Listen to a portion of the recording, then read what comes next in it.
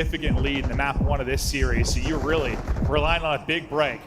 You have 2 spawning out. You got a chance to collapse on this. 2 big kills as well for Breach. Here they go. It's going to be draws to the point by himself. Trophy going to eat the 1 nade. He's trying to buy time for the reinforcements to come in. He's not able to get the first. That's Snoopy that actually is coming through with all the kills. Nice sequence from Breach, and they're able to get in for now, but of course it's Abeezy that at least gets 2 a game to keep it mixy. He was the guy really throughout the minor, was Abeezy. Like, I mean, he kind of got them rolling, right? It was obviously that sim, 1 versus 4, but Abeezy has been so consistent throughout the year. And again, another multi-kill for him. Some split spawns coming for Boston Breach early in that hill to get them on the time, but you're still going to have a 30-point lead as we head to P5. Yeah, they got like 2 openers plus the split, and next thing it's like a 4-on-1 collapse. Yeah, it went about as good as it could. Trying to find the opening on the other side was Abeezy and Draza. Cammy and Snoopy not allowing it to happen, but you will have Celium playing off the headies here and trying to shut it down in and around the hard point. As everyone vying for control, the tiny tears though go big. They're able to get 3. Last guy kind of out deep is Cammy. He's going to get picked by Draza, so you'll have a nice setup, 40-point advantage for FaZe, and a good position for now. Yeah, there is Cammy kind of going for that pinch, but Simp was able to read it.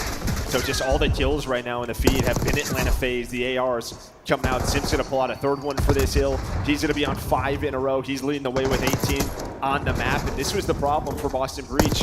The last time these 2 teams played was just a slaying. I think Snoopy was around -20. Awakening was right around there. They kind of just got dominated when it comes to the slaying department. Yeah, Simp up to 19 now. Well, he's been getting the slaying done, but also a couple hard points. He's been that guy that's kind of dealing with that spawn out, making sure like the big flip doesn't come in, trying to read spawns and get kills. He's been able to do it all. On 20, another one for him through with the headshot. Lead just slowly building. Like, what's scary territory for you here? Like honestly, like, I think they're kind of lucky this isn't worse. I mean, when you look at the scoreboard and see outside of Snoopy, you're not getting much production. Like, only being down 60 or 70 points, I think you're very much still in this if you're Boston Breach, but you have to start to pick it up right now because it always feels like that second rotation gets a little bit cleaner for that team who's sort of dominating. But, I mean, yeah, this could be worse if you are Boston Breach. Well, the fact that 2 players flirt with double negatives for quite a while, yeah. It certainly could be, but no, you're right. It seems like a team kicks it into another gear in the second set of rotations and really gets a firm control on the map. We'll see if FaZe are able to do it here, but FaZe so far, so good. What, about an 80-point advantage? You've been in the driver's seat really from the opening spawn. Let's hear the comps from Atlanta FaZe here at Major 1. Take it one. Take it. He's on time. Make sure you're fresh. I'm going to stage. Here, stay down for globe. We can use their hedge, okay? One more top globe. No, their hedge. One's right stage. There's one stage in the back. One's their hedge. I can't really get hill right here. No, one's one behind you. What's this one behind you, I think? Make globe. Hey, globe. Oh my god. Stage. Stay down.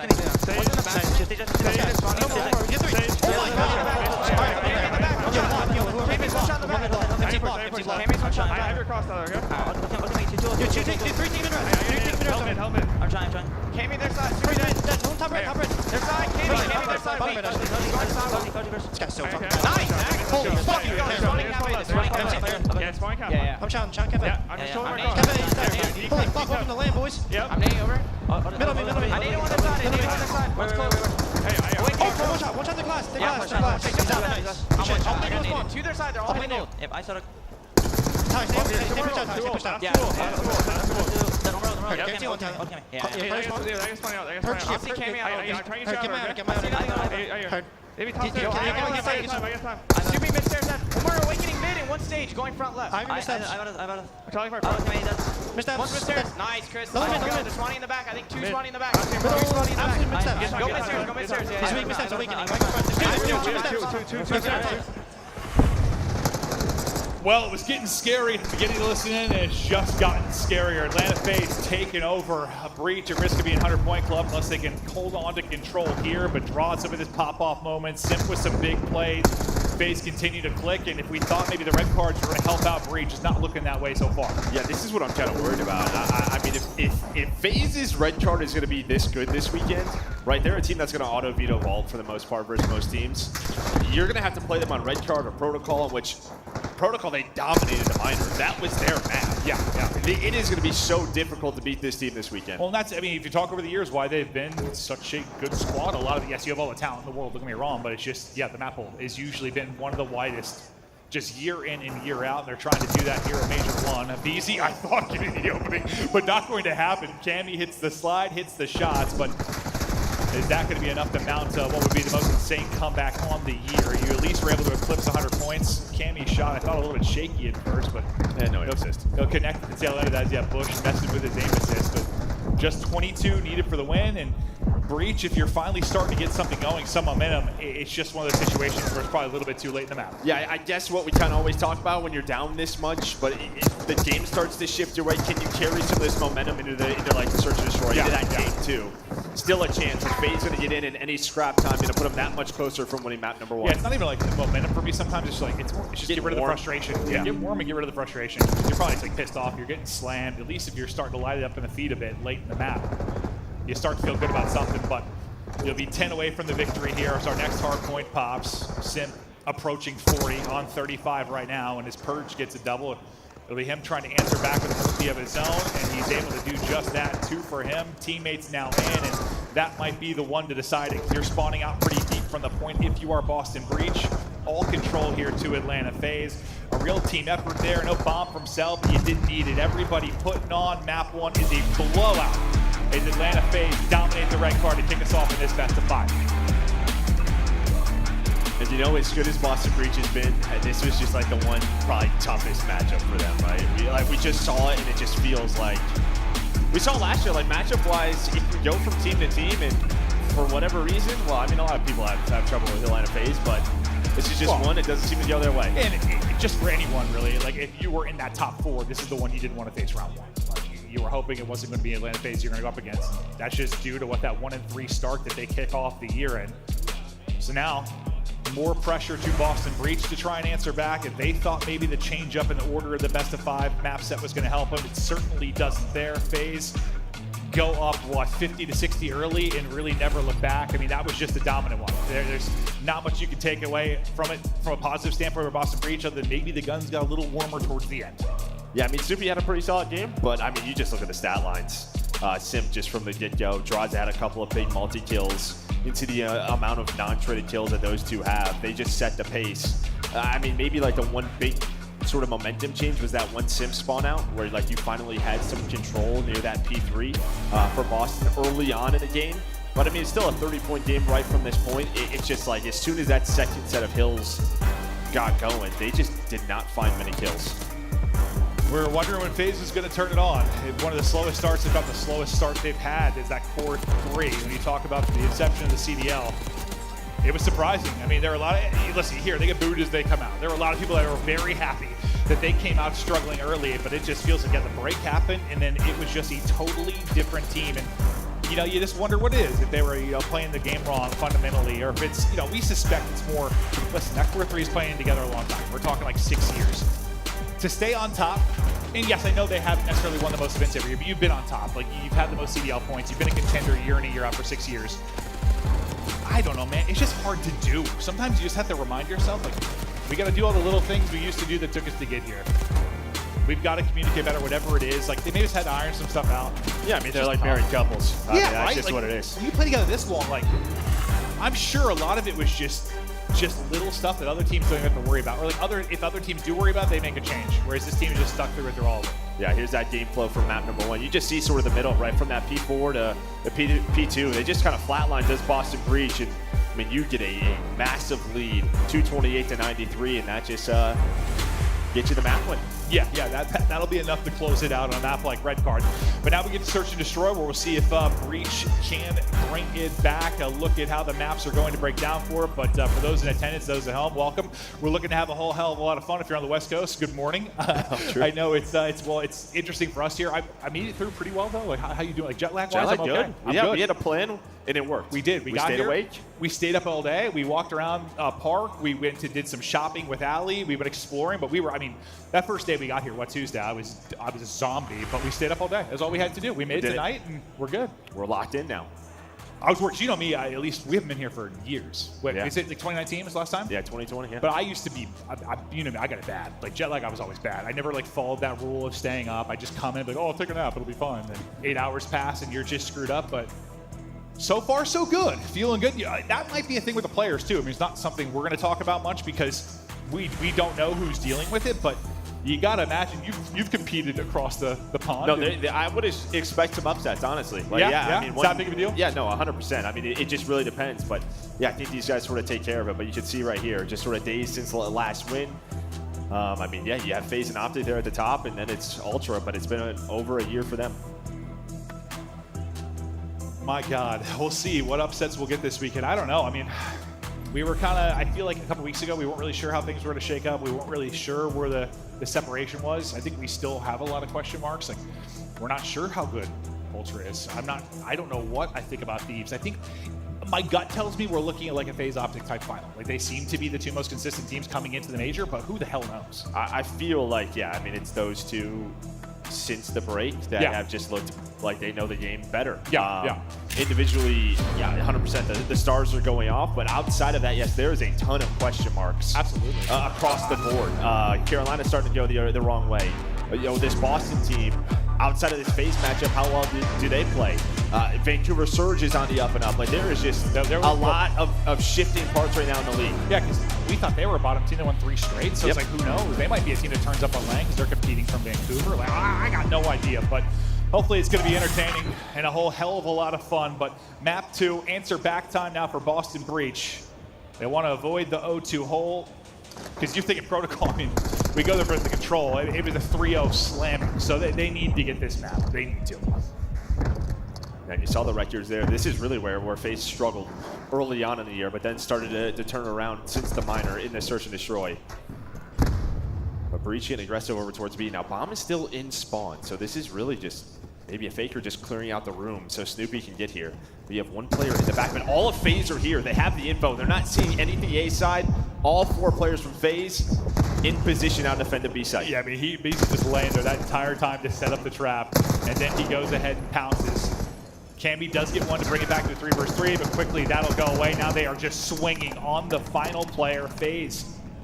Able to strike first in the round 1 as they collapse on him on A. I mean, that's all info, right? I mean, you see nobody outside, and somebody's calling it. It's a B hit. Everybody rotate. All 4 players, you give up that outside bomb site, you're all here. I mean, you got some forward space if you were Boston Breach, but yeah, they just get caught.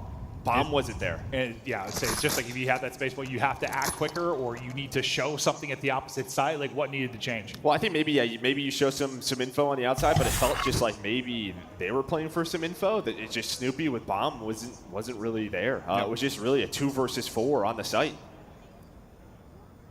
And I will see what FaZe opt to do offensively. It looks like we're mounting up towards A. Simp gonna get hit with the nade early, so he's just trying to stay up. He's got Purge right on the other side. Simp will spot him, hit it with the shoulder. Gonna get caught though. Purge with the opener. Abisi there for the trade. You don't allow Purge to get 2 and maybe just win the round right there. Bomb back in hand for Atlanta FaZe, and it looks like they're backing it up for now. And you know, a lot of players like to get active on the flank on this map, so they're going to try to take their time, clear out their side. You have one player in Draza just sort of watching that rotation, showing some presence over towards the A site, but yeah, for right now, the other 2 of FaZe going towards B. What's the timing going to be like here? For Abisi as they wrap back. There's all these doors to clear. Tries to get across, not going to happen. Cammy not going to get traded. Cell going to get put down. What a play there from Cammy. He's so weak though. The hip fire from Draw is at least able to finally get the kill. But you got 20 seconds to go. You got 1 to the left, 1 to the right. He wins that and gets safe. Maybe a chance to push that to a 1 versus 1. But it doesn't happen. They're able to stall them out at A with the opening blood from Purge. And yeah, maybe you're just hoping you wrap this back and you catch somebody working the flank, but that doesn't happen. Yeah, just tough. I mean, when you start to rotate sites on this map, there is just so much to clear, right? It's just not quick. It's not quick. It's not quick at all. So when you start to wrap, and then the opponents at A are like, I'm not seeing nothing. It's a very quick rotation to B for the defense, and they're able to get in position. Man, it's like if you try to just be reckless and just hit it and not clear stuff, you're just still slamming through doors, like giving away audio cues that you're on the wrap. We'll see if Breach a little more success this time as they work up towards B. Nearly able to catch a BZ. Last time we saw him basically just laying prone the entire time until the call was to Chow.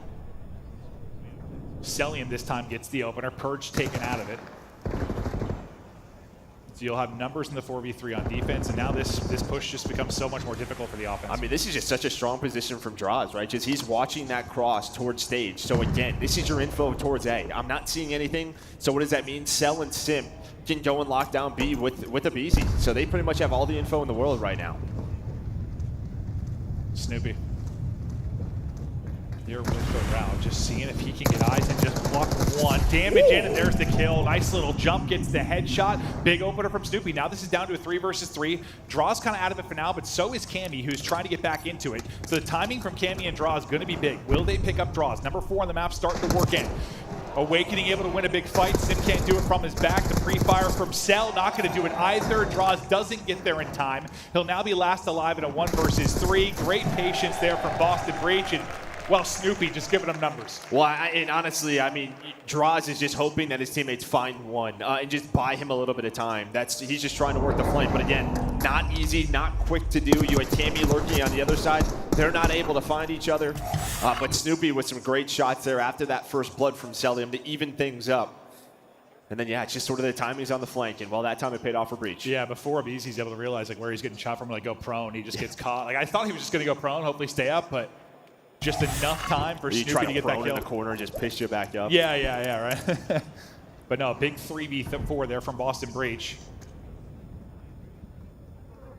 His Purge is only got 1, but he was that first blood last time they were on defense. He looks to be in a pretty similar position, at least in an aggressive spot out towards A. And a lot of time he's going to be involved in their early action. He'll be the point man, so that's going to be the first line that FaZe is going to have to deal with. But for now, we're just kind of seeing the spots from a BZ as he looks for information working up towards B. And the deeper he gets, he's like, all right, boys, start bringing bomb. Let's start to work this. Yeah, so really Purge is just working off Awakening. Awakening was very close to him. He's putting some shots into Draza. Awakening is now backing up. This is to set up a Purge play so that he can activate if they go towards A. The problem is, though, all of FaZe starting to rotate towards B, so Cammy and Snoopy going to have to just stay alive, wait for their teammates. And Purge is going now, so similar to what we saw Draws doing, will Purge get there in time? First blood for Abizi. Working up, but picked up. At number 1 in Celium seems to be watching the flank, so he should have a fight here soon with Purge. He does, so he's able to pick up Purge. Awakening does get 1, but suddenly it's the last player. And Wake, he's on 3 in a row, but best of luck with this. That's something we're just going to keep an eye on. When it's this B play, that 4th player that's going to be trying to collapse on it, does it get picked up? Are they able to get there in time to make a play? Did the other 3 or 2 stay up long enough to just buy them some time? But Cell had that locked down. It just feels like it just doesn't work. Yeah. Oh, so what would you do differently? You can try to just stack it together. Yeah, stack it together if you want. Use stun and nades to retake from your side. Or, yeah, maybe like a double flank where you try to pick off Celium and then collapse from that way, but it just feels like every time there's a B play, like we've seen flanks work on A, right? You take their top window, you have like this crossfire come in, but this B flank from time and time again just feels like it takes so long. And well, throughout this map, each team has lost it. Yeah. Wasn't time and time again on the bingo card? Was it? It might be. I haven't said sexy yet, and that doesn't count. Okay. Well, got one. That doesn't count, Ant. That doesn't count. 2-2 though in the search as Breach tried to answer back to tie it up 1-1. I was pissed when I found out Chance didn't bring his sweater though, that just hideous purple and black one. It's gorgeous. Yeah, sure. To his grandmother maybe. Draza brings it back to a 3 versus 3. Awakening gets another one as he's up to 5. He died on a 3 spree before heading into this round, so he's had some great stretches for Breach, so they don't have it planted with numbers. 3 versus 2. Abizi, though. What kind of timing does he find? He's just going to go. Finds a great one. Chow's the second one as well. He'll be weak from the fight with Simp, so he's able to turn this into a 1 versus 1. 30 seconds to go. Cammy versus Simp. Or Abizi, sorry. And Cammy hasn't shown. There was, again, this weird timing with Abizi. So Cammy has no idea. He's going to check it, but Abizi does not have a lot of time. 20 seconds. What is the timing likely to be for Abizi? Oh! Just doesn't hit the shot, and now Cammy just trying to play his life, but gets taken down. Gotta run. Now it is a foot race to the bomb. 7.5 to the fuse, and Abizi able to get there. I thought it was going to be closer, honestly. But he gets there with a couple seconds to spare. He gets 3 in the round. And yeah, no, I thought the route he was taking through lobby, I'm like, this is going to take too much time. But like, luckily for him, the second he gets top to second, like he gets eyes on him. And just gets him so weak. I mean, Cammy's option is just to lay there and hope it buys enough time. I mean, or he just hopes he reach out and catches him mid-sprint and YY and fries him. I don't know. And again, we've been talking about sort of these flame plays, and that time Cammy was trying to watch it on defense, but Abizi was able to get on through. So, well, it turns in a 3-on-2 to a 2-on-2 near the bomb site, and then comes down to that 1v1 for Abizi. And I was like, dude, the timing too is like awakening, turning, like, dude, right as he gets through. But big sequence there from Abizi. And they want to get right back to work over at B. Can he get across this time? This time he's able to at least get through. Spots one on the corner.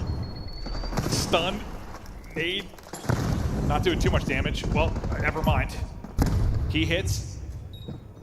What, Purge at the door, also hit down to 44 himself. This is a switch up though. All 4 are here. Nobody working the flank. So Cell is by himself. You have numbers for now. If you are Boston Breach, but yeah, Cell gonna rotate over. He knows the play. 30 seconds on the bomb, and now Purge gonna try to take his route. They give up the flank. He tries to hit it now, but look, Cell has turned, so he's got it picked up. Gets damage into Purge, sees that's not open. Time is dwindling. Simp with the multi, picking him apart. Nearly gets it done with the melee as well, but enough damage through to finish it off. So you change the retake there if you are Boston Breach. Unfortunately, still not able to get it done, but maybe a better chance there. Yeah, I mean, obviously the team kill comes through, so that makes it tough, but you had the right idea. You're trying to switch it up. They would have had the 4-on-3, and then Purge just tries to take a route, but Cell just so smart, knows the timings. And again, FaZe are just reading the map. They know what they're giving up and what they're giving them. And if they're going to give him that B plan every time, they're going to take it. Oh, yeah, I don't know if somebody got eyes on him wrapping back, but I swear, like, once I thought Cell recommitted, and then Purge was doing like the re-wrap up, I was like, hold up, this might be the play. But no, Cell was just still locking it down, irons up, ready to do it. 2-round advantage now for FaZe. See what the offensive hit and how it develops now for Boston Breach. As they slide across. Some shots coming in from lobby. And you're playing this pretty passively in your phase. You really back this up. So A site kind of open. You're obviously going to be able to get shots in, but oh, now they're starting to push it back out. Simp inches his way forward.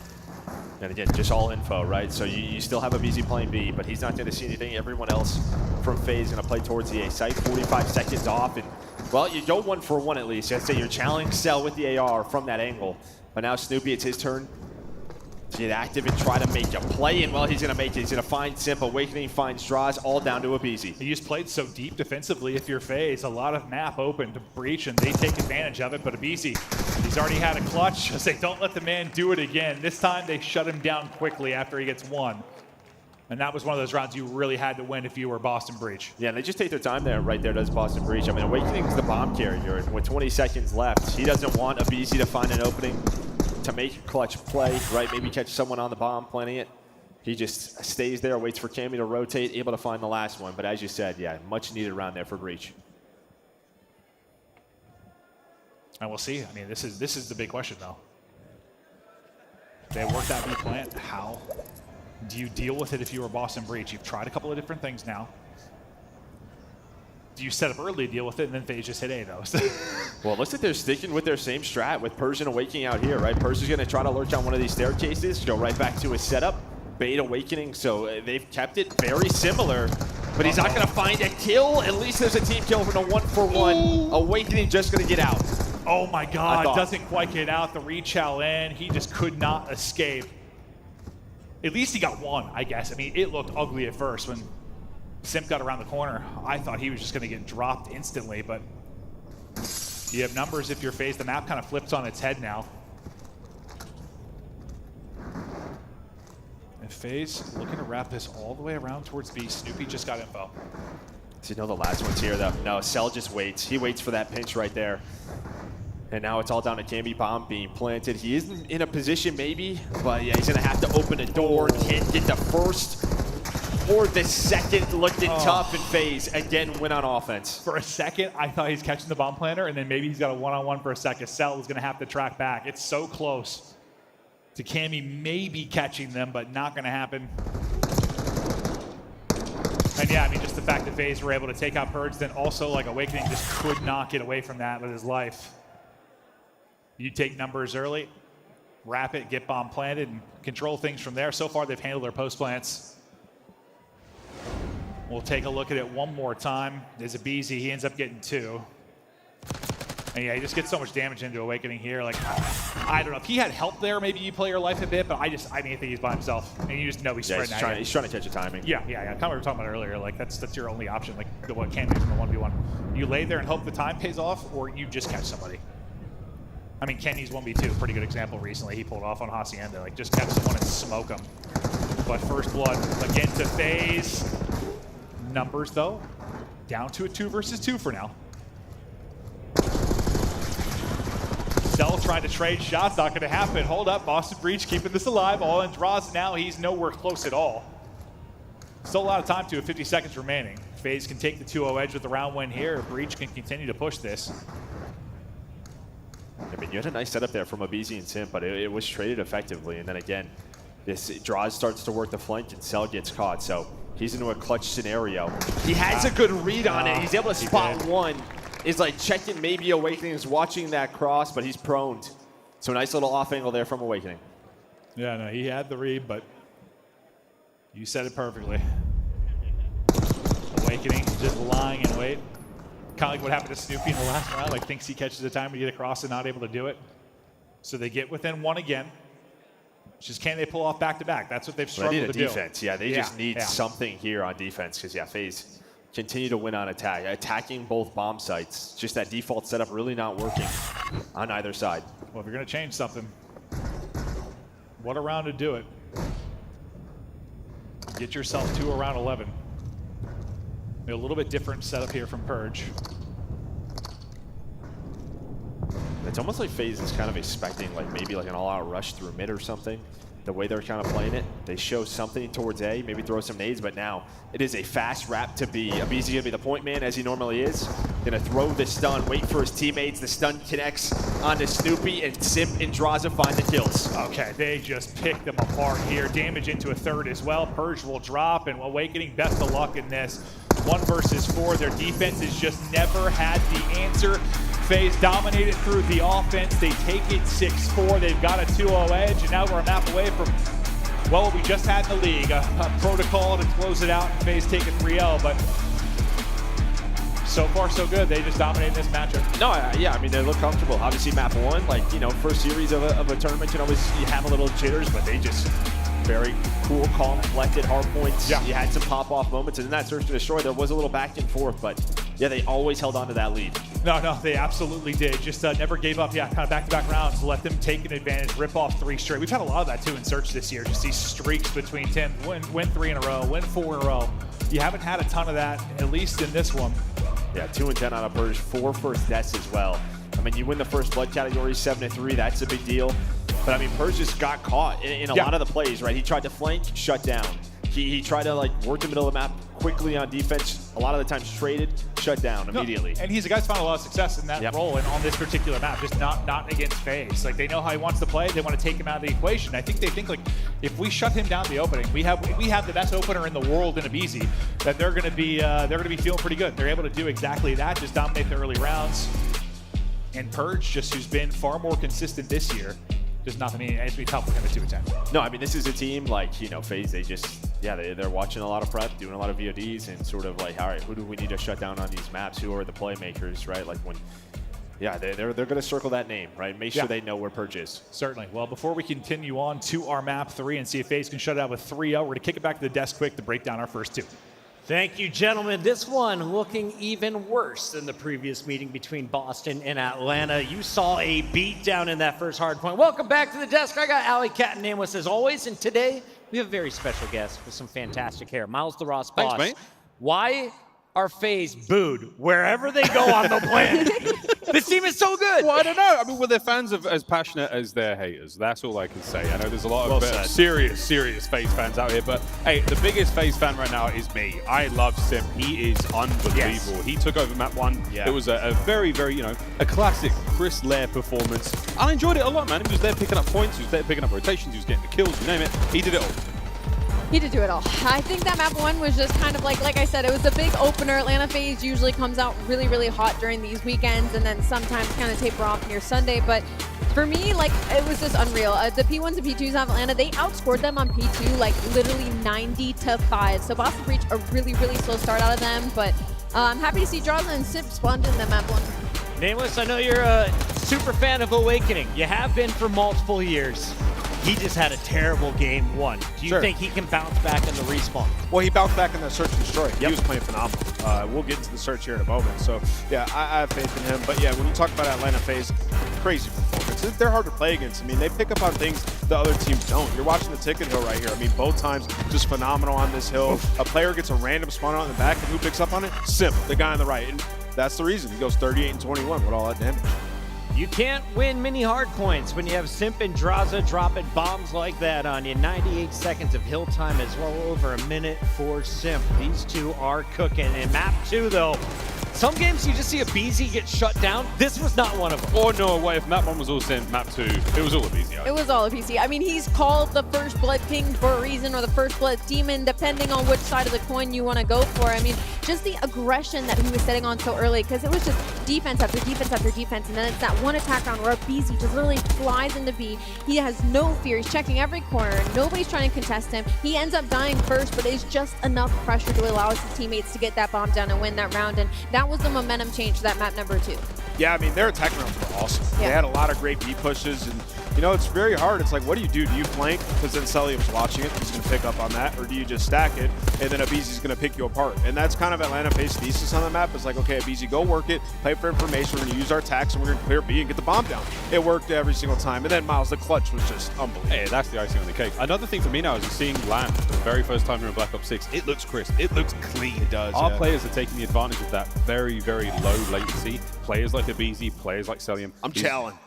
I'm going to hit as many bullets as I possibly can. I mean, moments like that, the clutch is a great example of that. That's not as easy to do online. You got to get a little bit of magic. But on LAN, it's pure skill, and it's all good. Is there anyone on Boston that could just realize that and flip the switch? It seems like Snoopy's not having an issue. I think any of them could do it, right? Yeah. I mean, we've seen huge moments from them. And like you said, we watched it. Awakening bounced back in that game 2 search and destroy. But now you're down 0-2 up against Atlanta FaZe. Like, this is a tall task. We've seen these players have reverse sweeps before. It starts with control. Protocol. Oh I was going to say, let's take a look at the bracket, because with Protocol Control coming up, one of the few 3-0s we have ever witnessed occurred on that map. If Breach drop this next game, they go all the way down and play Cloud9 at the bottom of that elimination bracket. Yeah, that's tough. I mean, everybody likes to bully me when I say that Cloud9 would be a hard pick, so maybe they get their warm-up here to drop down to that Cloud9 and then push their way through the elimination bracket. But the biggest shock for me right now in Boston Breach is, Snoopy started the warm-up just a little bit, but we've got to get more out of Purge. He's been around the block before. It's a very uncharacteristic performance out of him in map number 2. I predicted Boston Breach to win this Protocol. I think they bounce back here, but I do have Atlanta FaZe still in 4. Anything to add? Give me the Boston hope, Ann. I know there's a storyline somewhere we can draw and pull in. To Madrid. Honestly, when I look at this series, the red cards were kind of their path to victory, right? You take games 1 and 2, catch FaZe off guard, and get to that game 5 and close it out. As it stands right now, if you're Boston Breach, you are in a very tough spot going into this Protocol. You just got cooked by them a week ago. Young roster, but they're known to pull off some upsets. Can they pull off the reverse sweep? Let's find out as we go to a game 3. Merc, Maven, take it away. Thank you. Thank you for the breakdown, guys. We'll see. I don't know. Last time we casted this, it was a 3-0, 3-0. The Protocol, just trying to remember, I remember you had some pretty good opening breaks from Boston Breach. You would get numbers early, you get some map position, and then from that point forward, they would struggle. I think it was that round when they had a really strong defensive start, and then they gave it up. They lost that first defensive round.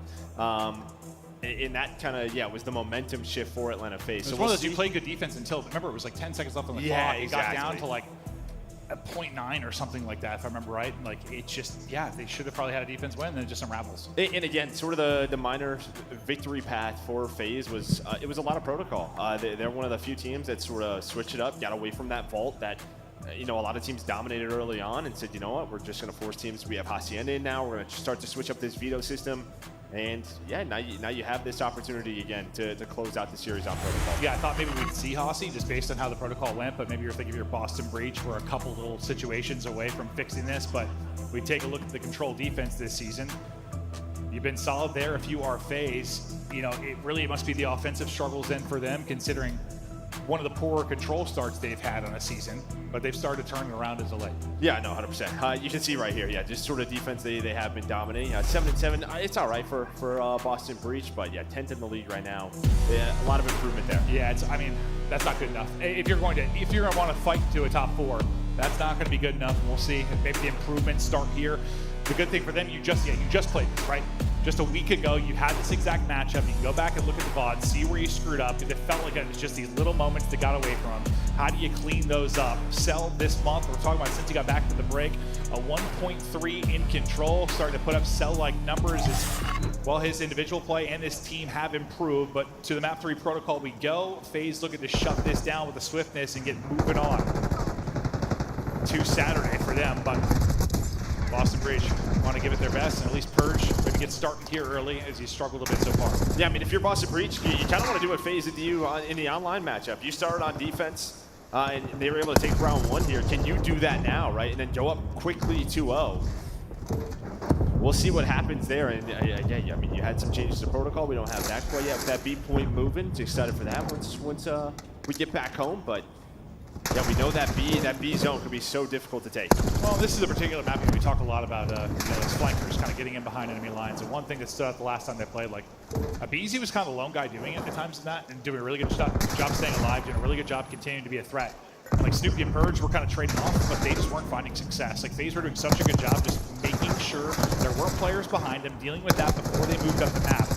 We'll see if Breach can maybe find more success in that category this time around. Yeah, already a minute off the clock. Nice little spawn trap there for FaZe, but you do get out. The timing, though, not going to go Purge's way. So top 3 over to Celium. He's on 5 in a row. We just saw his stats, and that is going to be all 4 dead. Not the round 1 you wanted if you are Boston Breach. You don't even have a tick of work right now on either point. Yeah, and Cammy and Awakening are in hell. They're both 0-4, just getting choke-slammed on spawn. This is going to be one of the more dominant rounds you're going to see. 24-11 in lives. This is a slaughter out the gate.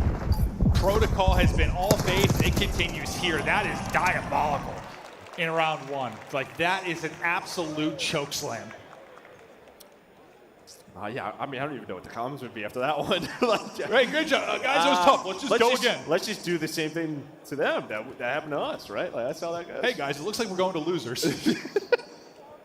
Bro, like, I don't know. Like, yeah, I mean, there's nobody talking. What do you say after a round like that? And I mean, we've all been there, right? Like, if you're an AR player, you spun up on attack and protocol, you gotta run up some stairs into a sub. It's just not fun. But that's like the longest stretch I've seen of like spawn slaying.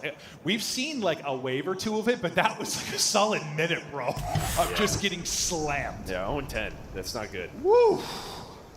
Cell didn't die. Yeah, that's pretty good. Holy hell. Well, let's see if Breach can fare better offensively or if they've just mentally been cut out of this one. Snoopy does get some openers. Now he gets this position. This is where FaZe were pretty good at dealing with it. Like, you let him get 1, maybe 2, but don't let him get lost. Don't let him play his life a ton. They deal with it pretty efficiently. But as they try to get out towards mid-map, that's going to get shut down pretty quickly. Simp's going to be really the only one out. Cell still playing passively here. He's got a streak to work with. He wants the double-digit streak. He's able to do that. And he's now up to 10-0, and we got some classic Cell gameplay. Yeah, he's got a Hellstorm if he wants to use that. But yeah, I mean, really, Sim's just going out. He's just pausing the clock. And Cell's just pretty much saying, I don't want to lose this building, right? Because that is when bad things happen. So, yes, it's very slow. He's playing for himself, but just trying to allow his teammates some room off spawn. He's also hitting shots like that. Yeah. That will be 3 dead. Awakening be the 1 player alive, just trying to stay alive mid-gun. And does a pretty great job finding a second there to allow Breach maybe to get some nades on the point. Or he was just like, boys, I think I'm not going to die this map. Yeah, probably. Play for it. got a tick and a half thus far. Selling draws with the AR though, cutting them down now, and this should develop into some progress here onto A with 37 seconds remaining.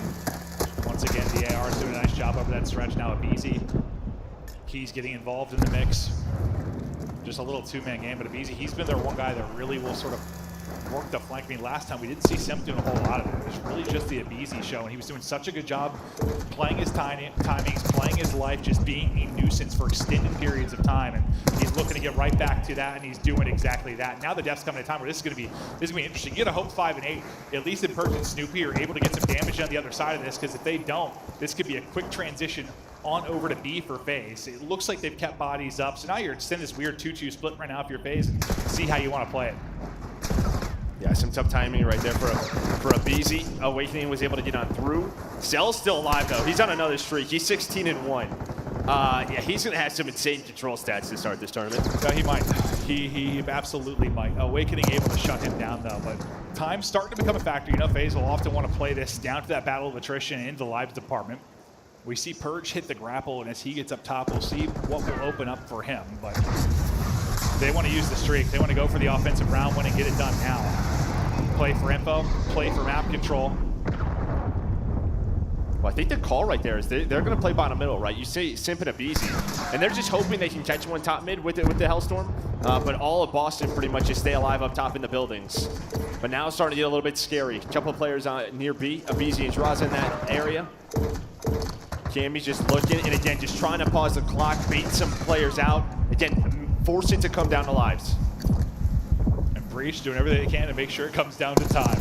15 seconds to go. Cammy getting a couple of big ones. Not going to get away from that with the grapple, though, as Cell's got eyes on it. It's a big win right here. Try to pre-fire, not able to do it. Everybody falling. Only 2 people up with no respawns remaining. They've got a body on the point with 6.8 seconds left. Purge and Cammy have got to be absolute heroes. Now it is all on Cammy to get it done. First tick will now be done. 1 versus 4. Cammy has had some insane highlight reels over the course of his career, but no chance to get one done here. FaZe get exactly what they want. I imagine Cammy has just some nightmares about this team. I mean, throughout his career, just playing these guys. He'd have an insane resume if it wasn't for FaZe. No, probably. No, very, very true. But yeah, I mean, body language obviously not going to be great right now for Boston Breach. There's that smirk. Yeah, that smirk, just, it's so annoying. Hey, bros, I've died twice. it's so annoying. But no, they've got to feel pretty damn good with how it's going. Sorry, he's 19-4. That's my bad, not died twice. I honestly stopped paying attention. Yeah, he's probably like, I can't believe I died 4 times that round. Yeah. But this will be very similar to what we saw last time they played then. I mean, 3-0 in the series, 3-0 on the protocol. Abizi's getting kills through stuns, somehow picking up 2 off the double positive in 4 in a row. They're going to be just right back into this trap. Bro, they know that they don't have to fight over here, right? I mean, just right back into it. Abizi's just running at people off spawn. Yeah, I wouldn't be paying them a lot of respect either right now. Yeah, I don't think they are. Now Abizi goes, Simp though, just tries to get both of them. Cell's going to fly on through. So you finally get out of your base for now.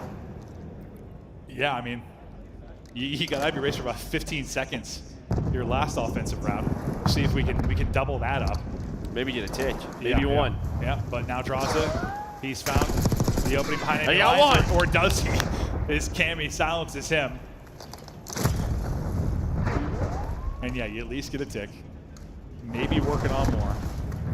Maybe you get a little too aggressive there if your FaZe just looking to shut it down. Confidence is flowing, they are sending it. Cell trying to finish one. I kept waiting for the Cammy shot to come in, but he's in a fight of his own. There you get 4 dead. Snoopy's able to pop a triple, so maybe some life being breathed into this team. Boston Breach will get that minute extension. Lives will be about even, but a lot of time to work with. You still have the hard work to do over at B, but obviously way more success here. Just kind of calm down the nerves, like, boys, we can do this. Yeah, they just can't have a sort of a 3-4 down moment, right? This is normally what we see. It can be very difficult to take this B point. Purge, though, going to find the first, and a quick trade. But that will be 3 dead. Here we go. It's just going to be the 2 on it for now, so we're not moving all that quickly, but Awakening just ironed up, holding it. We'll take down 1. Pressure going to start to build, though, as Draza gets a kill. Snoopy trying not to let him get across, though, and Awakening's thinking the pressure is going to come from maybe top middle, so he's trying to back it up towards the staircase, but Simp finds a chance to peek there from bottom middle and shut it down. Snoopy's 4 streak will also come to an end. And getting aggressive on the other side will be 1 and 4. That'll be Cell and Draws. They're trying to maybe get them in the spawn trap again as BZ gets another multi. Yeah, I mean, Zip sort of got that first kill and then just kind of left it to his teammates. He was able to get pushed up. Now, you still have Cell there. BZ's now here. You have to take some longer routes if you are Boston Breach through top middle. BZ, though, he's just going to flank this. He's going to spot a lot from this area. And, well, he's going to find 2. That will be a 3 dead. Snoopy's going to be on the flank trying to work it, but the rest of his teammates going to have to get out of spawn. Yeah, we'll see what the timing ends up being like with him. Okay, Snoopy at least able to pick up Sims. They'll be worried about that in a second, but the rest of the teammates kind of pinned in. Yeah, they're just doing acrobatics, omni movement all over the place to try and get out of harm's way. BZ chest bumps 1 and he'll end up falling, but Cell from up top still got eyes on the point. He just hits up the Zip. He's not ready for that one. We got 30 seconds to go. You need just a little over a tick.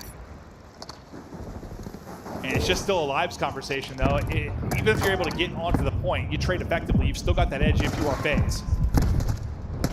Stun hits everybody. BZ somehow through the stuns able to get out of harm's way again. And they just can't go 1 for 1 here if you're Boston. I mean, you're down to 4 lives now. 1 for 1s do not help you. There is a couple of straight kills on that side, but only 3 lives remaining. Didn't have to get on the point with 6 seconds. They tried to, and well, it is all over in the winner's bracket for Boston Breach. Atlanta FaZe come in, business as usual. Get things done in the round 1. A dominant 3-0 victory. They have Boston Breach's number, and yeah, it might just be one of those matchups that it's just going to be a very tough one for Breach. It might be a very tough one for a lot of teams. But that's just back-to-back 0-3s. You go if you're Breach, and you don't find a lot of success at all. Yeah, I mean, like you talk about the strength of Breach and what they've shown throughout the year. It's really behind like sort of the sub duo, right? Like Snoopy had some pop-off moments. Persia has had. Yeah.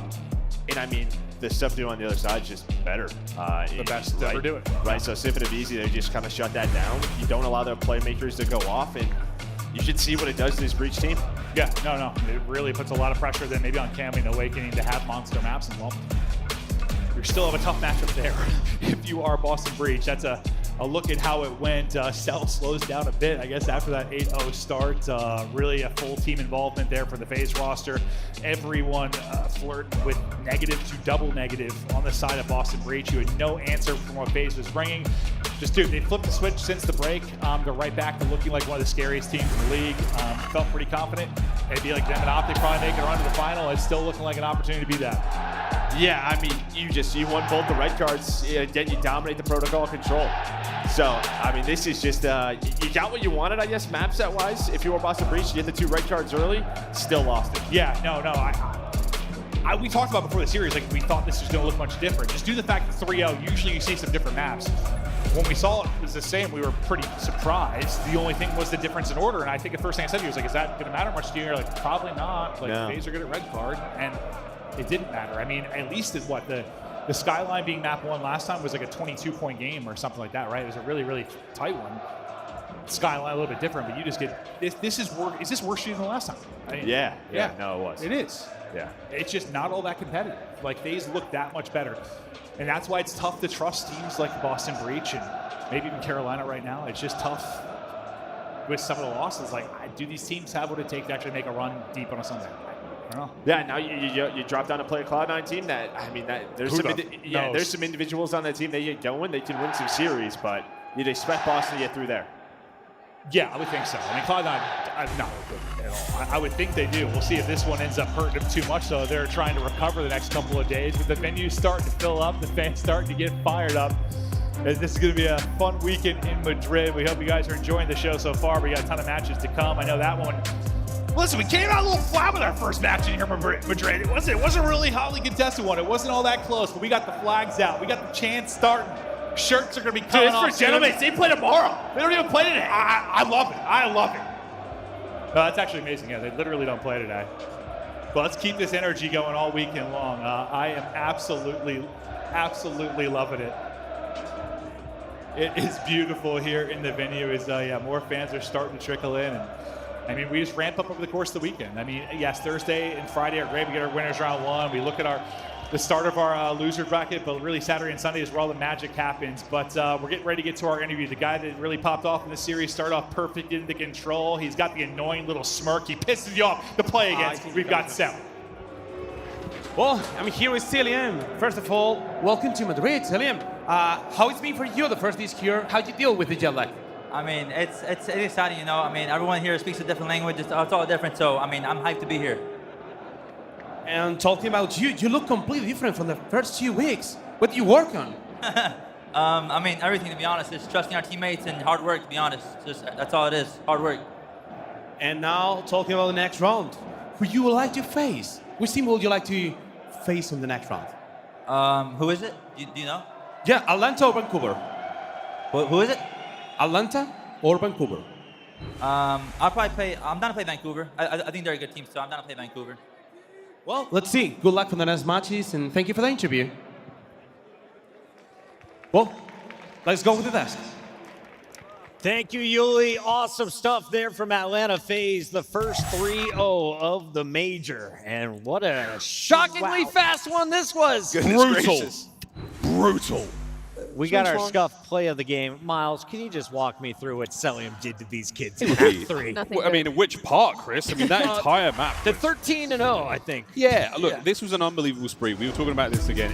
It feels like Black Ops 6 LAN is a different beast. I mean, everything is connecting, and the pace at which FaZe play out, the way they control the map anyway, is one thing. But then the way they play the game individually and how tight they play, that is the difference maker right now. This was a smacking, as Celium was everywhere. Honest to God, let him pull in the heart. He's already got advanced UAV. Let him do it. Let him set a kill record. Let him try and drop a nuke. It's like they already have one anyway, right? What are you going to do, disqualify him? Like, what are you going to do? Let him run. Let him fly. He's a peacock. That was like the perfect display of what we always say, how talented they are and how smart they are, all coming together, just absolutely wiping the floor of Boston. Boston had no chance in that series. No. Yikes. Atlanta is here, and after that performance, maybe the team to beat in the tournament. You saw the bracket earlier. We've got it updated for you, and now we know Cloud9 will officially be playing Boston Breach tomorrow. Yo, listen, you guys were haters with the Boston Breach I just saw on main stage. That's a Game 5 series if I've ever seen one. I'm just being honest. I mean, low-key. But listen, Boston, they got 3-0 by Atlanta in the online league as well, so it could just be a matchup thing, but I don't think I can shake what I just saw, man. Atlanta just looks so scary. Like what you said, Miles, they are melting. Match number 2 is loading up. We got Vancouver Surge versus Toronto in front of the epic Madrid crowd when we come back.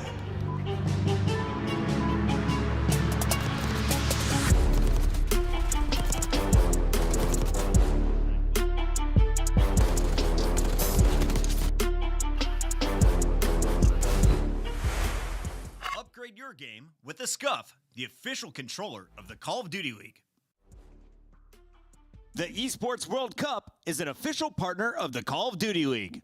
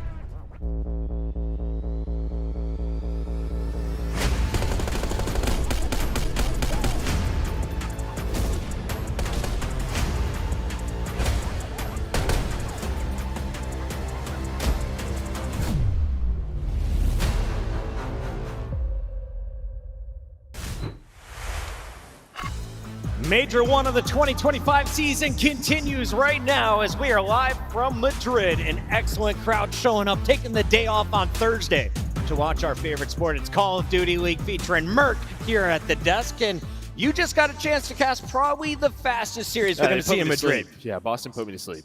A little bit. Yeah, the jet lag's hitting now.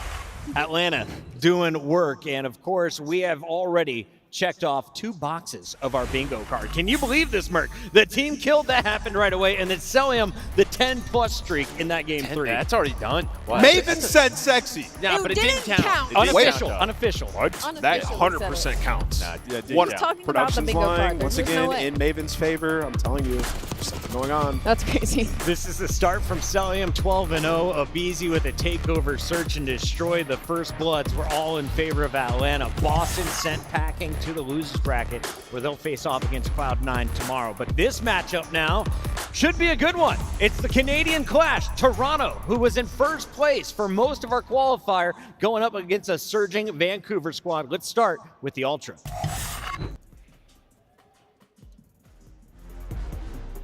The Ultra 6-0 start finally fell to Optic in that 7th game, I should say. Yeah. Allie, what have you seen from this team? I mean, they're still the best S&D team in the game right now. It's just been a little bit weird in their past couple of series. I mean, they're really strong when it's the beginning and the end, but the middle is where it gets a little wonky. Their S&D, again, still best team in the game. Joe's rocking a 1.32 right now, alongside Beans with another 1.32. My biggest question for them, though, is if they can continue that on LAN, right? That's always going to be the biggest question. We saw a little bit of Joe DeCeves last year on LAN, and he was an absolute monster. So I'm hoping to see that on this main stage today. Yeah, I think for this team, like, I'm just waiting for them to figure out their Hacienda in all 3 game modes. Like, they have some very strong maps. You look at like HP and Search and Destroy, but it's kind of thin, right? So Hacienda has to get added. Then we talk about this Toronto team. The respawn's not incredible. Like 12 and 11 across the both respawns combined throughout the season. They've really relied on their Search and Destroy. They've went to a decent amount of game 5s. They're good in game 5, don't get me wrong, but for a team of this type of talent, you want to be able to dominate some of the middle or lower pack teams in respawn as well.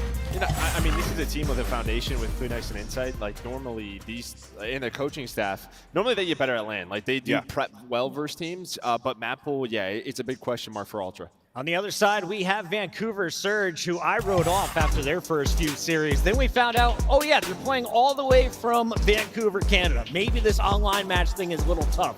They have shown some grit, though, and the team today is now in our top 8 with a chance to make a run. I just feel like their story has been built up so well because they're kind of like the 50-50 team with a lot of potential, because Control's been their strongest game mode, even though we thought this team was going to be an S&D star roster.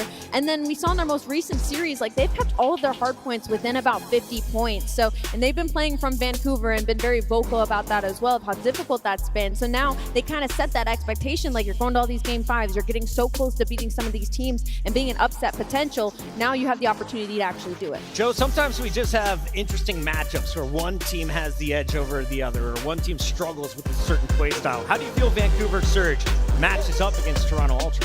I don't think they match up very well, because I think you're a Surge team that kind of is relying on Search and Destroy. When you sort of look at this lineup with what 04 and Abuza was doing last year, and we're talking about the best S&D team in the game right now, but this is going to be the big question mark, right? Yep. I mean, you can see what protocol on both of those for Vancouver Surge. They're getting that out of there. This is going to be the test for Ultra. You're going to play some Haciendas.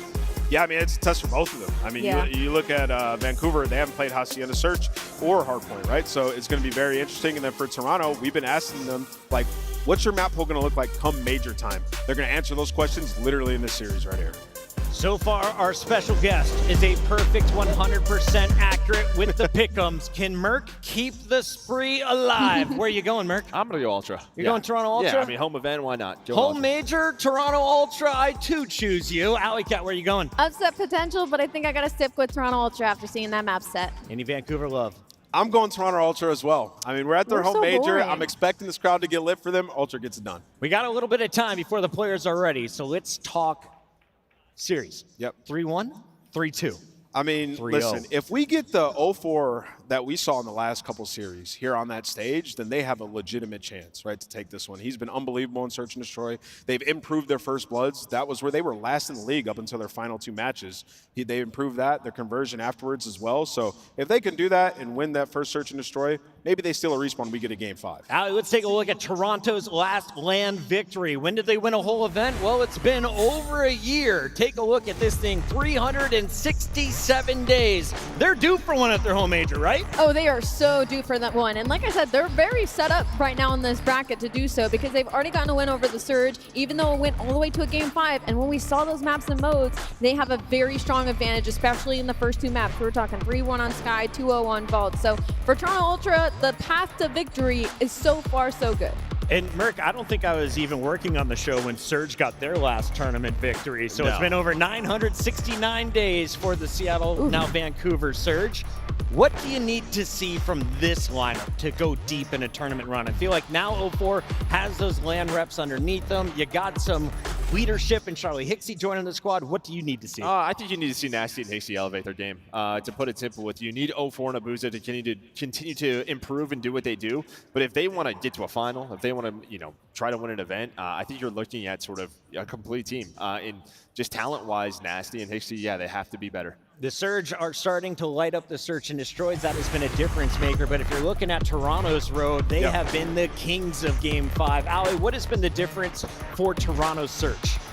The difference has just been the slang, the pressure. Their attack has been unreal. They're the best attack team in the game right now, and that's not to knock their defense because they're also top 2 there, but it's just been unreal. Like I said, Joe and Beans are both rocking a 1.3 right now. That is the 2 new additions to this roster, so you have to point that the difference is in them and sits with them. So that also puts the pressure and expectation on them to do the same thing here on LAN in front of a home crowd. And does Toronto play down to their competition? Because I'm looking here, Surge at the time were not very fierce back in December. Heretics and Rocker, similar situations. Yeah, I mean, I just think that, they're a Search and Destroy team, and this is what you get. This is what your series are going to look like, right? And to Ali's point, that's the dynamic you have. Kleenex and Joe Deceiv's unbelievable in that game mode. It's hard to deal with both of them, and that's why they're top 2 in the league at finding that first blood. On the other side of the matchup, you have Vancouver Surge, who we didn't have a ton of faith for right away, but then they beat the Heretics in that Game 5 Surge. They went on to beat the Falcons, but the real surprise was Jan 24th, just 1 week ago. They took down the Royal Ravens, and then another Game 5 against the Rockets. I mean, similar to Ultra, you have 5 Game 5s, 5 out of 7 series here. This is a team, they go deep. So this is when we're talking about the matchups. This is a team you expect to win Searches, but can you expect them to beat the best Search team in the game? I think the previous match that they win against is a perfect example of these are 2 good S&D teams, but Toronto Ultra is just slightly better, and that's why that series went to a Game 5. That's why it was so close. So to me, in this series, this rematch, Vancouver Surge have to win the respawns. They don't do it through the Search and Destroys. Well, they didn't last time they played them, right? They won games 1 and 3, so they won 2 respawns up against Toronto. And that's Hixie was one of the best respawn players in the lobby, by the way, in that series. And when you look at all the other series, it hasn't been the case. He's actually the guy that really needs to step it up in the respawns. And they talk about it all the time, we wanted to play sound Call of Duty. We want the fundamentals to be there. You also got to find some kills. I mean, there's no way you can come away from that base series and be like, they just played fundamentally perfect. That's why they dominated. No, the gunny was also there, right? So for Ixie, he does need to step it up. But yeah, as of late, this has been a different roster. And we have mentioned plenty of times they are playing from Vancouver. They've been vocal about it. This is LAN. And now with those fundamentals and new and improved 04, they have a chance.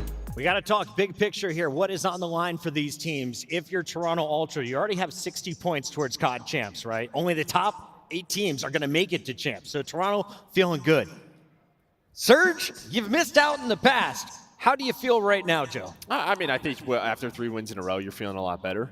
You never really want to start off the year already thinking about that. We have to earn some points. I mean, you got to a winner's bracket, so that just means you have 2 lives here. Even with a tough matchup, there is a chance that they cause an upset in this winner's round 1. With the improvements and again just being on LAN. The Hixie rematch? It is their fault, but no, I mean you have Hixie and he's going to want to make a statement here.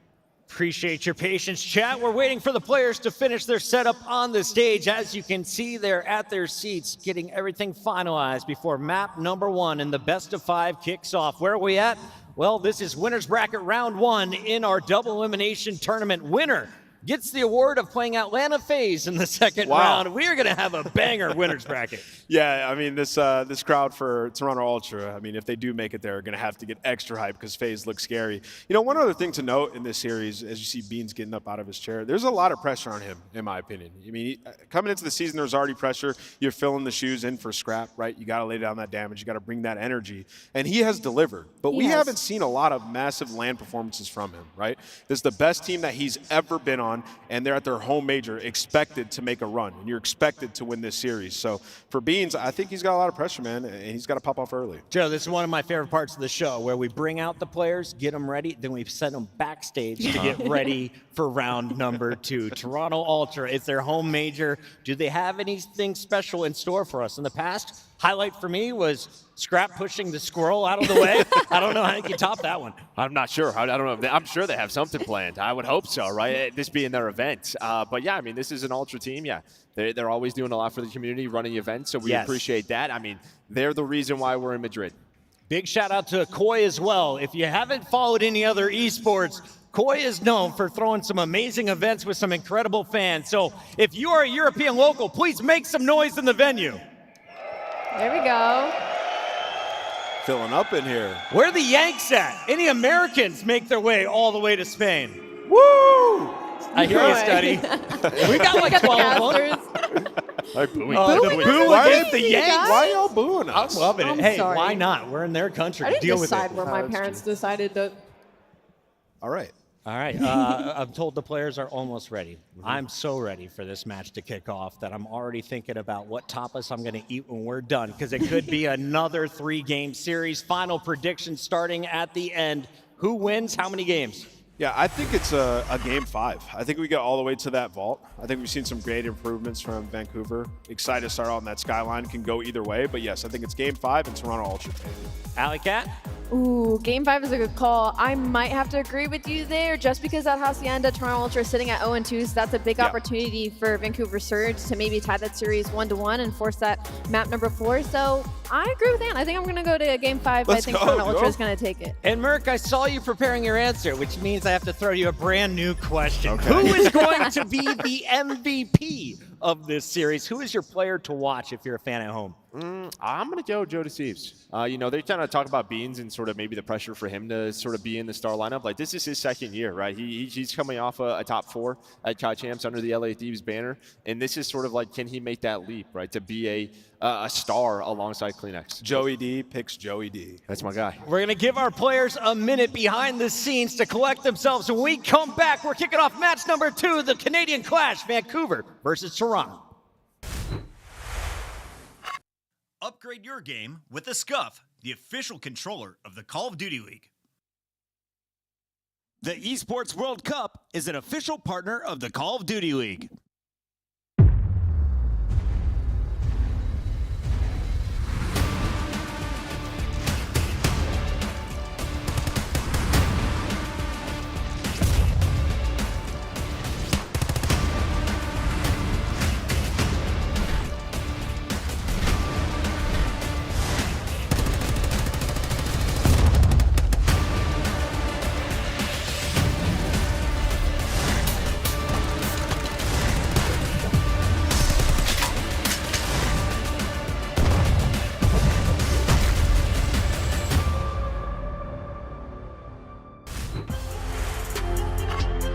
We are back live in Madrid. Welcome to Spain for Major 1 of the 2025 Call of Duty League season.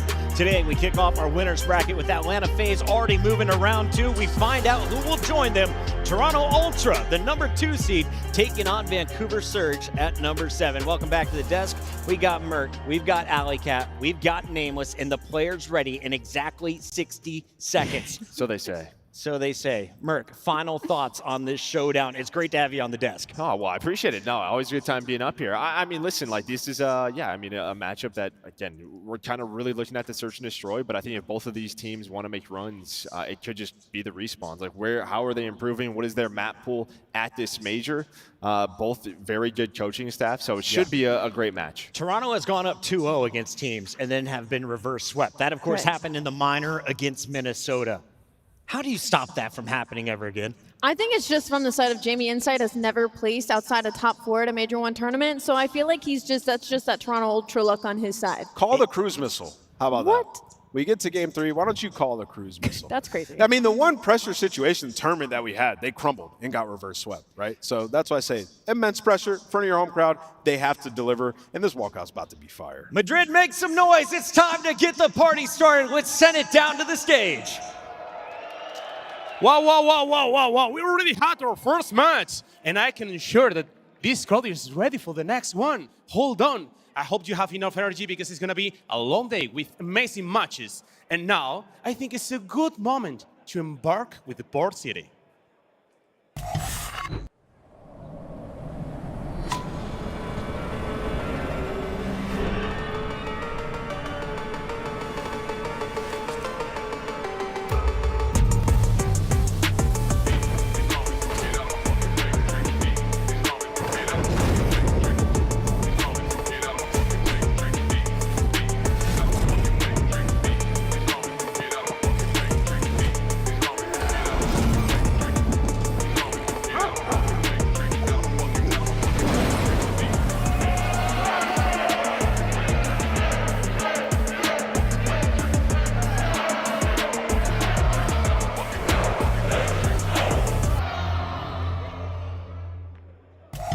Get ready to rumble with Vancouver Surge!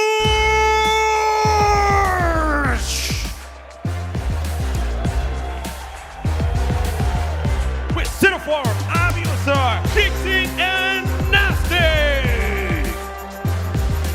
The Surge have gained some momentum lately, winning 3 straight series, 2 of those being in the Game 5. They figured out their search and destroy. The control looks great.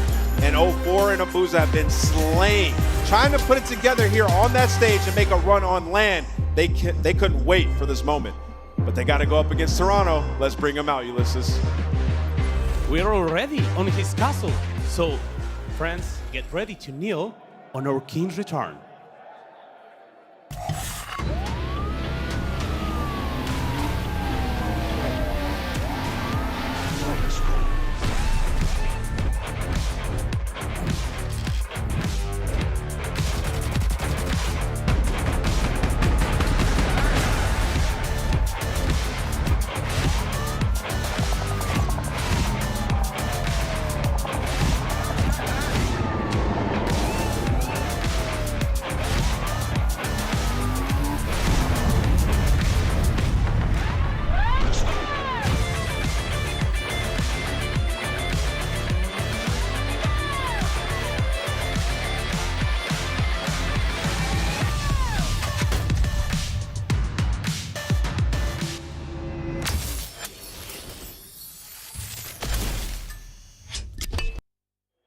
Amigos, mirad en todas direcciones. ¡Que viene, que vienen! ¡Es el regreso de los Reyes! Démosle la bienvenida. Give a warm welcome to Toronto Ultra!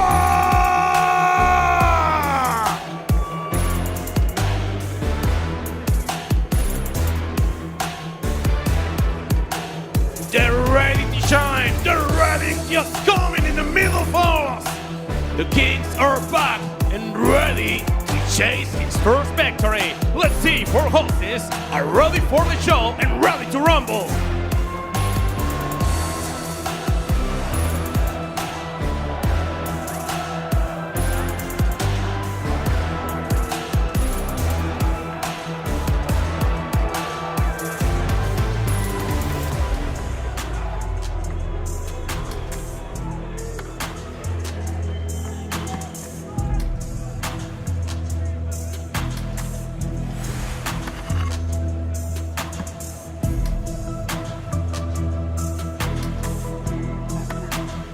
The teams are ready. Sword, shift, and study.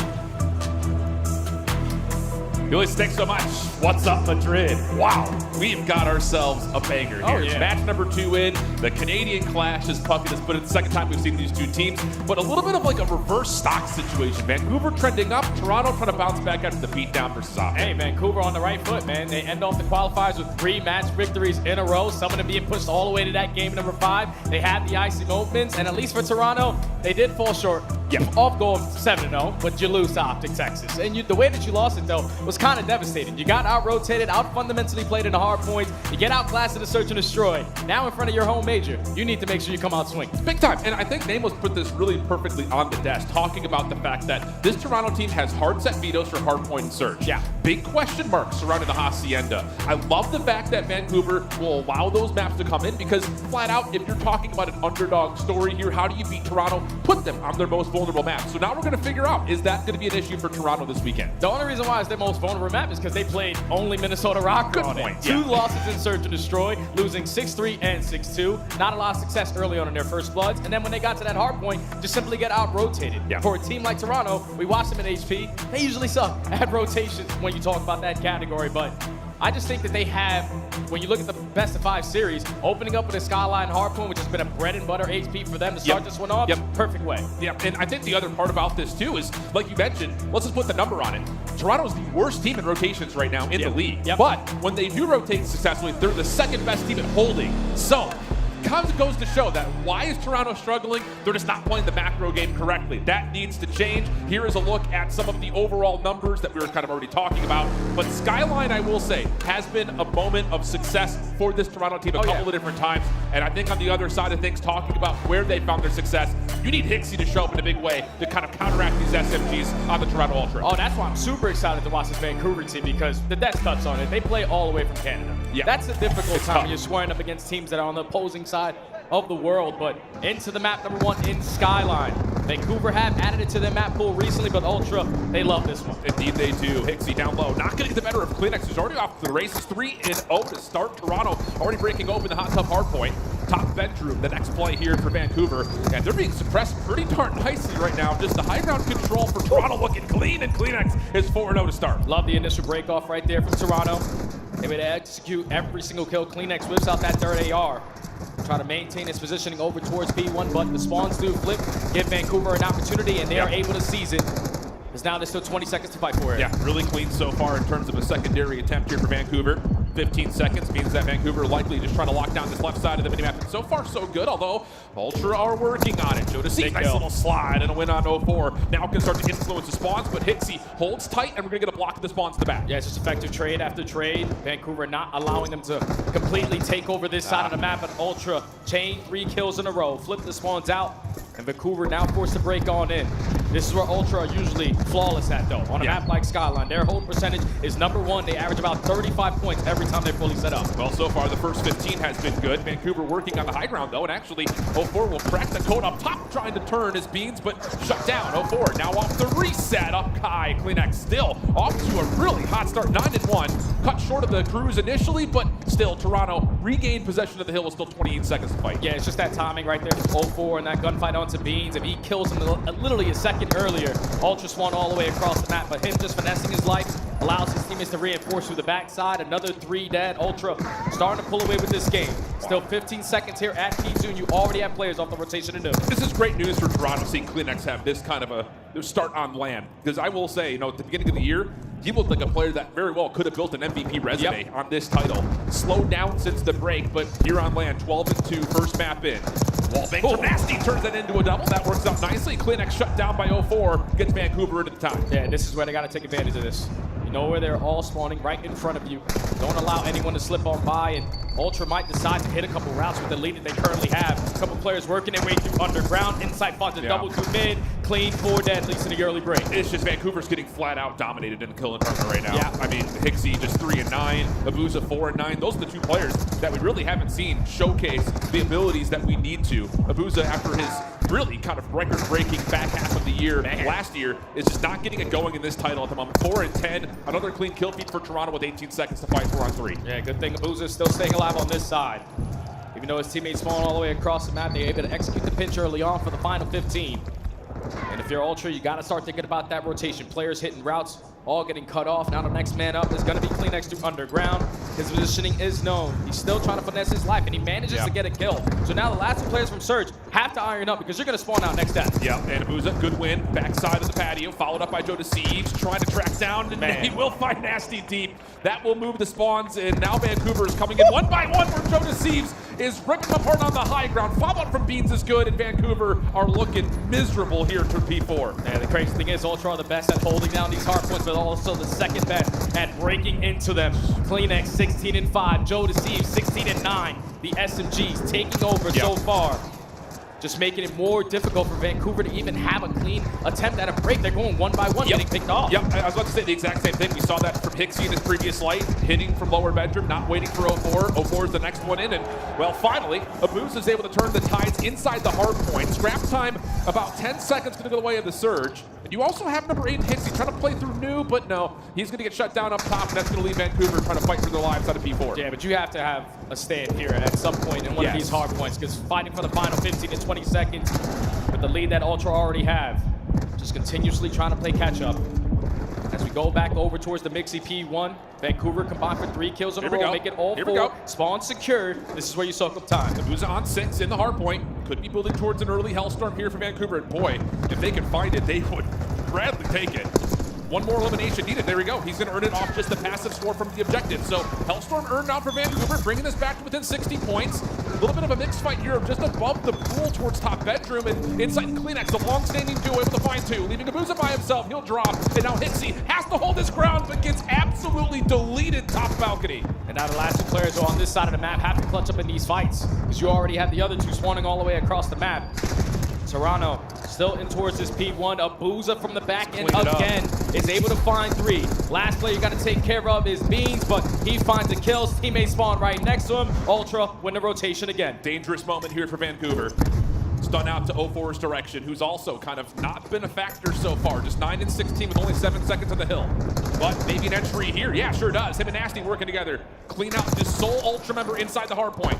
Joe Deceives up and down. Oh, just kind of tiptoeing on the side. Oh! Joe Deceives for 3. 21 and 15. He starts to bark in the player cam, and Ultra will re-break the hill. And that's a 2v4 right there. That's all it comes down to. We kill these guys. They spawn all the way across the map. Easy hold for us. But Joe Deceives, again, having his moment. Another clean 4 dead for Ultra. Vancouver all the way across the map. By the time they even get it, they can only fight for the final 10 seconds. Ultra just can do no wrong. What is that, like a 12-team streak? Yeah. Finally, Kleenex drops. And that's what it kind of felt like for Vancouver. It's like one player able to get onto a 5-6 spree, and then nothing. Quiet, silence. Ultra now growing their lead to 100+ points with the scrap time remaining. Over to P3 we go. Vancouver will be here first, and a nice shutdown up top, plus a follow from Nasty down low will give them some comfort. And well, at the moment, Ultra looking to break. We'll see how they're calming as we jump into Toronto Ultra listening. What was the plan? I'm waiting for you. Pitch right, and then pitch down. Close one on top. Close one on top. Okay, no worries, no worries. Touch on.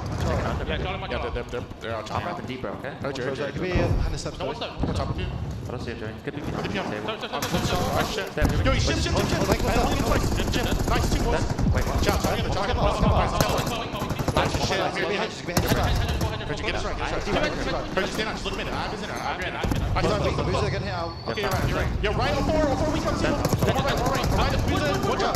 Watch out. That's straight. Charlie, take him out. What? Hold this time. Close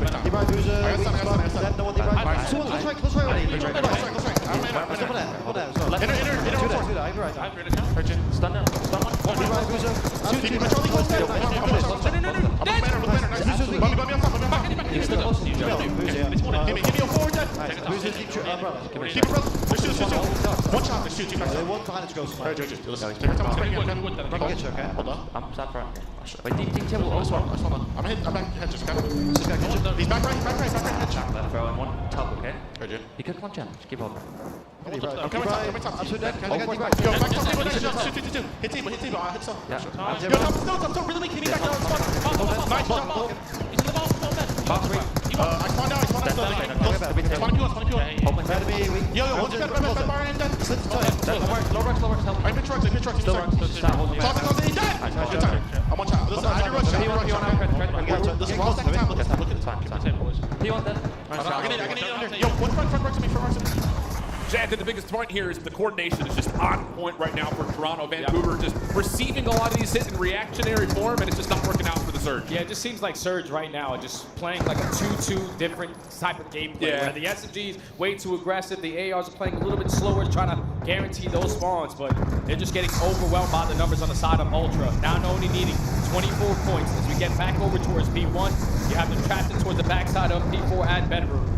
Just got to put someone in a hard point. Yep, and the Hellstorm is kind of a moot point at this rate, especially for the consideration of Toronto Ultra, who just need 20 seconds with the time. Nice moment here, though, for Vancouver. Full clean feed allows them a chance to get some free time on P1. Joe Deceives tested and still deletes one. Almost taken down nasty for the second. But Hixie's been in a little bit of a blunder so far in this game. That continues to be the case as Ultra now have the numbers to try to play onto the hard point itself. Yeah, 3 dead, last player to account for is 0-4, but is easily going to be traded. You still close the game out here at P1, get your trophies down, watch over your teammate on the point. Yeah. As Joe now with the AR is able to line up a couple kills. Give me the 3. No, a little bit of assistance there from Ultra, but this is map 1 locked. No, I mean, it's been just the SMG difference right now between both these two squads. Joe Deceives 34 and 25. Kleenex at 35 and 19. Is that what I saw? Oh my goodness. That is a major response for the Toronto Ultra, looking as clean as we saw them at the beginning of the year. Yeah, that's a fantastic map for them on hardpoint, and they show it why there. Great in their hold percentage. When they don't find success off the rotation, they're easily finding breaks. And Vancouver were just getting picked apart one by one. Influence of the spawns was Ultra, and then not really having their numbers advantage in a lot of these team fights. As Ultra came out at their home major, dominated the map number 1. And I think, you know, we were kind of talking about it during the listen-in. There's a level of, the Surge just don't look settled. No. You know, even compared to what we saw online when they were starting, especially in the last 3 matches, really start to lock in. 0-4 in particular, big last 2 series for him. It just didn't look like they had the same coordination. We were talking like 0-4 and Hixie. I don't think there was a single moment we saw them hitting something together. It was Hixie was in first, and then 3 seconds later, here comes 0-4. It's just, that's not something that we expect to see from a team with this much veterancy. Yeah, as a former pro player, and sometimes when you're flying all the way across the world to play some Call of Duty, that jet lag comes into play, but also just not being prepared or warmed up. So it seemed like Vancouver was just a little bit too antsy. Like 2 players too aggressive, 2 players too slow, no one on the same page. But you cannot have that going forward because 0-4, he has been your playmaker on this 3-game win streak that you've been able to find at the end of the qualifiers. Just when things aren't going your way, especially on a map like Scotland, it can tend to get out of hand pretty quickly. No, absolutely, and I think just, you know, the other macro point, if you want to try to evaluate the Toronto Ultra after their loss to Optic at the end of the qualifying stage, rotations were always our focus. You know, when it came to the last couple of weeks, like, okay, they're doing great in Search and Destroy, it's bailing them out in a handful of series, considering that they did avoid a lot of the top 3 teams in their qualifier schedule. I think it was very revealing, their loss to Minnesota in the minor, but looking at the rotations here, much better, much more controlled, getting one player through. Can we let him live by himself? Can we find ways to assist on rotation? And Joe was the one really kind of the catalyst for a lot of those motions. Oh yeah, especially at the P2. It was also, what, 2 times when they basically held it for a full 60. Vancouver able to work their way through the front door, but not find Olo kills to spawn all of Ultra all the way across the map. They just kept it mixy and then held down that hard point to the T. You go about 50-50 split, talk about those rotations, but the breaks were also a big part for Ultra, especially at those P4s, because you saw how hard Vancouver were playing for it. From that P3 to P4 rotation, it was only the SMGs basically attacking it towards Bor. Abuza was camping towards the back to try to hold down that side, to chain it over towards P4, but then you're just simply getting out-rotated. You're simply getting outnumbered in those engagements, and when you take a look at the game flow, it just wasn't even close. And I think the other part about this, like, in terms of, and we talk about this a lot as a talent team, like right now in this major, it feels like a lot of the focus is spotlighted on Atlanta and Optic. They look like the most dangerous teams right now. And we get to this point of how do we establish a dominant 3rd team in the mix? Because Carolina's been falling out, LA Thieves has been kind of up and down. This Toronto team had a great qualifier, but legitimately it didn't really feel like there was a signature win outside of the Atlanta week 1. And I think the thing about their hardpoint is, like, if you just rotate better, your hold stats, your break stats are great. So just rotate better, and you're going to be a top 3 team. It's as simple as that, man. It's just tough when you're going up against these other teams who have that fundamental stuff in play, like the Optic Texans, like the Atlanta FaZe recently. And I think you can say LAT, even though they have been struggling recently. But Ultra, at least they got that S&D that they can bank on, because all you really need is one respawn. Thankfully, they got the protocol control, which has been their bread and butter since the beginning of the season in that map number 3. But if you can start to win a couple hard points, it's definitely one of those teams that can contest for a championship. Now, this is interesting because, for my mind, the series almost starts now. The Hacienda Search and Destroy, you know, again, talking about this Toronto Ultra team. They have a hard set veto in hardpoint. They have a hard set veto in Surge. Hacienda has not been good for them. So if you're Vancouver, you look at that and say, we have to play these guys on Hacienda. So they better be prepared. And I think the thing about that, talking about 0-4 in particular, is lately he has been great, especially when it comes to the map 2 and the map 5. We heard him in interviews saying that he's been getting more reps in on Money Search and Destroys to make sure he has those reps to understand what he likes to do with his playstyle. And at least off the last week of qualifiers, he has been taking over in this mode. Over 1.2 KD in every single one of those categories.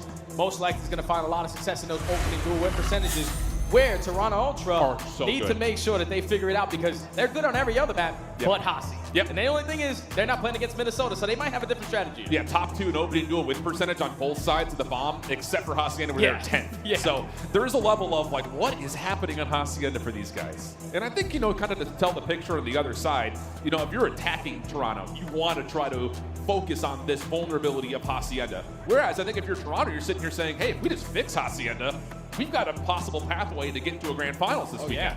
Without question, man. If you can add Hacienda to your S&D map pool, it basically is going to put them undefeated on every search and destroy. Because you even saw it in the vetoes, they got rid of red card because teams have watched them recently, and you just lost it to Optic Texas. The way that you did it, though, was like just being slow, not really taking the map away, not playing to your play style. So hopefully going into this Hacienda on their third opportunity here, not versus Minnesota, I'm looking at Kleenex and Hixie to really set the tone with those SMGs like they did in map 1. And I think, again, just to kind of one-dimensionalize this, you talk about the hard point, they just need to rotate better. You talk about the search and destroy on Hacienda, you've got to be better in first blood.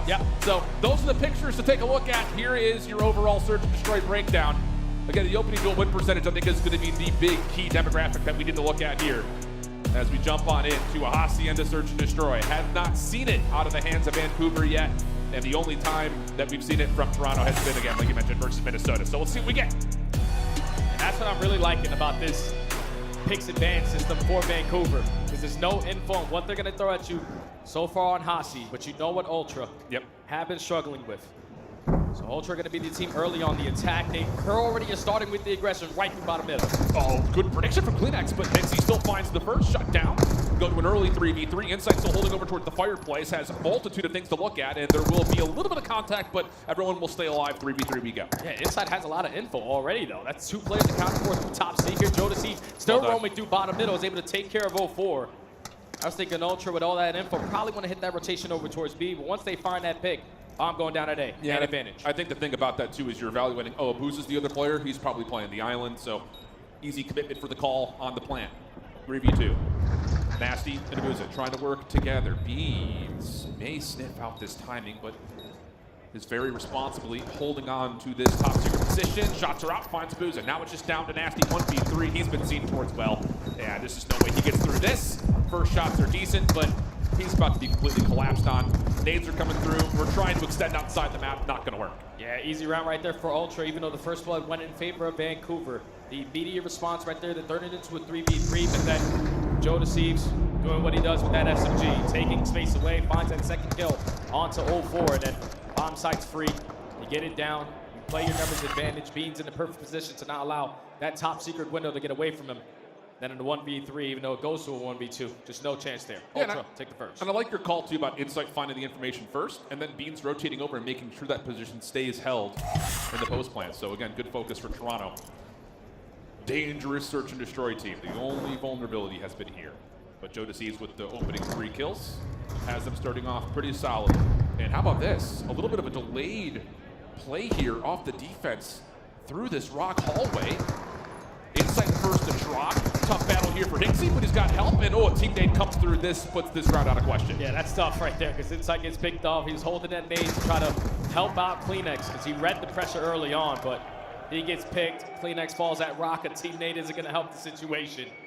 An easy round there from Vancouver, even though it was like a 3v4. Yeah. Because there was 3 players attacking towards the right side, 1 working his left side at the island player.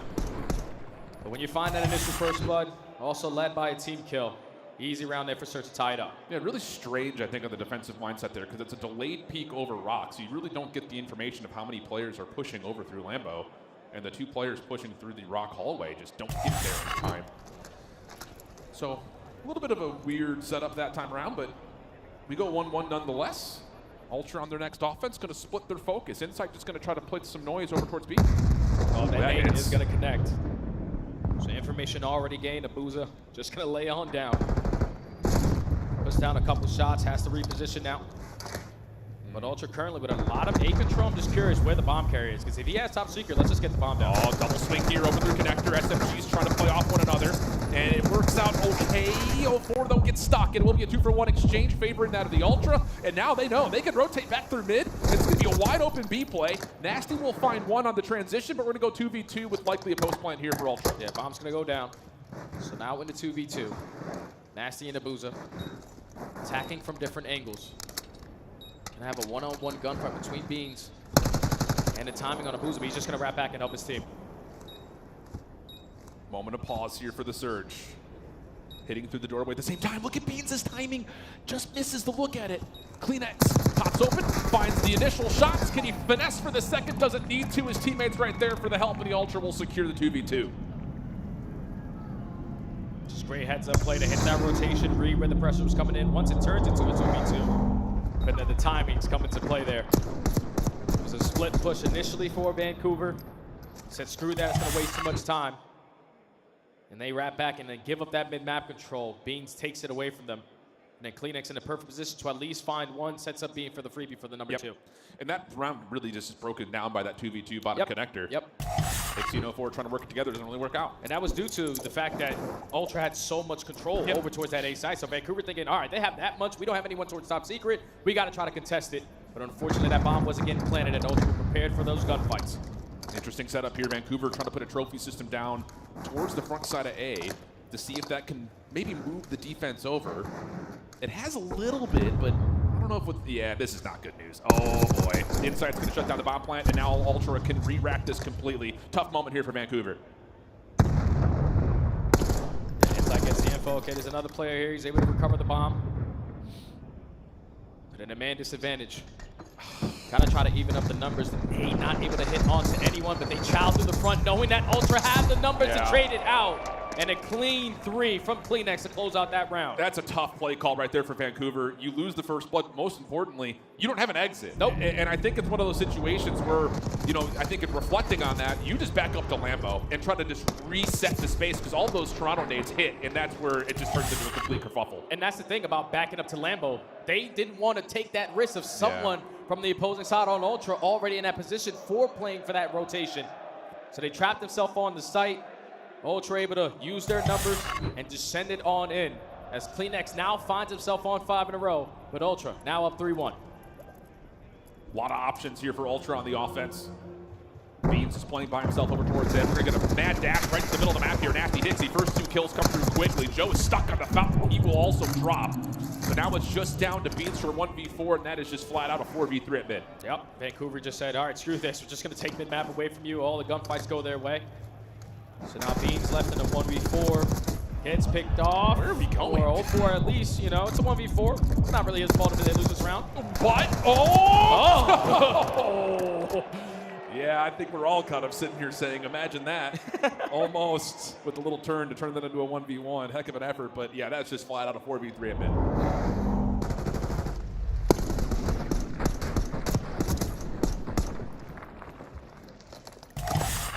So now if you're Vancouver, you need to try to figure it out on your attacks. You found success early on with that slow play over towards B.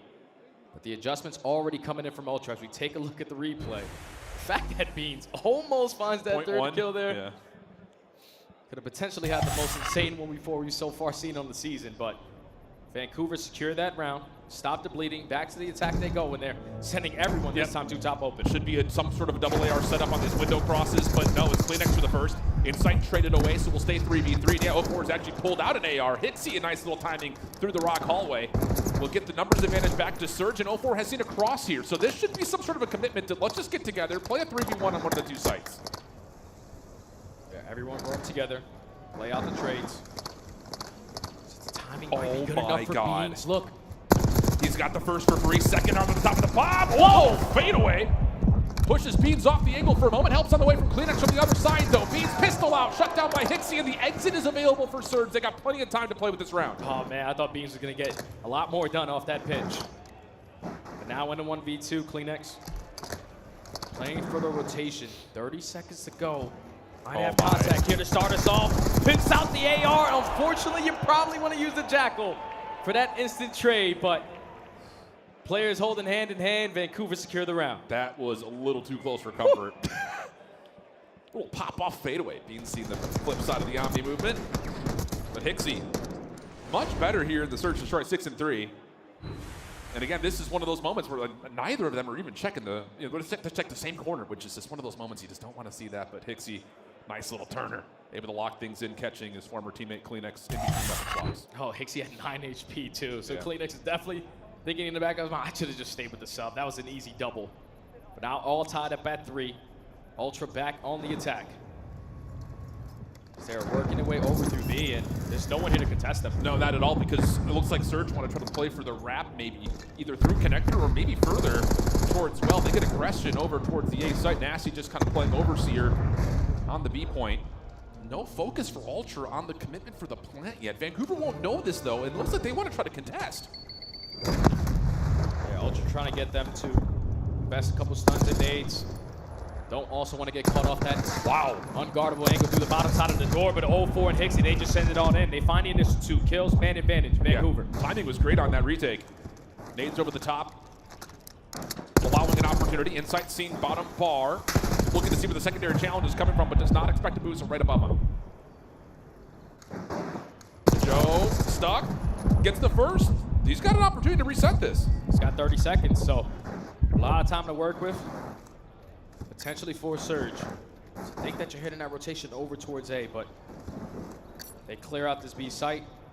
It's only a matter of time before they say, all right, he's not here. Let's go over to the other side. Yep, and that's exactly what's going to occur. Hixie will be the first one here, most likely. And gives him a chance at it. Time is going to run out here, though, on the opportunity to plant, and yep, just throws shoulders. Hixie on 5 in a row, trying to get his 6th, and he will. Hipfire will work out for him, and the Surge have pulled this thing back. It's 3 rounds in a row now for Surge. Haven't had a rep so far in the season on Hasi S&D, but the adjustments are starting to come in. Right there for Ultra, though, they had all control of that B site. Yeah. They just did nothing with it. You're realizing that, okay, Nasty's putting out wall banks from top office. They most likely don't have a player to contest this bomb plant, but they just wait and wait too long because Ultra hit the rotation, worked them with their numbers for the initial gunfights. I think there's a level of Ultra being a little bit antsy about planting the bomb because they didn't have anyone up top at the windows. Beans was playing over towards Archway, so you're thinking, okay, well, we don't know where Vancouver is. Maybe they're going to try to contest us through Rock. I don't know. But regardless of the decision, Vancouver have been stringing together a couple of rounds nicely. Ultra showing some aggression here towards the A side of the map. Vancouver stacked heavily over towards the secret staircase, and they're going to wait to see if they can catch someone off guard. Yeah, they're going to catch at least a couple players from Ultra bailing on their stack setup over towards A. Slow and steady, he's currently winning the race, but now Surge going to send it on in. The timing good enough for Joe to seem to find the first. Should be a trade, and there is. 0-4 up top of the window will take down Joe. Hixie still on 6 in a row. His stun will not land backside bricks. And Kleenex is wiggling his way. Oh my goodness. Timing. This could get interesting. A little shot over the top. Nade will go his way. Nasty does get a connection, but there's no immediate follow-up. Keep your eye on 0-4. The off shut down. Top patio by Insight. And now you just have to wrap this and hope that you can find an entry somewhere else. Yeah, we knew that we can't plant that bomb there at A, so we got to get on out. Insight with the shoulder. Wow. Only 48 HP, able to stay alive. B's back into the play, picks up the pinch. Now makes it a 1v2. Hixie still confirms the information that Insight's playing above him. Doesn't like the idea of pushing through office sides and tries to re-wrap this back over towards A. He'll get there. The question is, does he choose to get this plant down or play for a kill first? He's going to commit, and that will be where he meets his maker. 4-4 we go, Ultra right back into the mix. Yeah, that was Jodeci starting off with the first blood, but then Kleenex taking that positioning on that outer fence. If you're Vancouver, okay, he's there. Oh, we can't plant this bomb at A. So someone tries to make the play. 0-4 gets caught on the pitch, and then in the 3v2, just not enough time for Hixie to even think about that objective. I would like to see him. He was on 7 in a row. Yep. You already knew you basically were going to lose that round. Just probably play your life there to play for the Hellstorm. An option. Still has the RC, though. The defense has been the more successful of the two sides to this point, though, for both these two teams. So what can Surge do to try to keep this defensive edge and maybe find themselves on that point? 3-1 split. RC's out. Hixie using this. Oh, he may connect. Yeah, he does, but not enough for an elimination. Still confirms the intel, though, that Ultra are playing pretty heavy-handedly over towards A. He'll drop a trophy as he is the, again, pretty much solo defender here with a little bit of help now from 04 Bubble. Yeah, they got all the info, so if you are Surge, potentially starts taking the map away from the Ultra players. You already have Abuza working his way up through top hallway, trying to come behind towards top secret, but look at the timing again from Kleenex. Yep. Just they're on different floors from each other right now. Kleenex must be down low. Yeah, Boots is up top. So they've, I mean, for really all intents and purposes, Surge have Toronto relatively trapped here. But that seems to be okay for Toronto. There's no trying to commit to this A site. 04 right on the staircase from Patio. We'll throw a couple of shots out. They exchange from Abuza up top. He'll find the bomb planter now. Trouble for Ultra. Kleenex trying to make up for it, at least finds a kill onto Nasty. 3v3, bomb down on A. Yeah. With only 20 seconds to go. You have players like Insight potentially setting up the pinch, but the bomb's going down. So we're going to be able to check. He sure will. Shots will come through. He finds the kill. Hixie will also take care of Kleenex up top. Just down to Insight. Not a lot of time to make this play happen. And 04 is just going to dance with them a little bit. How about that? Really good defensive transition from Surge, just taking over the map. And now they find themselves on map 2 points. Just like if you're Ultra, again, you realize you get the trophy down. We have outer fence. We have mid connector. But we can't plant the bomb unless we have top secret hallway. Yeah. It's just you have one player playing for the full pinch. And Abuza getting active, taking that map control away, pushes his way through rock, flanks the top middle hallway. And all he needed was one kill to basically secure the round there. If you're Ultra, and we're going to go over towards that A site, we need top secret to even think about that bomb plant. But first blood in favor of Vancouver. They're currently leading in that category by 1. Yep. Now they're at point game. What's the call? Lots of focus up towards Spiral and towards Fire Hallway. This is the more orthodox default setup. Nades going the direction of Joe to seize, but he stays alive. So it's just the exchange up top that leads us to an early 3v3. Follow-up stun from Hixie. Not sure if that even lands on a Joe in that tight corner. So now you got to rewrap this back over to B and see if you can get a plan off. Yeah, and it's going to be free too. There's only one player in Kleenex who potentially contest from top office, but he's going to use that RC and rotate its way over towards B, but that bomb's already down. Yep. And now a little bit of a scramble here for Ultra. You've got 04 still playing behind the setup, but Ultra are trying to rewrap this. Can they find the timing to hit? Do they have any nades left to try to open up the site? Insight finds the first. Wait, Joe finds the second just in the blink of an eye, and now they know where 04 is. He's the last one standing. He's got to focus on so much at the same time, and he gets caught top hallway. Joe finds the kill, and we're going round 11. Yeah, that's the worst thing that can happen there in the 3v3. Both players that are playing the bomb site, corner to corner, get picked off. How? Because 04, he pushes through Boathouse. He knows that he's going to try to time this flank play. And Kleenex was sort of aware of it, but once the two players drop on site, 04 is in a very, very tough situation to be in. He has to try to make a play, at least finds one, but then instantly just running straight towards that site because in the numbers at his advantage, most likely someone's on the bomb. 100%. He gets caught. It's just so puzzling in that post plant that both Surge players fall individually on corners where we just need to just exchange this evenly. Or even those shoulders. So we're just finessing a little bit of your life. That allows 04 to get activated on the pitch, and he could have been the closer right there. But now we go into a round 11. It'll be Ultra on the offense. They've had a lot of focus in the last handful of attacks over towards this A site. That looks to be the case once again. Nades quickly over top. Trophy system to keep them safe. They're going quickly. And this, I love this tempo change from Ultra. You know, no one's been playing all that far forward for Vancouver. Why not try to get the site, maybe get a quick plant? The thing is, again, no one contesting from top secret hallway. So many angles that they have to account for. And now they're forcing that rotation to come from Surge. Insight, the player behind this offensive push for Toronto.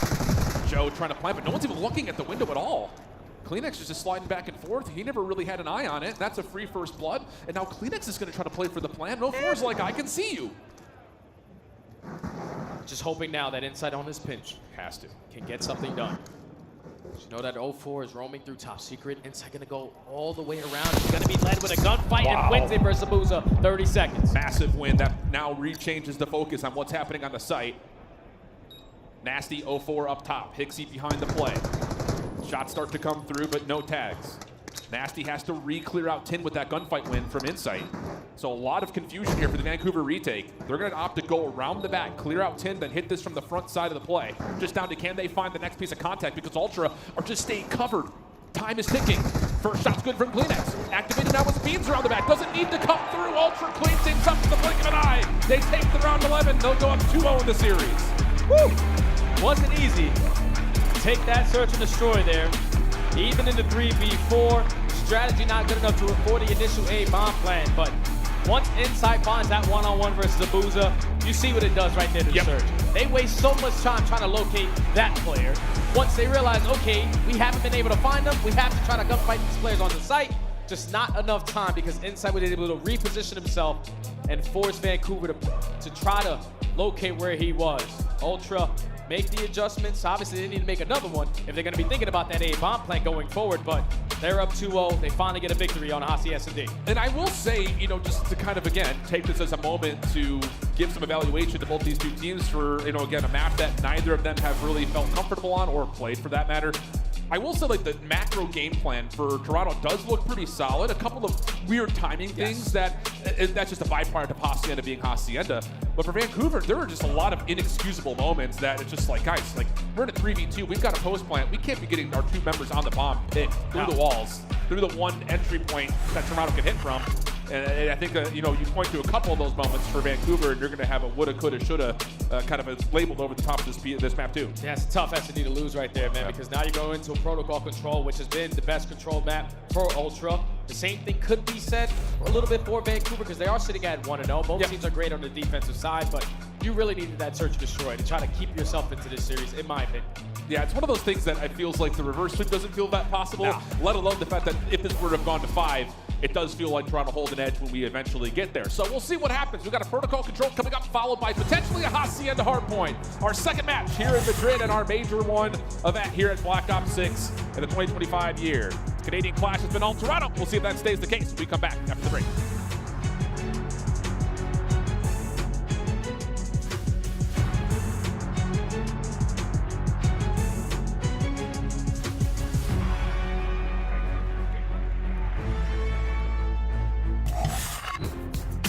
The Esports World Cup is an official partner of the Call of Duty League. Upgrade your game with the Scuff, the official controller of the Call of Duty League.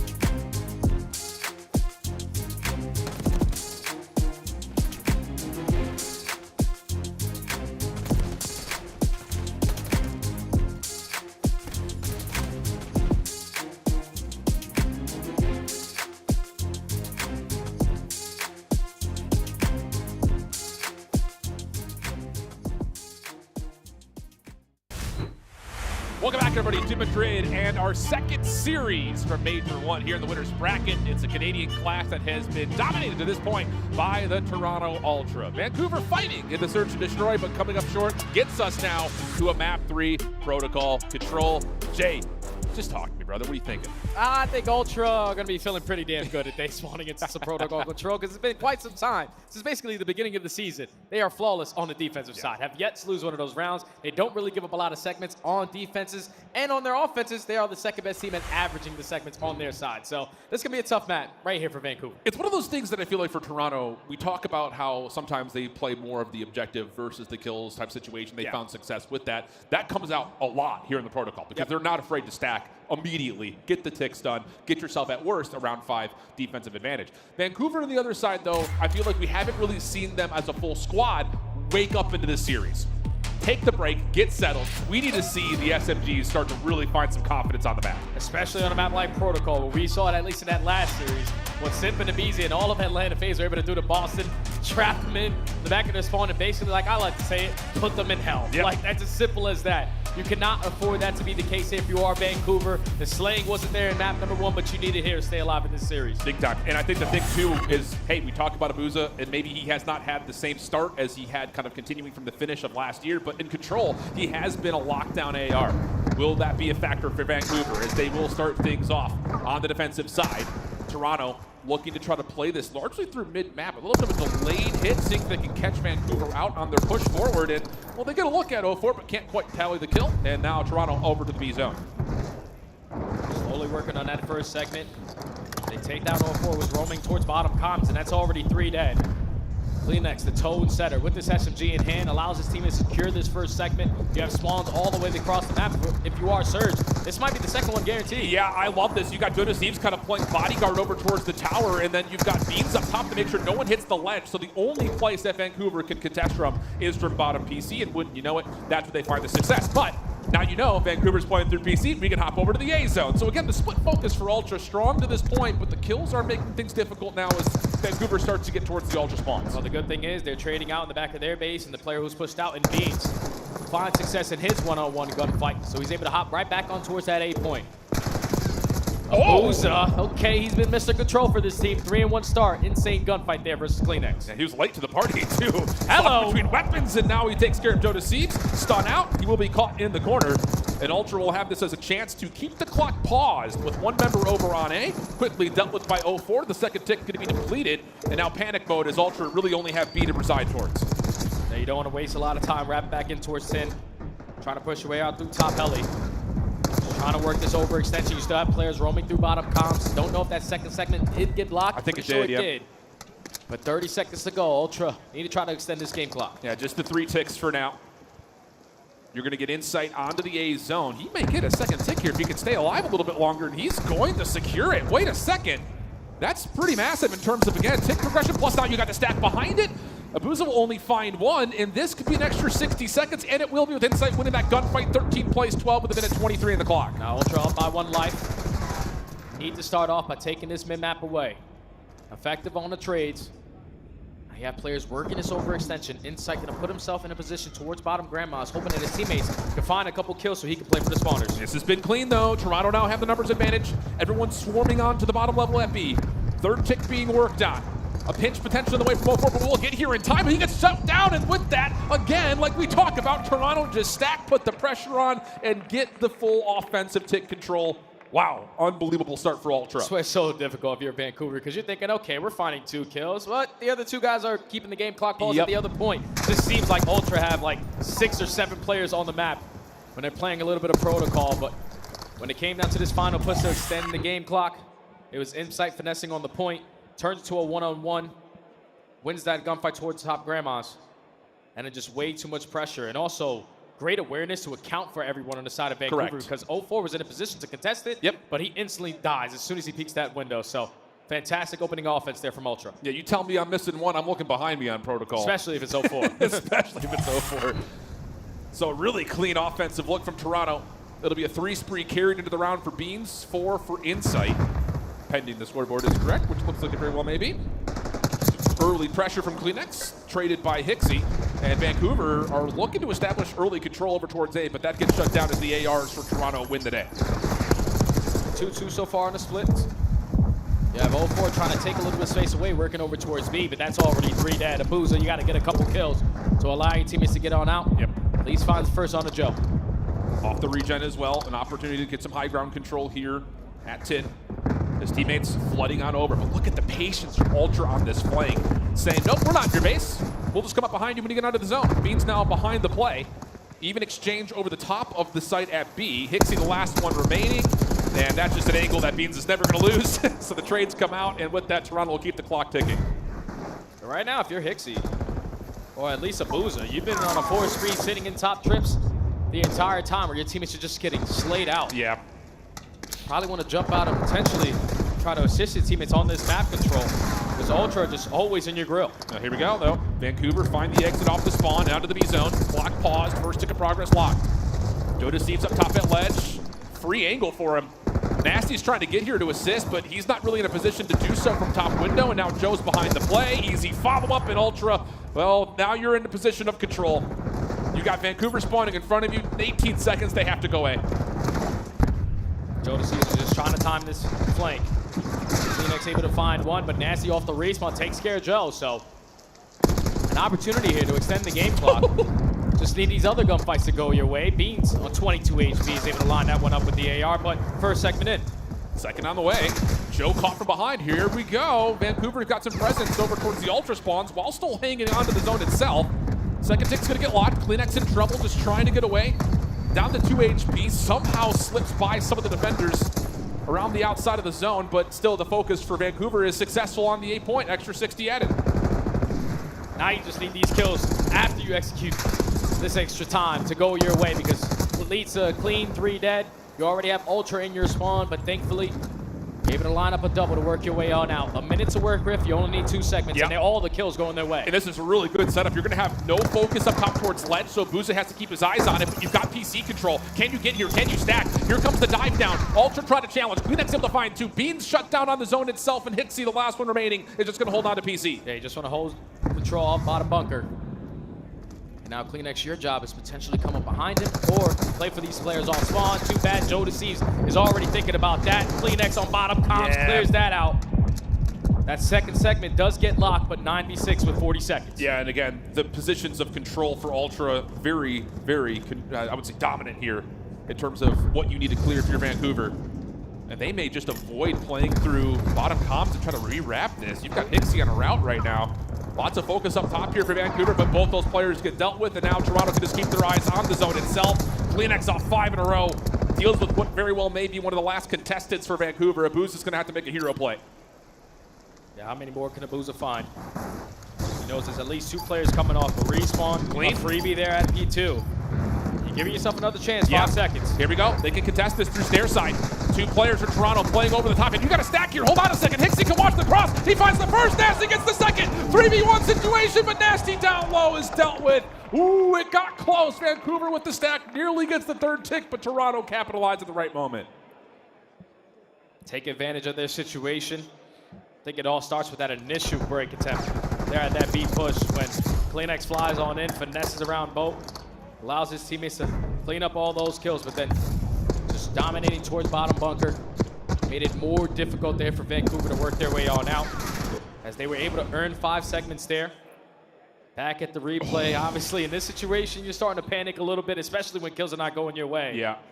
Once it turns into a 1v3, easy trade there for Beans on the hop down. You give up 5 segments, but you secure the round, and now up need to 1 more round. Yeah, but I'll tell you, man, Kleenex just able to find the toe tags. Beans falling down, finds the second.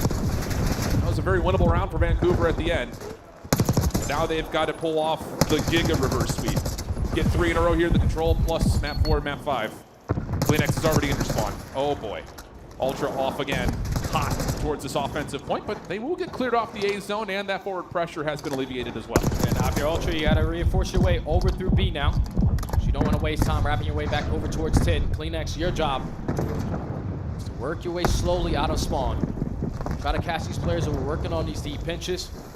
And at the same time, you have Joe Deceives roaming through top grandmas. He opens up with the kill. Now everyone from Vancouver has to turn around. Clean shots from Kleenex! my! Oh!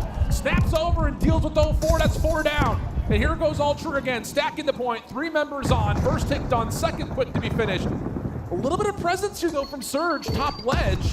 They could look down into the point, but oh, that's not what you want. Nasty has to try to contest. He will be dealt with. Hixie, a little follow-up, will finish off the exit, but it comes at the cost of an extra 60 seconds for Toronto. Now Ultra have a minute 45, up by 2 lives. Segments probably won't even come into play here. They just need 1 set of kills to go their way. 2-2 so far on the split. Abuza holding down top mid gun. Needs to keep this position his way. Nasty trying to create some havoc out of the Ultra spawns. Not going to work out. Abuza following up. You need kills, though, first, if this is going to work. That's the problem, as Toronto are just holding on to mid. A little bit of a contest over towards A. Abuza trying to help out the bottom. Beans meets him at range, though, and blows him off the map. So now you've got insight on the zone. First tick is done. And they still know that Hixie's behind him. First segment already locked in. Hixie slides his way out through front 10, alleviates some of the pressure there for that first skill fight. And now allows his teammates in the numbers advantage to just fly on in and trade. But Beans with that double, don't know if he secures that second segment. Yes, he does. So only 1 more needed for Ultra to get a 3-0. I feel like that gunfight right there summarizes this entire series. Just trades that should happen that are not happening. Down to 60 seconds, though. Vancouver still fighting. Insight close to being able to get onto the zone. Has Nasty in his way. Slides on. 0-4, backside. That's going to be enough. But that's all 4 dead. 12 plays 9, 55 seconds. And Abuza, oh, top ropes actually gets cut down. 0-4's also pushed back, so the spawn presence not enough for Vancouver to keep them held back. Yeah, just stay alive in their base. Makes it more difficult for Ultra to even think about a play, but 0-4 with the repositioning gives the comms that 1 player's already in our top grandmas. I don't know how Nasty gets caught off guard there, but 0-4, it's now your job to take care of Joey D. Oh, good transitionary focus. Finds the shots to lock things in. Now to the AR. Clean stuff from 0-4 on 4 in a row. Abuza behind the play as well. Could contest from the top side of windows. Plus also put some focus onto the Ultra spawns. That works out nicely. 9v3. Looks like Surge should be able to convert on this defense. No more respawns here for Ultra. Has to be literally perfection here if they want to stand a chance in this round. They at least start off with 3 kills, so they're giving themselves an opportunity, but there just might not be enough time for them to even touch that point. Yeah, Beams will jump on for now. Quickly dealt with, so Vancouver will extend the map and maybe the series, but it still just feels like those individual moments that we see, that one from Beans in particular, should not get 2, does get 2. And now it calls for Seattle to have to just be absolute dominant here around 4. Yeah, because what, they're down by 6 segments? I think so, currently? yeah. 2 segments do come in there at A, so they stepped up in the slaying there. It was great routes out of Abuza. This time just being the player to work that overextension, to work that deep pinch, and not really allow Ultra to fully set up around that 8 point. He was just being a nuisance, but now on the attacking side, you just can't give Ultra an opportunity to get 2 to 3 dead, because it makes it more difficult for you to work out of your spawn. Off the break, Vancouver, heavy focus over towards A. They've got Beans on the zone, freebie there. And they expected Joe to be playing over to the middle. 0-4 eventually finds him, and hold on a second, they can actually transition this back to B if they want to.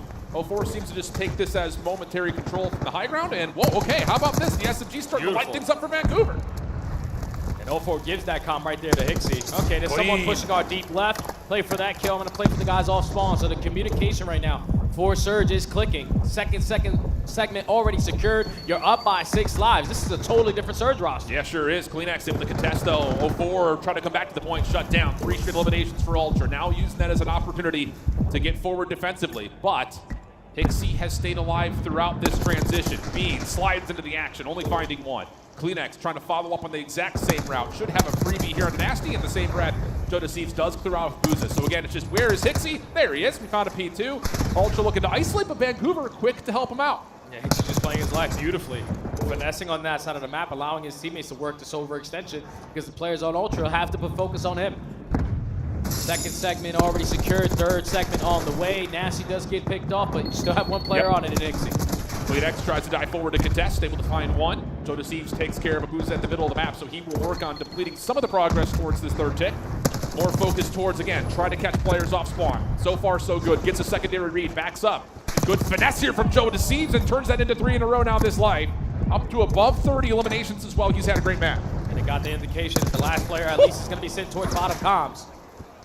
But oh my. Joey D is just taking over with the SMG. Another 6th streak. Hit it in map number 1. Only 20 seconds now for Vancouver. Yeah, Joe, I think just called game. Stunned up, front side arches. Semtex to follow, but 10 seconds left. Joe is still going back and forth, almost able to find Hintzy, but he will be dealt with. Last 5 seconds. Kleenex is right there waiting for Nasty. No worries at all. Ultra 3-0 Vancouver with a really clean protocol control. Whew. I said, finally we get some of the respawns that we like to play. And this is what we're able to do. Dominate in map number 1 on that opening skyline. Clutching up in the Hasi Search and Destroy. Potentially now add that to their map pool going forward. But the protocol control, even though in some moments it got a little scary, the closing factor, especially how dominant they are on defense. Now 6-0 on the defensive side so far on the season. The SMGs just really brought it right there really to Vancouver. did. Yeah, really did. And that's good news for Toronto, I think, especially considering how the series went versus Optic at the last qualifier. They were just getting worked tempo-wise. So a good reestablishment there for Toronto. For Vancouver, though, 3-0. You had a winnable map, too. You had some moments in the control where you're, again, fractions away from winning your first offense. There is worlds where you can look at it and say maybe, but just flat out, they were just getting outplayed from start to finish. Can't have that, especially going up against this Ultra roster who basically bring it every single time at a respawn. Being 25 and 20, Joey D 34 and 27, 24 non-traded kills with 4K damage. That guy was just roaming in your base. And look, he even has 20 kills on the offensive side. That is very, very typical because they got offense success in round number 1 with no trophy system. So Joey D was all over the map. Yeah, also just the segments captured. Again, we talked about it. Ultra very much so an objective-focused squad. We see that with the hard stack. No need to see how they're going to play the Hasi at a hard point. But I guarantee you, Jay, we are going to see this Ultra team have to play Hasi at a hard point at some point this weekend, especially if they continue to make these series as mixy as they do. Hopefully they win a rotation, man. That's all it comes down to on a map like Hasi. Rotation, we put ourselves in a position to set up at these new hills. We're going to stand a pretty good chance of winning the map. Does this series give you any power influence towards how Ultra look in the weekend, now looking at this updated bracket?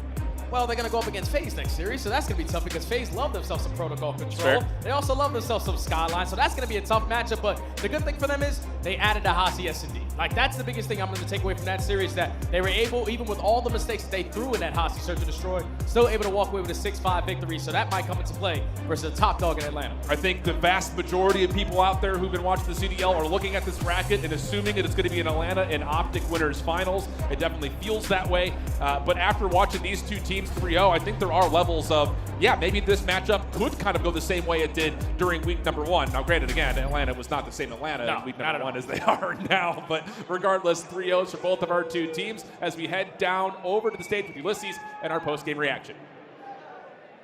Thank you very much. I'm here with Ulysses. First of all, welcome to Madrid. It's been amazing to have you around here. Do you have any time to have fun tasting Spanish tapas?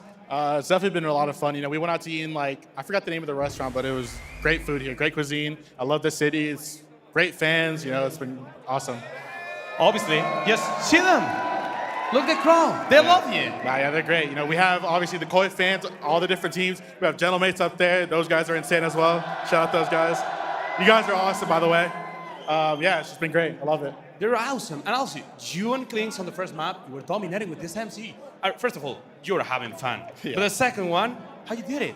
You rolled that much. Yeah, you know, it's land, bro. I gotta have as much fun as I can. I literally love it. I love it. Like I said, playing in front of the crowd is just insane. And after the first match, Selim said that he would rather prefer to play against Vancouver Search. Do you have any message for him? I mean, there's a reason he wants to play them instead of us. It'll be fun. It's gonna be banger. Yep. Well, let's go back to the analyst desk after this interview. Thank you, Joe. Thank you. Version 2 getting the job done today. That is a beautiful look at my guy, Alan, who just had a fantastic cast. Bring the lights up and start the party. Ooh. Original Joey Dramatic. D, how did you feel about your call? You said the new Joey D was going to be the MVP. He popped off. I mean, I think probably between like map 1, him and Kleenex really paved the way, but map 3, he goes off. Yeah, so I'm pretty happy about that pick. I like what we saw there. Nameless, you were commenting during the interview, Toronto may have a new faceman. This guy knows how to work a crowd. He's already pandering to the gentlemates. Yeah. Purple's hanging together. Yeah, he's got the crowd rooting for him. Yeah, Jonas Steves, he's a lovable player, man. And, you know, his rise over the last year and a half has just been awesome to see. Some great placings at the end of last year. Really got confident And that was the storyline of him as an amateur player, was like once he gains that confidence, he's going to be hard to deal with on that main stage. And we saw it throughout that series and the stamp in that game 3. Ali, I wanted to ask you a little bit about protocol, because on other maps we see 3-2 scoreboards. Right. This is another 3-0 in control. What's happening here? This is a very big momentum swing map. Like, when you're playing protocol, like if you're feeling the vibes, especially your SMGs and the way that Joe and Kleenex were in this series, it is really, really hard to stop, because protocol, it's so easy to get stuck in this insane spawn trap. You're literally seeing it on your screen now, and it's hard to pick that momentum back up when one team is feeling the flow in protocol. And that's why I hate that I made it into this series, because this is the weakest mode for Toronto Ultra, and I feel like Vancouver Surge kind of hand it to them on a platter by allowing this to be map number 3 instead of trying to test their luck on Hossie or Vault. And they also, like Skyline map 1, they let that in. And that's literally Toronto's best map. And play of the game right here. It's map 1. Kleenex's hot start, Nameless. And if we want to talk about the true MVP of the series, Joe, it's this guy coming out 35 and 19, then 11 in the Search and Destroy.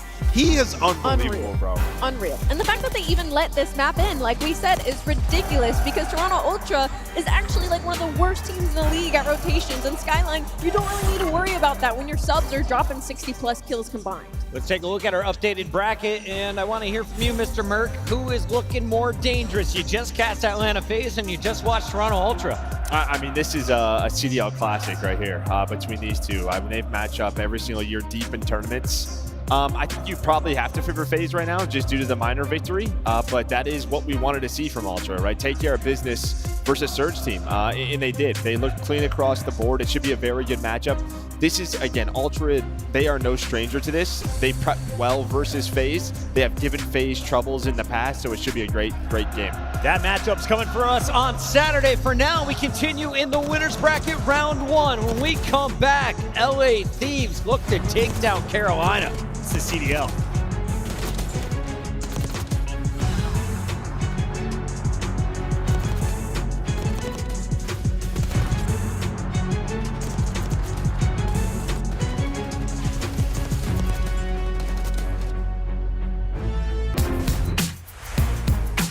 Upgrade your game with the Scuff, the official controller of the Call of Duty League.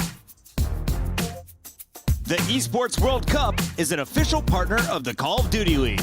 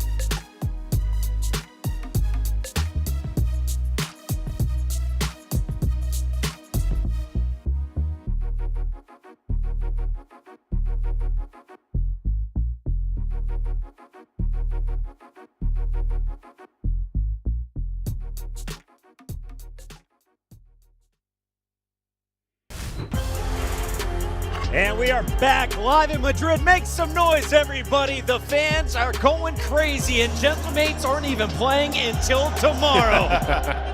I love it. We had a little standoff between the French fans and the Spanish fans making noise in the venue. We have some Americans making a few tunes, but I feel like this is day one, and the energy is already here. Alan is back. Shift, let's kick things off. This is match number 3. Will we see another 3-0?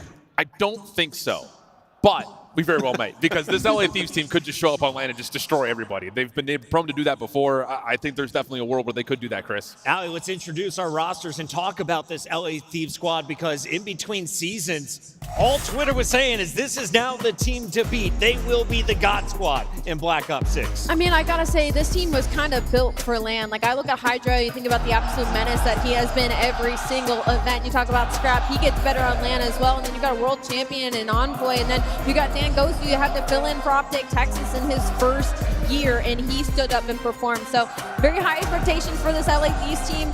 Their hardpoint has needed some serious work recently. That might be where they get caught slipping versus a team like Carolina Royal Ravens. But again, I mean, this is the LA Thieves that we're talking about. I think the French fans are getting hyped for Hydra taking the stage right now because, yes, the guy is an absolute phenom, and he just hasn't been the typical Paco throughout this year. Like, Search and Destroy is his worst game mode. We're used to him taking over searches, getting 1v3s, 1v4s going nuts. So taking that stage today, I'm expecting the new and improved. I need to see LAN Paco back out. I've always been excited to see how the crowd is going to affect Paco. Normally, he's going against the favorites. Tonight, he might be the favorite in the venue with LA Thieves going up against Carolina Royal Ravens. When you were looking at LA, though, they're coming off a tough loss. You dropped that game 5. You gave up 5 straight rounds after being on match point. So what's the weakness of the Thieves squad right now? I've been saying that they are impacted the most by not having rewind in the map pool, and it's really affected their hard point a ton.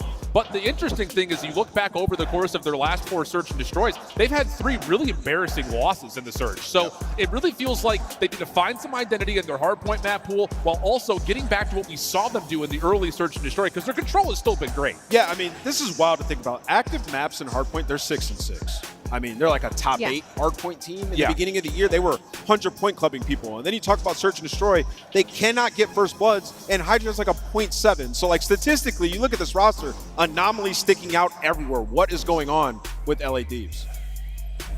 Allie, on the other side, we have Nameless's favorite team in the whole world. They go by the name of the Carolina Royal Ravens. They feature I thought it was TJ Boston. Halley. I was like, what are we talking about? Well, I feel like you gave up on Boston after the most recent loss, and Slasher's team is still winning. That might be true. All right, walk me through this lineup, though, Allie. What do you like about what Carolina has put together? I just like that they kind of were the underdog team coming into this season, and then they ended up being the best team in the world for a couple of weeks. But the issue now is kind of like, are you guys actually slipping, or other teams are just catching up? But I will say, from the side of LAN, like, Slasher gets 13% better on LAN. That is a really fun, stupid statistic. He gets 13% better. So better, though. Is that just in this game or throughout his That whole is from career? last year. That is from last year from KD. Small He gets sample 13%. size. Very small sample size, but it's a fun fact. I like that fact. Slasher, though, is one of the few players who has played in Europe. He was part of those teams in 2020.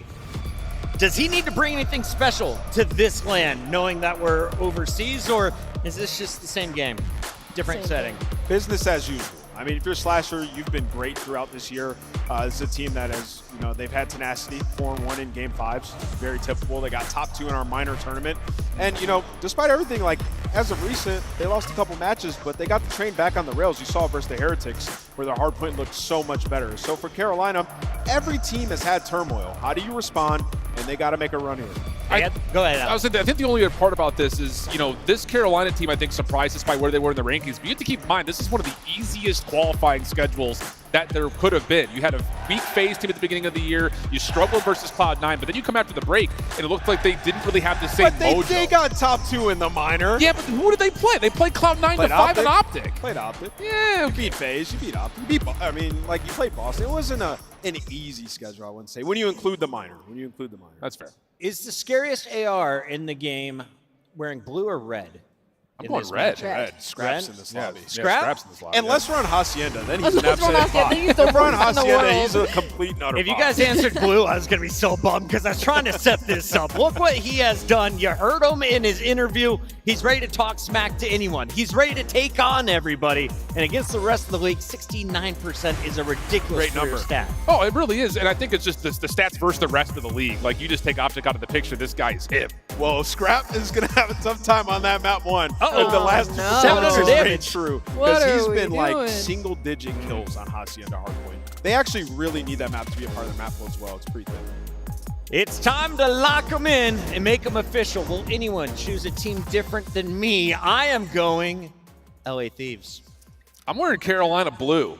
And Carolina? I like the Carolina back half of this map set series. He lives in Carolina. I'm It's a going good I'm point. going I Royal don't Ravens. disagree. I'm I going don't Ravens. disagree. You're going Carolina as well? Oh, no. I don't disagree that the back half of this series leans their way, but I will be going LA Thieves. I believe in Paco way too much. Nameless? I'm going LA Thieves in this one. I think they get it done. Paco's going to be unreal on that stage. 3 LAs and a Carolina first shift. Who's right? It's time to find out as we send it to the stage. Yuli, take it away. Hola, hola, hola, hola, Madrid. Hello to everyone. We're ready to go with the third match of today, and it's going to be a completely banger. But first of all, please secure your bags, everything you have around, because I heard that is carteristas, pickpockets, carteristas, pickpockets.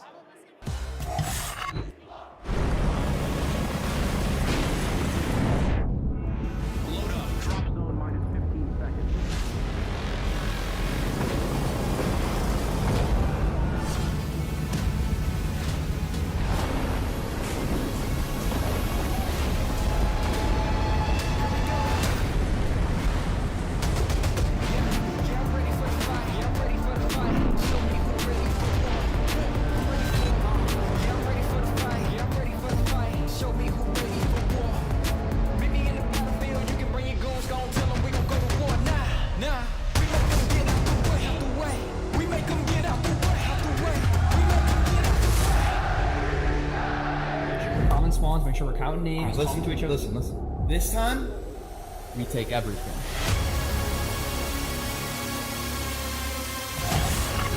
They're ready to win or even to steal it. Let's give a warm welcome to Los Angeles States!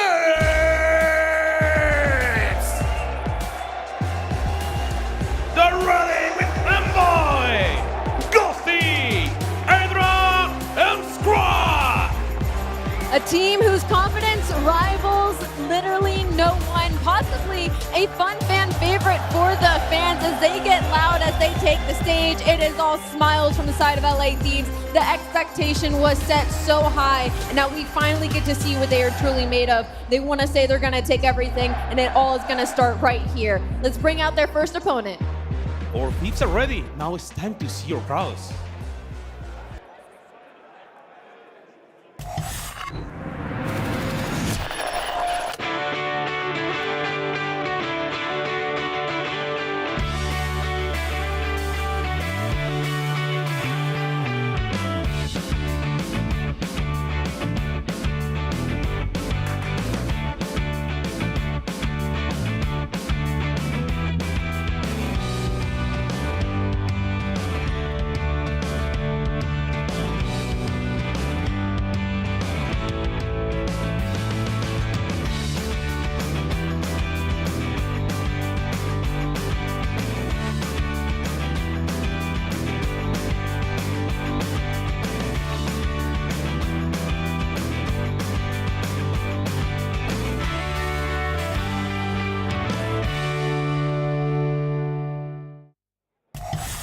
Be ready to fly with Carolina Royal Ravens!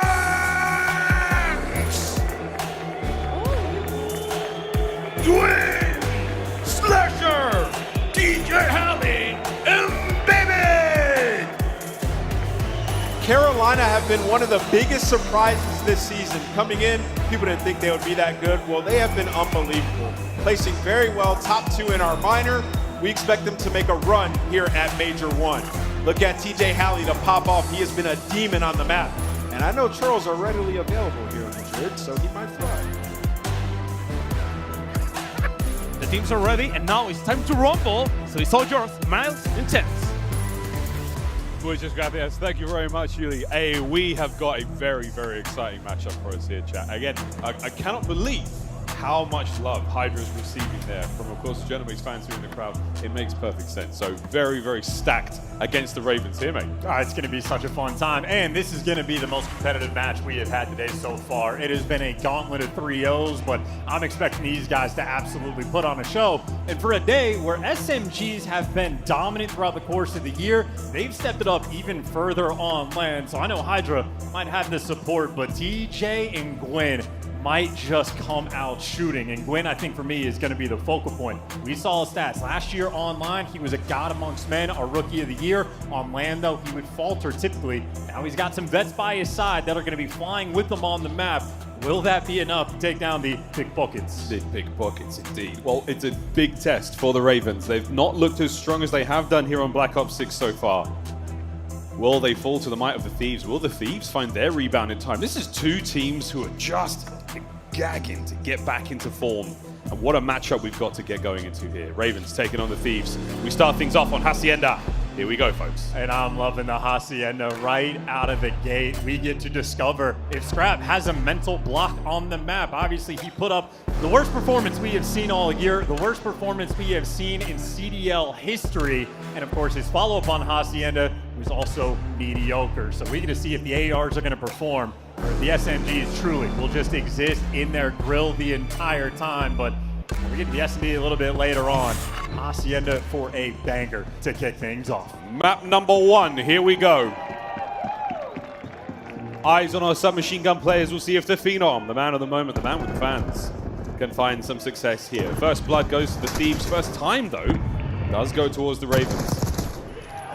And yeah, if you can hear that at home, fans, it's going to be one of those matches. Yeah, and here we go. Oh my God, Slasher takes him down, but that is a beautiful start coming out of LA Thieves, who is Envoy that actually starts out with the aims. He's able to pick up a couple, and this is beautiful P1 time. So much so, Hydra, he just keeps taking the victory lap, knows they're spawning on the deep right side, but this is a full control to kick things off. If you're a Thieves fan, you're feeling good. Yeah, big rate, 26 now.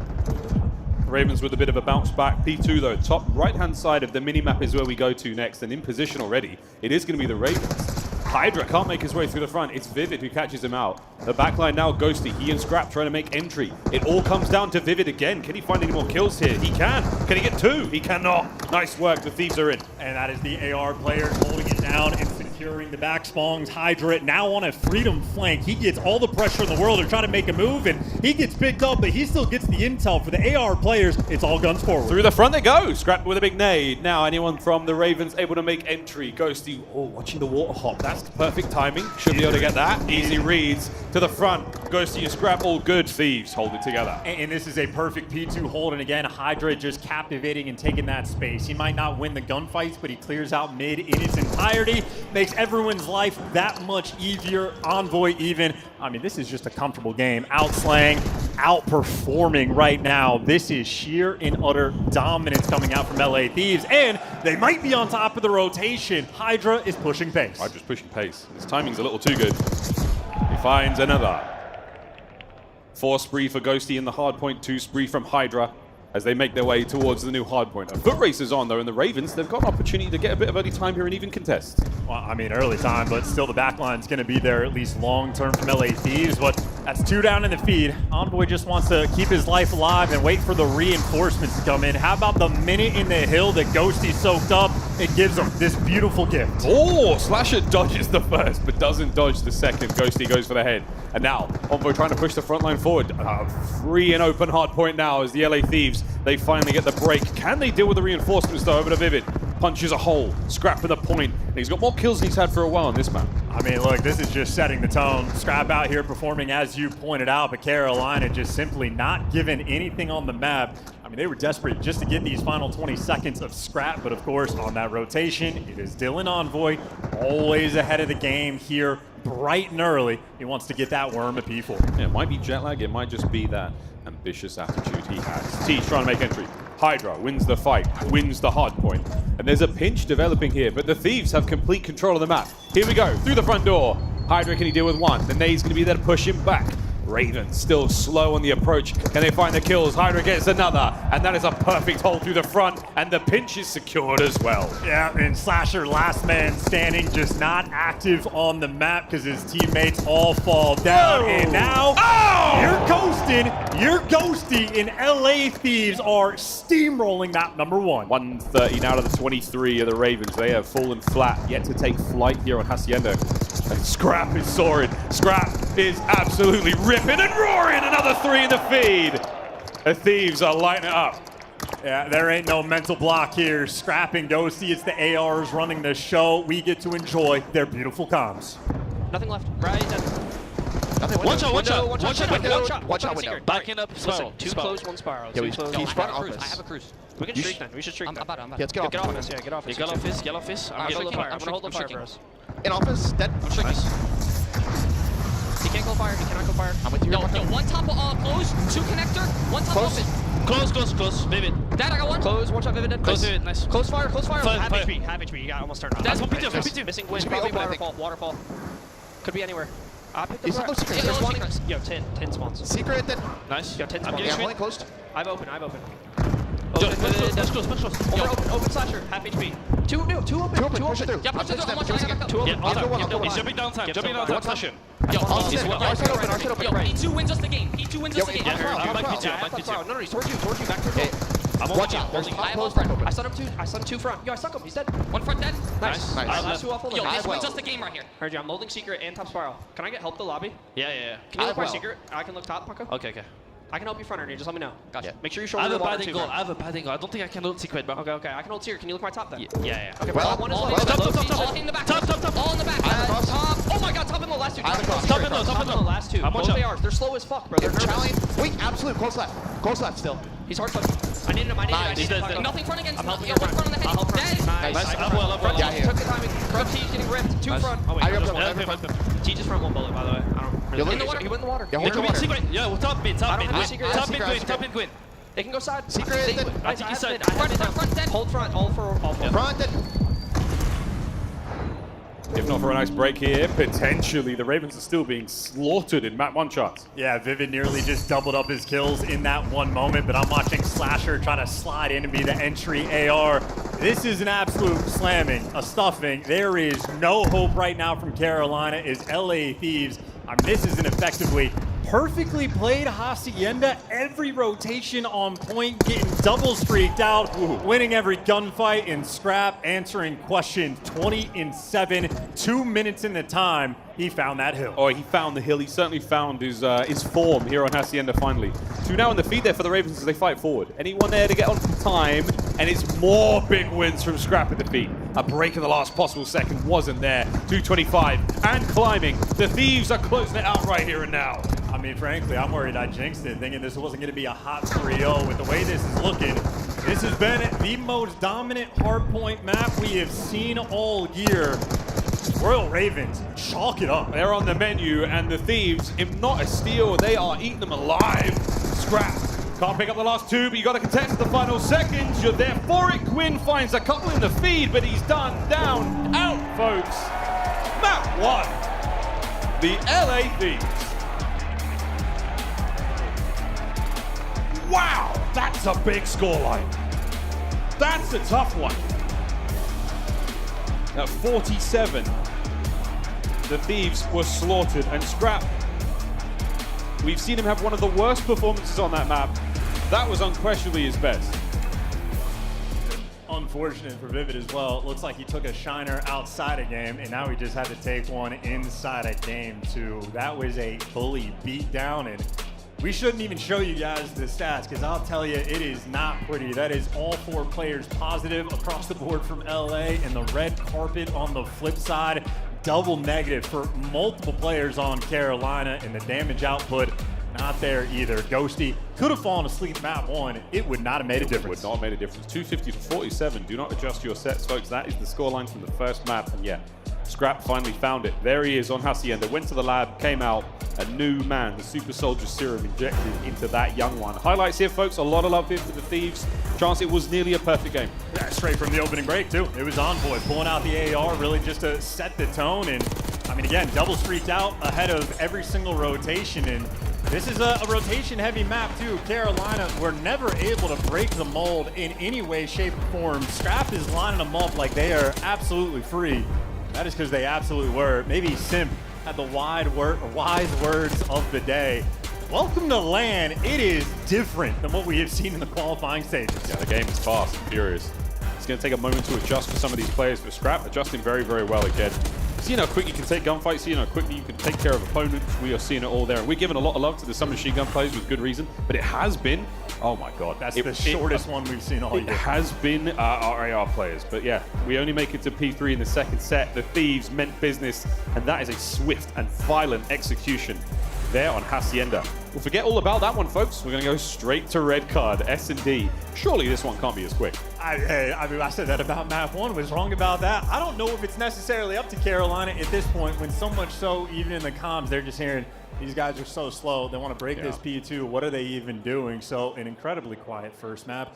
One of the worst beatdowns we have had in the CDL, but for LA Thieves to see that success on Hacienda Hardpoint, long term, that's going to be a beautiful thing, but their S&D have had moments of faltering as well, so now we're just going to see a quick look at that as well. Well, while we get through map 2, we're also going to take a look at our bingo card, folks. If you're playing on like at home, plenty has happened here. We've had a 10-plus kill streak, 100-point club there. We've had a team kill. I'm pretty sure we've had the crowd singing songs. I mean, that's been. Have you ever seen the mates over there? They're having a great time. We're a game 5, round 11. No, not yet. Vikal, where are you? Are you here yet? No, maybe not. We'll keep an eye on that though, folks. Plenty still to. There we go. That's what I'm talking about. That's what I'm talking about. No birds. And Maven has yet to say sexy, but Nameless. He is here with me, and I'm pretty sure he was close to mind blown after that map 1, folks. 47. He was close, but not close enough. He's almost there. What a match, though. Yeah, let's forget all about it and go straight to red card. And it'd be an interesting one as well for the side of Carolina. They only played it a single time throughout the entire stage, so it's not like this is a map they have been grinding, but they played it in their most recent series, obviously doing prep work for this time. So you need the S&D to perform in a lot of statistical categories. Not ideal on the kills front. They haven't been main slayers, but the biggest success that we have seen from the S&D for Carolina has been their clutches. As a collective, they have just about the most in the league. So a lot of potential in one category, but you definitely need to pick it up on the opening duels. Everybody below 50% is not gonna cut it. And I would say LA Thieves has been a team you could capitalize in the first blood front. Hydra right now is one of the most blooded players in the league. So an opportunity for that advantage. I just know I just saw a 50-point club, so it's looking dangerous. Si, senor. Well, by blooded, we mean that Hydra is typically the player on his team that gets killed first in these games. We'll see if that continues to be a running statistic here at Major 1. Search and Destroy on red card now. We find out who's made of it. There's a 1-map win so far in S&D. It hasn't been great for the Thieves, Chance. Again, their biggest pain point, they've had the 5-1 leads that they have blown, a couple faults here and there. Their biggest shining light, frankly, has been Scrap in this game mode as well. He has been on top of things in the game mode. On a map like red card, he will love himself some long lines of sight. Right now, the lone defender of A, just going to be Vivid. Over to Vivid. And he is now surrounded. Many gunfights taken there. Scrap gets the final bullet in before he's dealt with. So now a 3v3 with a bomb being planted at A.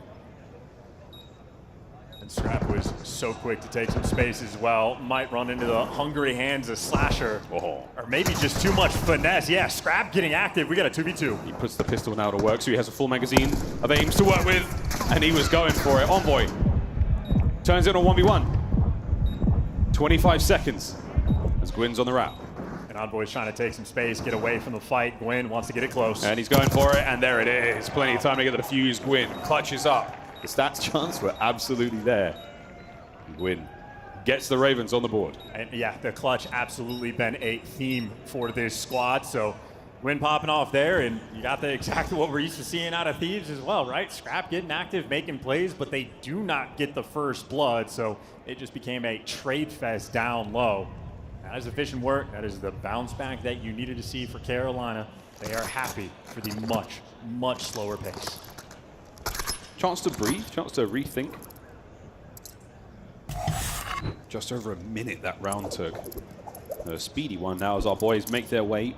With bomb in hand, it looks like we could go towards the A-bomb site, B-bomb site. A lot of broad spread here from the Thieves. And yeah, we have seen this sort of standard, well, setup from Carolina. It is Slasher. He loves to play for picks. And he gets the first blood, but then TJ overcommits, but hey, that's why Gwen is there for the trade. The SMG duo working cleanly together. They got a 3v2. Speaking about working together, it's Hydra and Envoy. It's the SMGs right now for the Thieves. And the battle against Gwyn. The dance is on and the coverage is there, but Hydra, oh, he punches it wide open on the pitch, finds one, and the trade is there as well. And now Vivid in a 1v2. I feel like Gwyn just got abandoned. The pace right there from LA Thieves, just attacking them.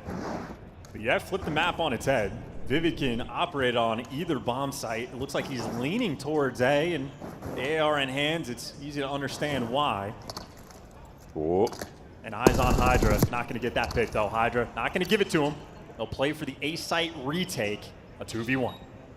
Envoy even thinking there is arrow on the minimap, aware that the B bomb site plan could have been a thing, but now the battle is on. Nothing to throw at this. Envoy on the pinch. Oh, the tags from Vivid. But the nade is there and the pinch timing is perfect. Hydra makes his way forward. And that will be the defuse. 1-1. Yeah, okay. Kill feed's going to be, yeah, look at the numbers for the side of Carolina. The kill feed is going to get glitchy, so make sure you pay extra attention. We'll be keeping an eye on that, but what Envoy had an eye on was the round win. Perfectly executed in the 2v1, captured Vivid as soon as the bomb plant goes down. They're just all over him, tracking the entire way through, and the comms obviously on point as well. So no clutch there. The fight continues. It's LA Thieves that are able to sort of bounce back after getting picked. Amazing that Envoy even had a Semtex to finish that round out with as well. Fully equipped to deal with any situation there. Thieves on the attack, and we're going to B. Oh, they're moving. They're moving with pace. Slasher and Teach though. Oh dear, that's unfortunate. Well, we're talking about nades in a moment. Can Envoy make this a little bit easier for his boys? The answer is absolutely not. Ghosty last man left alive. Ghosty though turns the situation to a much more manageable spot. 1v2. And I'll tell you, if Ghosty wins this round, we're going to be trying to figure out how Vivid managed to kill himself on the opposite side of the map with the nade. So awkwardness on one section, and Ghosty with plenty of time to work with, but doesn't get the pick. You always want the high ground. Slasher, he lives for it. Carolina up 2-1. Yeah, he puts him down. We can forget all about that one. Possibly a concussion nade sort of exploding situation. We've seen plenty of it here in Black Ops 6. Perfect centering, great shots there from Slasher in that final round, and I do think we may have had, we have had a game crash. I know. The good news though, we can pause it and get them back in. And maybe even better news, it was Vivid whose game crashed, so maybe that explains what happened with the nade. So if a weird situation like that happens and they still get the round dub, you'll be happy for it for Carolina. But unfortunate break. But I will say what we've seen from them so far, it is their classic style. Spread the map, play for picks, try to make sure your teamwork is on point. Good moments from the side of TJ and Gwyn, but you see the ideas from LA Thieves is they're willing to run it down. These guys are trying to push the pace, carry that momentum from the Hacienda. And I just got to figure out what happened to his eye. Hey, we can ask him after this one. Yeah, skill is being tested here from all of our players. LAN is a very, very different beast so far. It's fast. Players like the Thieves, teams like that, they've got good teamwork, they've got incredible individual skills, so you're trying to put the other team in a position where they have to simply outskill you at every possible moment. It's really tough, but Black Ops 6 has shown us anything. The skill gap is there individually, and some of our players are singing indeed. That man on your screen there, Gwyn, an absolute demon in the 1v1s. In the true focal point, I would say, for this squad going into the LAN environment, if you're looking at the course for like the year, Vivid is the guy. He's playing a new role. He used to be the fastest paced SMG we had in the league for many, many years. He's struggled so far to sort of fill himself in the AR slot, but he's a player always willing to get in the mix. The Gwyn being the next theme, online to LAN. Online, he's been godlike. Rookie of the year we saw from the last season, but there was a distinct drop-off. If he can figure things out, now he's got Slasher and TJ running by his side. This team will become a lethal threat. I just know that 50-point club is a painful thing that stands out in my mind. So a lot of Call of Duty left to be played and a lot more we need to see. A lot more than we need to see. For now, though, we're going to throw to a very quick break while we get this lobby reset. It's 2-1 to the Ravens when we return.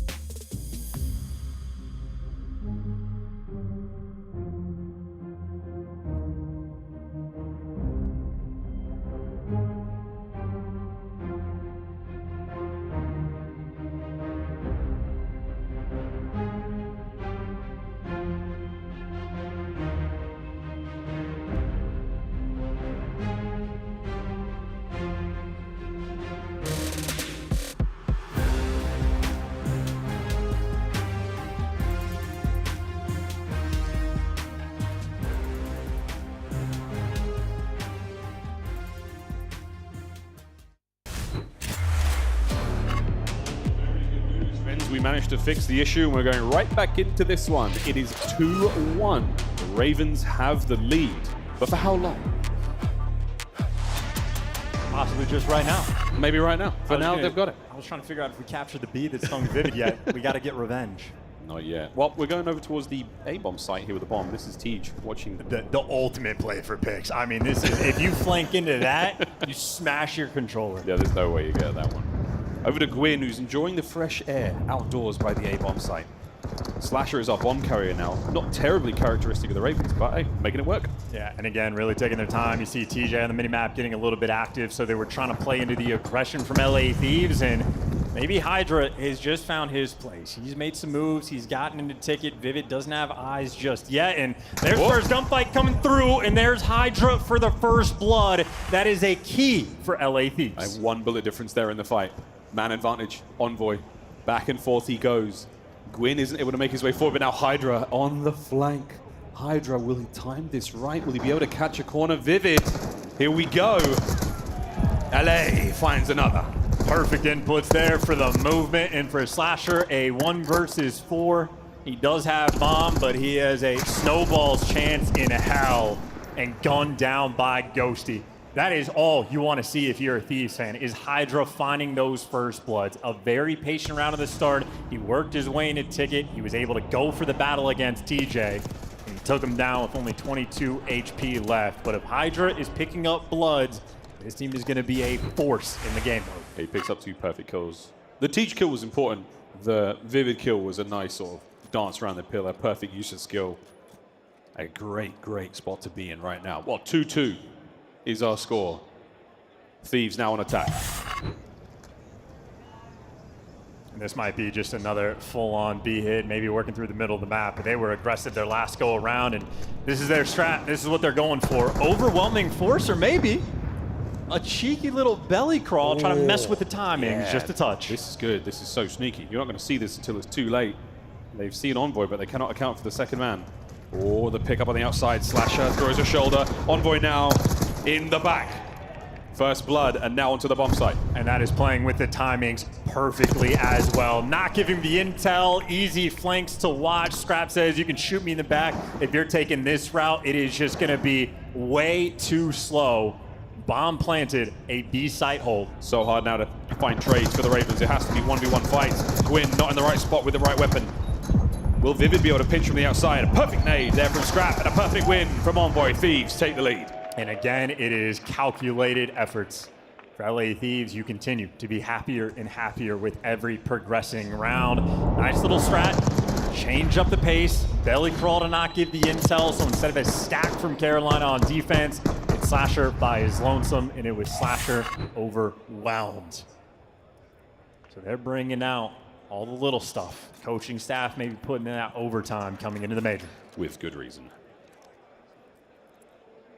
Attacking right now for Carolina.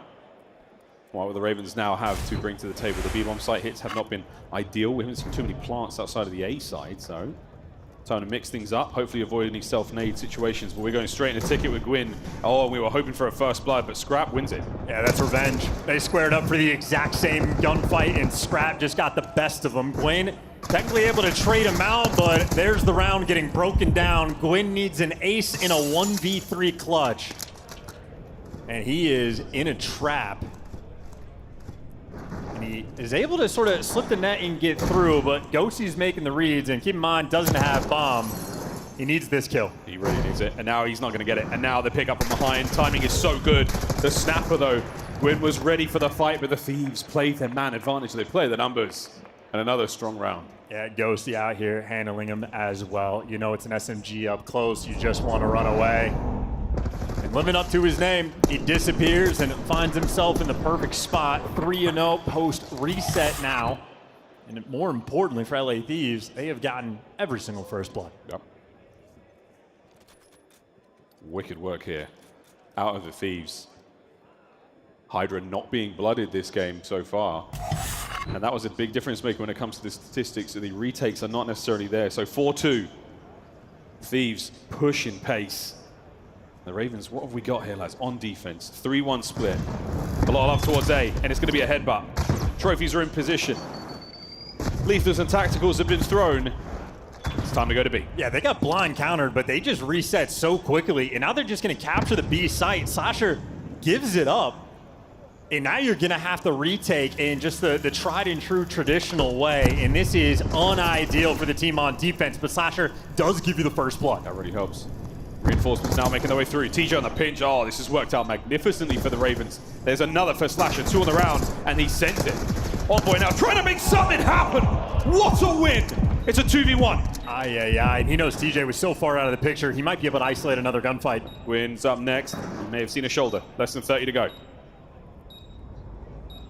The reinforcements now arrive at the bomb site. They press the fight. 1v1! TJ wins it with 20 seconds to go. And what an effort from Envoy. I'm feeling like Tej, and that is stressed out. That was so much closer than it needed to be, but credit to Gwyn and TJ in that final moment, just making sure you do something together. It seems dangerous to push them, but if you're both doing it, you play with the timings and you get the odds. But that was a hell of an attempt. But you kill the bleeding at the very least, but a secondary look, how close Envoy could have been. If TJ hesitates for even a split second, they get daggered and put on a top 5 playlist, but a round win is a round win. And LA Thieves will still be up 4-3. Slasher going back to his old spot. And I mean, the A site has actually been left completely open. Yeah, Ghosty posted, or maybe Envoy, someone calling in that RC car. Yeah, RC's on its way. As it trickles down the steps, the Slasher has got to identify it. Watch out. Now, good shots. Middle of the map now is going to be where we lay our attention. And again, the battle around Ticket. Gwyn and Hydra back and forth. Now a minute to play. Clearly working the B site, but LA Thieves, they have this stack, and Hydra, he's got the middle of the map, but he can also pinch at the blink of an eye. Doors being open, so that's the call. Players getting active. And Envoy doesn't get identified. The second stunt doesn't hit. The nade doesn't hit. He's still here. They've thrown everything, and Envoy has managed to dodge it all. Hydra on the pinch. Hydra, can't get anything now to the bomb site. Envoy pounces. Only gets damaged, no kill. And in the meantime, number 3 on the minimap, Slasher, he's trying to tell the boys, like, hey, the A site is open. If they're coming back, they're wrapping through spawn. And Slasher versus Envoy might be the battle. Envoy can bail you out. You see TJ picking up a kill, though. A 2v3 for Thieves. They're trying to recover now. Can we receive some sort of poise, Ravens? Yeah, you're going to get the bomb down. Watch out for the wrap through the middle of the map, though. That's where the fight's coming from. Gwyn has completely been left unaware here. This could be an ugly retake. The Thieves are going to take their time. Well, it was TJ that gives you the huge gunfight in the round, and it's TJ that might be the man in the mix. Cornered up. He's got the pressure. Not going to hunt him, though. He's happy to take his time. He's got intel on 2. TJ in prime position. That's huge. There we go. Gwyn finds a big win. Last man alive, Ghosty. And Vivid should have it. There it is. The Ravens pull it back 1 round at a time. It is now 4-4. And that's so clean, too. Slasher nearly sold, trying to get a little too aggressive. Envoy's able to get the pickup, but TJ is there for the bailout. And you see all of the information he was able to collect. That is TJ at his absolute best in those moments. Tied up and staring down the barrel. You need to clutch this if you're Carolina, because obviously the respawn edge is clearly towards LA Thieves. Oh, yeah. Well, we're at least on Hacienda. We'll see how the rest of them ones go. Attacking round now for the Thieves. What do we got, boys? Envoy has been an absolute monster. 8-4, but those are some 8. And they're attacking Vivid again. This is similar to round 1. Vivid, though, instead of being out towards goalie, more towards sidewalk. And meanwhile, the flock of the Ravens have flown through this B site. This is going to be hefty flank action. Vivid, his only job right now is to stay alive. If he gets 1, that's ideal. And now Envoy still in the dance. Now the quick corner check. And that's 1. Nearly 2. Actually, no, Hydra 100% health. That's absolutely fine. But he gets 1. He gets a lot of information passed over now. Will they go for the bomb plant? Gwyn on the heavy hit forward. They solved it, though. They cracked this puzzle. All the pressure's coming through on the flank. They realize how much is actually open, so they're moving over. Now it's going to be a B site plant, and the retakes on B are much more difficult than this A site. LA Thieves, they have read this round. Wait, Hydra, he and Gwyn are so close to each other. How did that not get noticed? And now Gwyn finds himself in a very advantageous position. Thieves down a man on the bomb site, but full pockets for Gwyn. Yeah, Ghosty, big responsibility. He's going to have to hold off 3. Stun checks force Ghosty out of position. He's got himself a table for 1 in the backside of the room. Gwyn now on the perfect checks. Doesn't check though. Oh, and that is it's something. This is something. This is a one of a kind. And Ghosty, oh my word. Nerves of steel. And just enough time for those players to jump the bomb. What a round. Oh, what could have been for that clutch opportunity? That would have been a hell of a play for Ghosty to make, but simply overwhelming. And if I'm Ghosty, I'm probably screaming in the comms, Envoy, whatever you do, just do not die. They have not solved it, but just overwhelming force there. And TJ, Gwyn, seems like those two are attached at the hip, always there for the trades. Yeah, that's a good submachine gun duo. Well, what a moment that could have been. But now what a moment for the Ravens. They managed to survive the shenanigans, the tomfoolery of Ghosty. You find yourselves here on that point. 5-4. Decisive and towards this A site. And it might be a blind counter as well. LA Thieves, I mean, the whole squad is showing up. They showed up, they got any trophies. We'll find out in a second. TJ hit that corner at max speed, finds his first. Beautiful. And what a bank there off the globe. Is he king of the world right now? He's got to be feeling good after clutching the round. And the nades going through, pushing everyone from the Thieves out of position. Gives you an A-bomb site, and so does Vivid. That is sensational. Dude, this has just been a first blood battle. That is 4 in a row for Carolina. Officially their game to lose. Hydra and Ghosty want to pull off some magic. Uh-oh. That's one way to get it done. Ghosty now, it's a technical ace for the win. A-bomb site plant, and now Ghosty. You've gone the right way round. He has all the time in the world to check this, and he might get gifted even more time if Slasher hits the bag.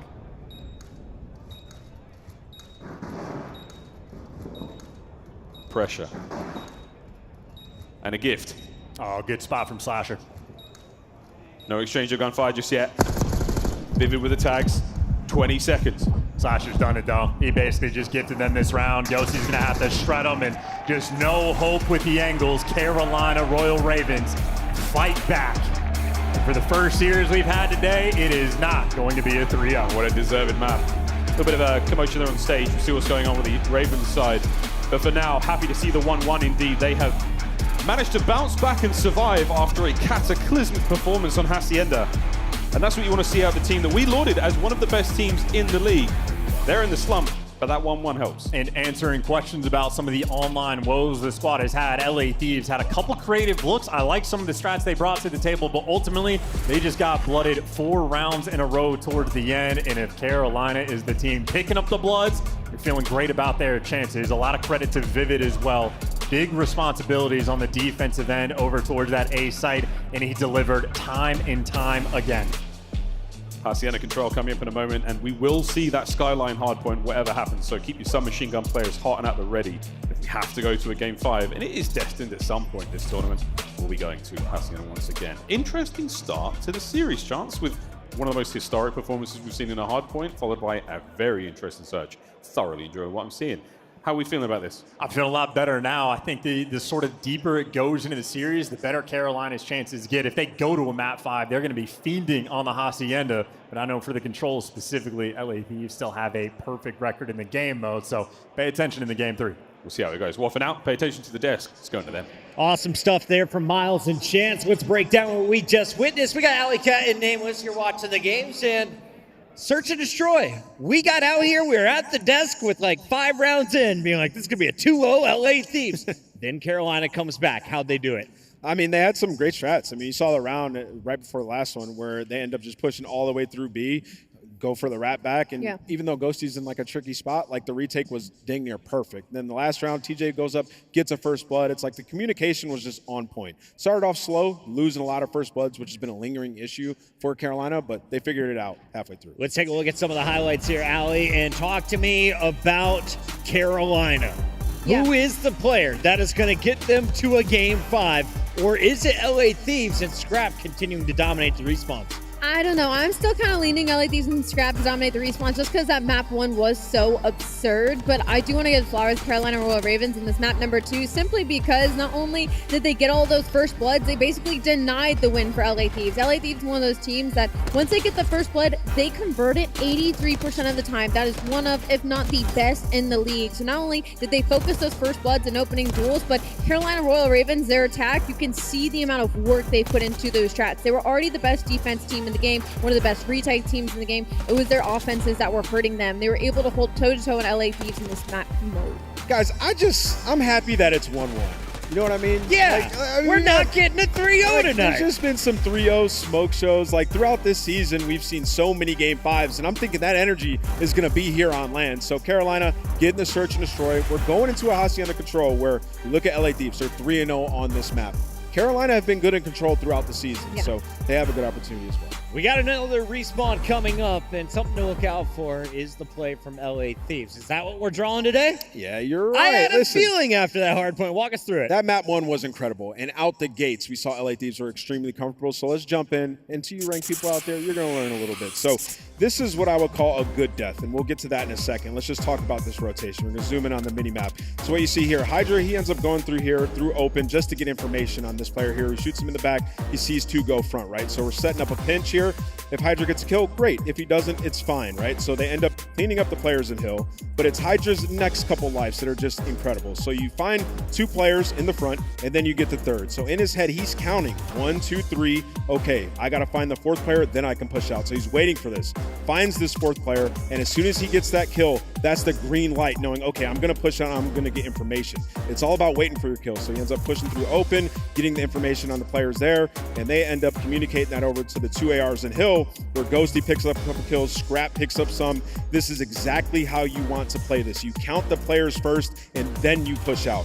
And after they respawn, they just have a perfect setup where Hydra gets the middle door, you see a player watching the back, and 2 in the front even watching the water push. So LA Thieves looking very clean in their communication and when to push out, counting players. It was flawless. That was 1/5 of LA Thieves' points. That was an 11th of the points we saw from the Royal Ravens. 45 points at the end of that game. That may be the worst beatdown we have seen in Black Ops 6. It is. Let's take a look, though, at a reason why it could be happening. Scrap with a takeover performance, topping the leagues with a 2.56 KD for a single map. That's the best we've seen. And it's hilarious considering we all know how horrible Scrap has been at Hacienda Hardpoint Online. He literally doubled the amount of kills that he would average on that map and sets a record. Unbelievable. Doesn't hurt to have 123 seconds of hill time. We'll see. Do we get another performance like that in Game 4? Before then, we got a game number 3. Our casters will be ready in just a moment, and we will be rocking this one through. Nameless, what do you want to see more of from Carolina in the second half? I mean, I want to see Vivid step it up in the respawns. I mean, he looked pretty good in the search and destroy. Some of those rounds, he got a huge kill when they all tried to push him. So maybe he got some confidence. Now they're comfortable in a 1-1. He can turn up here in Game 3. Miles, I'll give you permission, my man. Go ahead, brother. Go ahead. Yeah, just go. Make your way over. The fans were holding him back, but he's wall. ready to rock. Here we go. Miles and Chance to bring you game number 3 in the best of 5. This is for a spot in our winners bracket round 2. Gentlemen, take it away. Definitely not my first rodeo. Here we go. Woo! You'd never know. You'd never know. So secretive. So Let's go across the venue. We're ready to rock and roll into our game of Control Hacienda Chance. How are we feeling? You're feeling good if you're a Thieves fan. It is a perfect record on the map, and on the flip side for Carolina, they have shown great fight on the defensive side of things. On offense, though, these guys have struggled. So there's a clear path forward for Carolina. They know what they need to work on to actually see success on this map. And I know on Hacienda Control specifically, the SMGs have been running the show. TJ and Gwen got to step it up just like they did so on the map number 2. Got to carry that momentum through.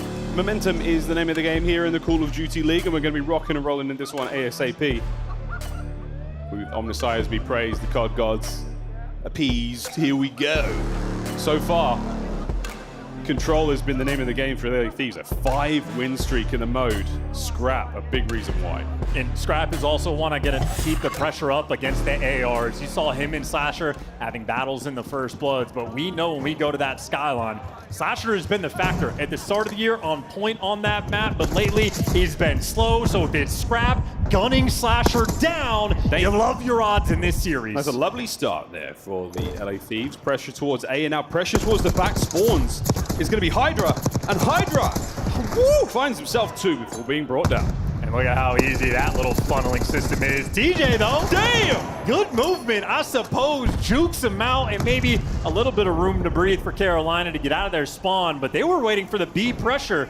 The zone's over towards A. That's a tick of progress already. Whole tick already, and you have a 2-man stack for a moment. There's a little bit of back and forth now.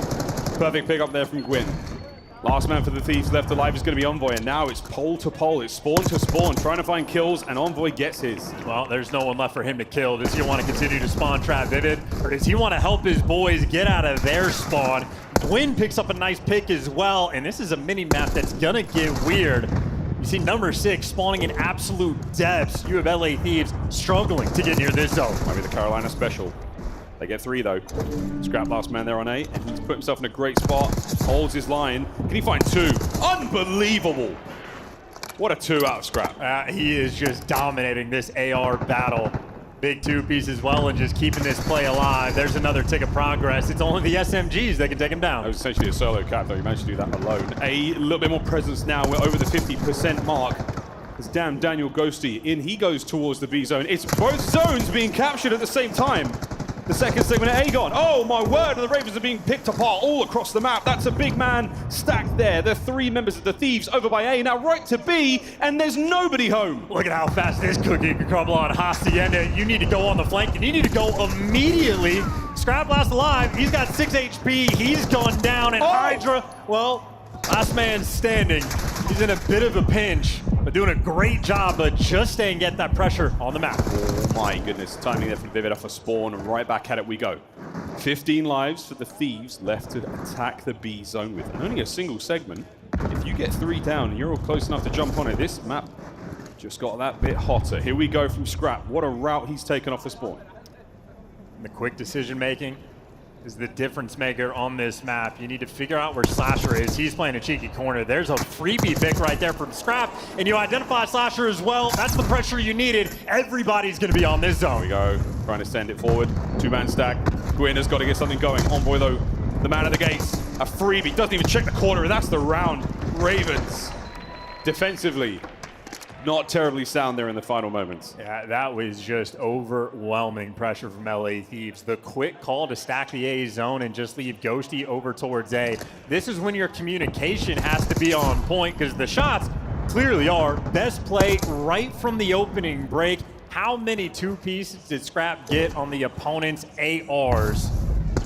Completely dominant, leaving Gwyn with nowhere to go. Well, we're already seeing some good looks there on the attacking round. Thieves will take the lead. Quick swap of the sides. See how the Thieves defend this one. We've seen some really good defensive rounds out of this team. Again, pressure towards spawns. The traps are very, very effective here on Hacienda. The sort of funnels from spawn. It's a classic 3-lane map chance, but it gets real tight towards the end. Yeah, a classic 3-lane map with the new addition of the sort of open dark room that Gwyn is currently taking space for. Things can get wild, things can get crazy. Oh yeah. And a mixy opening break as well, a 2-2 split. Vivid, the solo capture on the zone, but you see the Thieves players, they're playing for spawn kills. That means if you're on the zone, you don't know where to look. And if you're coming from your spawn, it is a pain point, but they got the double capture rolling through as well. Vivid switching things up on the B zone. 2-man hit now through mid. Slash has got eyes on both. Picks up 1, straight to the sidearm. 3 down. Last man left alive. Plat Envoy. That's big work there from the Ravens. 2-man stack still over by B. And if we know anything about Envoy, he loves the flank, but this pressure's going pretty quick. LA Thieves, though, they're squaring up to jump on top of it. They're going to have to do so right now, winning the gunfights, taking the men outside of the hill, and everybody falling like dominoes. Missed opportunity from Carolina, but if you're feeling like Tej, you're feeling like the 2-piece. He's keeping the play alive. Gets Ghosty as well, and TJ's managed to keep his boys in this. Pressure now through mid, reinforcements arrive, Scrap holds them at bay. Slasher brought down as well. Can TJ complete the capture? He cannot. He's trying to hold on to the position though. And the timing of this is so unfortunate. He catches at least 1, 2 now on the cross. Eyes on the next. Can TJ keep this life going? No, he can't. Ghosty's on it, and the B zone's safe. And this missed opportunity is going to be painful because you're just having time and lives drain. LA Thieves right now, solid on the defensive hold. Big gunfight to win, though, and Gwyn's there to win it, forcing an AR to get up nice and close, but Scrap, maybe just the mind games getting in their head. Okay, Scrap is a force of nature now on Hacienda. He sold his soul, and it's paying off so far. Second Sega 8, long gone. Here we go. Envoy, are you able to catch these players out? You check the wrong corner and you get brought down, and that should be the A zone taken care of. Last attempt now to stop it, and Hydra finds 2 before being taken care of. Straight to B, a 2-man stack with no trophy. You win the foot race, now you just got to win the gunfight. Square up from the front, Slasher looking over top. Oh. Good tags, does he have the support from Gwyn? Players in the hill, everybody's in front of him, but you get traded out. This play's still going. Slasher holds the contest, he holds his nerve. Can he hold the kills? Here comes reinforcements again. It's Tej! He finds 2! The next man up top is the Ravens. Oh, no! Vivid gets it. That's the capture done. And how fast the oscillation happens on this map. Your comms have to be on point. You see Carolina nearly going too quick from A to B with Hydra shooting 2 players in the back, but ultimately they deliver, and it's TJ that, again, moments like this to keep his team in it. This was shortly after every single one of the Ravens fell. He picks up a big 3 and just completely resets the map. Huge moments from Tej. Feeling like Tej, Madrid edition. Here we go into round 3. The Ravens defending now. We'll see if they can keep their mettle. I mean, both teams have had their success on the attack. Ravens statistically, not where you wanted to see them, but here we go. I was going to say, how much you want to bet they don't square up in the middle of the map against the AR players. They're taking routes instead. Gwyn takes full control of Dark. He doesn't have anyone to back him up behind, so that's going to be a big bit of kills. And now the top side of the map is completely dominated by the Thieves. And now your spawn dominated by Hydra. He sends it forward. A little bit of suppressing fire, pushes him back over towards the zone, but he just gets to stack it now with his team. Yeah, these opening breaks from Thieves on offense have been on point, and when you dominate it in round number 1, see Carolina just giving up so much pressure. But now in the retake, stuns are clean, trades are on point, Scrap overwhelmed in a B zone, only a single tick of progress is going to go through. The defense holds strong. Yeah, so does Ghosty though, so you still have presence here on the B side of the map. Envoy takes care of business in the office, a 2-piece for him, and now he has to look for TJ. He knows that player is there. Single man, 2-man on the A zone there, now brought down to 1. TJ's taken care of, so that is again a big win in terms of the map department there for the Thieves. Just the patience game, and they're going for a double capture as well. Ghosty is always attacking this B zone, while you've on the flip side, Scrap solo cap in A. So Carolina have 2 jobs they need to do at once. At least you get through office, it's going to open up the map. Can you get through the top? There you go, big damage though there in the Gwyn. So Scrap's not going to be able to just jump on this. Can you get him off? Yeah, he runs away of his own accord and wins the fight. What a turn. But it's now reinforcements through the front line. Envoy finds his. There's no one there left from the Carolina boys to do what they can to keep him off of it. Tej now pops out of the darkness. Can he get Ghosty as well? A perfect stun, another 2-man stack, and this is huge. The A zone should be done. This is a masterclass on the objective right now, and that will seal the deal. A zone gone, and they've already got a little bit of progress over towards that B zone. LA Thieves are just forcing Carolina to fight a 2-front war, and poor Vivid, how many times have we watched him walk out of spawn and just getting trapped in? Unfortunate sight to see, and the pressure's now on B. I mean, the good news is he always gets a little bit of damage in, but the bad news now, your setup's been cut in half. Oh, 3 down, that should be the round. Another attacking opportunity here for the Thieves, and look at that baby fly. Map point, LA. And we might be having ourselves a little offensive shootout. Oh, so clean there from Thieves. And again, it is that constant pressure on both the zones. It is such a difficult thing to deal with, especially when they're just so efficient on the spawn kills as well. I swear, if we were looking at the heat map for Vivid, he spent a lot of time tucked in the back. That's a lot where he's taking his fights from, dealing his damage. It is not an easy thing to do.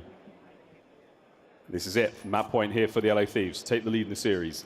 And Ravens, your first attacking round was good. Can you do it again? And then we find out who gets defense-based, essentially all on kills. A strange situation to be in, Chance, on a map where you want the attacking round. Or at least these teams do. Yeah, apparently. That's the way she goes. opening breaks, though. LA Thieves have been pretty on point. TJ, though, flooding through. He finds the close range gunfight against Scrap and right towards the A zone to stop the clock. Slasher wins his ones and a nice snap. Easy trades there from Slasher, and look at the idea. It's the two-front war. This is a nice look out of the Ravens. Will you be able to maintain, though, boys? That's the hard thing. Poise. And now efficiency on the attack. Quinn, you heard a lot going on the inside there of Office. And here we go, red dots to chase. A nice two-piece and a perfect pickup. Scrap now making his way towards the zone. And again, you've slowed this play right down. Over halfway through the B zone. Quinn can't get any more. Slasher has to survive alone. Second segment done. This solo capture is just so slow. Slasher, though, at least staying alive. A little bit slow to actually take him down, but that allows TJ to get in position. 2v2 effectively on the map, and TJ, you see it, he just wants to keep the Office in plat control, but he has been just waited out. Scrap too patient, and Thieves effectively still in control. Thieves have never run up that plat stair. They've never given those free kills. They always go back through Office. 50 seconds. Tej continues his run through the upstairs. Gwyn has Office, spots Hydra, big win. As he keeps this top side of the map covered. Now a little bit of pressure towards B. Mid-map though, Scrappy takes a little one there on Tej. That's enough to hop on the objective. Envoy will be the first player to chow. It's him and Hydra working together, and 2 SMGs, overwhelming. That coordination is perfect. A little unfortunate moment there for Gwyn. Nice work there from Tej. Picks up Ghosty from behind. Over to Hydra. Now trying to fight his way out the front, but the pressure is now on. Quick contest. Hydra brought down. Oh dear, the plat's falling to pieces. This should be it. The B zone left alone. And they got a man on A as well. TJ's already starting that capture. B's going to be chalked up, and now you're trying to go for the A zone. It's getting red. You cover the rock hallway. Carolina, they're pulling this off. Pulling it away, all from down low now by 5. Vivid finds one over the close corner. Tej can't get it done, but the trades are there. Now Gwyn keeps the capture alive. Can he win the fight? No, he cannot. Envoy saves it as the Thieves live to fight another moment. Oh, they're getting funneled, though. Everybody's getting funneled. Vivid overwhelmed. Couple players dealing with their spawn. Slasher's looking for the spawn trap, and the SMGs open up the map. And now fighting forward once again. Ghosty with a quick route, trying to get back up top. And Gwyn seemingly X-ray vision for Gwyn. The contester on point. Hydra flies out, and that should be it. Gorgeous. Surely. What a bit of work from the Ravens. Here we go, final round. Who gets defense? You don't want it for the first time in COD history. Yeah, these boys are learning, and they are learning quick. How fast the maps can change, what we think about it on day one, the weeks go by. And these two teams just capitalizing on that two-front pressure, always attacking both the zones, setting up the spawn traps, and that like fluidity we're seeing from like Gwyn up top. All that Office control and Slasher's crawling out. No, they're getting Pasco pick up rock so quick on the jump. These guys are reading the map, but on the attack, it will be LA Thieves for the final round. Yeah, and they do 3 attacking rounds in a row. Which a super different look, by the way. It's a full-on B hit. Carolina are going to be here, but they've dominated every single opening break. Oh, well, we're going to see some players make their way through the dark corridor in a second, but there's the damage from behind. Scrap, heavily tagged up, not enough to get any kills out of it. It's a big old stack right now. It's the entire team. Shoulder to shoulder, a 4-man moment. Surely you read this there. Second segment done. You're nearly complete. The trophy system is banging away in the background. A quick contest, no. B zone gone in record time. Yeah, and you get 30 lives to work with. The capture A as well. A little bounce back moment from Carolina, but every offensive opening break from LA Thieves has been perfect. I'm telling you, the coaching staff has put in overtime. And that's all 4 dead. Bad looks there from the Thieves. You started things off great. Now you're back in spawn. Are the Ravens able to set up here and cause a problem? Gwyn pinched up. TJ can't get anything out of his life. So now fly forward, LA. You've got an opening. And it's just so quick to be able to get out, and they're grouping up together to hit down low. Gwyn almost needs to give you 2 here. And now a big wide route taken. Gwyn's going to be more than annoying here in the middle of the map. Nice work there from Envoy to stay alive for as long as possible, where he's brought down, and it's 21 lives either side. And they just played for the pinch so well. They knew they had to get out of spawn, and now Hydra is in fact the guy setting up for the spawn kills. A lot of players getting traded out. There's Hydra controlling Office, and as long as he is alive, his teammates always have a lifeline. Timing from Gwyn. Beautiful. Catches out one on the attack. A minute 10. The Ravens have held this at bay. It is the defense for Ravens that has been their biggest bastion on this game mode. relying on it now, and they're ignoring Hydra. If LA Thieves aren't going to step on the zone, there's no reason for these guys to get active, but once someone steps foot, Vivid wants to move, they get him out of their corners, the action happens. Trades are on. The capture's still going. What a nade. What a pinch from Tej. Oh my word, he finds 2. Scrap there on the trade. Keeps the capture going. 1 segment down. 2 to go. For Carolina, you slow the pace down again. You don't have a ton of space on the map. Gwynn's going to capture a lot of it on the flank, and a big gunfight happened on the right side of the mini-map. Envoy wins one on TJ, and Gwynn falls down. Now LA Thieves, it's all guns forward. Ghosty has managed to catch out Vivid on the run forward. It catches him on the sprint, and now onto the zone. A big stack. Trophies are in position. Boys find a corner, settle in for the hit. Here we go, and that, folks, might be the map. Oh, counterattacks in. Tej finds it, but that is the last man. And he's wearing the white and red of the LA Thieves. Attacking rounds once again. The name of the game there on Hacienda as the Thieves take the lead in the series. And that advantage is gonna go a long way. In offensive kills, the difference maker. And credit to the coaching staff, because again, those opening breaks every single time was absolute class. They had 30 lives to work with before they captured the B zone. It doesn't get any better than perfect. And on the offensive side of things, I don't know if we're gonna be able to check it out. I think I saw a crash, but no, there you go. Scrap, look at it. 32 kills, 23 of them on offense and 12 on the objective. Scrap, the objective mastermind. 15 tiers captured. Main Slayer, objective maker. Even in map number 1, the Hill Time Collector. He is Mr. Do-It-All. Good for Scrap, man, because he looked like the worst player in the world on Hacienda in the last couple of weeks. He has turned it around. Testament to the work, testament to the mindset. That is beautiful stuff. And these are nice highlights, man. This is a perfect way to play Control, man. You really want to get those players stacking the points together. Teamwork made the dream work for both of our teams in this matchup in a great way. So beautiful, beautiful work. That was a great game of Control, and it really came down to the wire. The battle of the trades on A, as we've seen so many times, you have to expose yourself so much in order to get the kills on the player capturing the A zone. And that time, the trades, it went down to the Thieves. Good stuff with them. And a great way to take the lead in the series, Chance. Yeah, and it can take a long time to sort of set yourself up for that A zone capture, but that was a beautiful thing for LA Thieves. They had 20 attempts to make it happen because they had 2 minutes to work with just because of those breaks, but everything on point. And I know sort of the most important thing to pay attention to, at least in my mind, going on to the Skyline. While SMGs run the show, in the first 2 weeks, Slasher seemed like a god amongst men on the map. Well, now he's going against the Titan that is Scrap. He has had his number in the respawns. I mean, devastation in the map number 1. And obviously, we saw from Scrap 28 non-tradeds. More than any kills any player on Carolina was able to collect in total. That's the man to watch. That's who we're going to watch. Skyline Hardpoint on the way, folks. This is for the series for the LA Thieves to advance further into our bracket, or is to drop down to the lower for the Ravens. If we do get a Game 5, of course, Hacienda Search and Destroy, I'd hope so. I really would. We get around 11, bingo. We'll find out how that goes in a moment. But for now, yeah, Skyline, all the submachine guns are hot. And that's the beautiful thing of thinking, for me, this entire map is going to be sub-heavy. But when it comes to the ARs, Slasher, what was it that made him so special at the start of the year? He just had that sauce. I don't know if it's necessarily like sort of like an attachment thing. If he just like, I mean, he's been very vocal on Twitter about how much he loved Quick Draw initially. So maybe something as small as that is like the sort of fine tuning of the gameplay. But I know if ergonomic is going to be sort of that like meta, that means you're going to have to slide around a lot more, get a lot more active in Slasher. One of the oldest, if not the oldest player we have in the league, the 30-year-old Thanos. You know he is a Lanimal. He always steps it up, but this is where he has to step it up for the team here in this map number 4. This will be a fantastic run.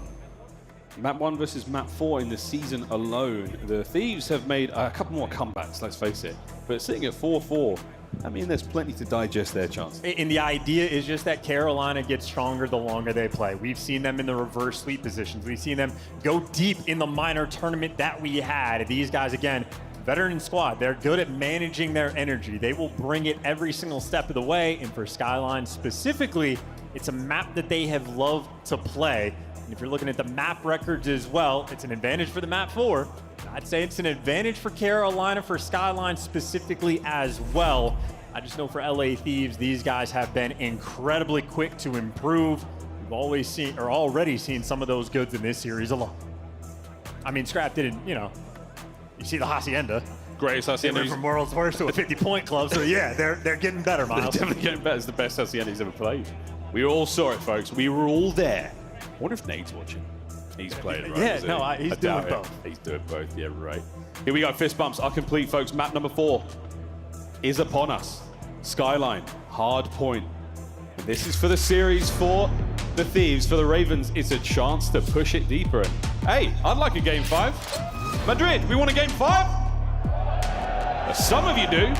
Some of you want another beer. Let's get it. And again, that 1-2 record with an average net loss of 30 points per map in a Team KD, LA Thieves have assuredly not found their form on this map. And we know if we're thinking long term, Thieves are a team thinking about championships. You need a deep map pool. They got to show us something here. Here we go. What a building. A structural marvel. It must be very windy up there. We'll find out who's got the windy shots here as we start things off. In the opening hardpoint time going to the LA Thieves, who get themselves in there ASAP. Scram finding kills, you name it. It is just a hurricane of madness to start things off as the crisscross kill feed ends. Yeah, trades on trades with Slasher. I like the start that he had. He was able to pick up 2 kills and sort of keep play active, but then looking at the kill feed, that is nothing but white on the left side, and that is LA Thieves in prime territory. Hydra just made a guest appearance to their spawn, and Envoy wants to find his home inside of time, and that is a 4-man wipe. Ghosty laying down the law. Hard blocks though, doesn't let anyone now flip, so good stuff. Envoy, the time and the hops.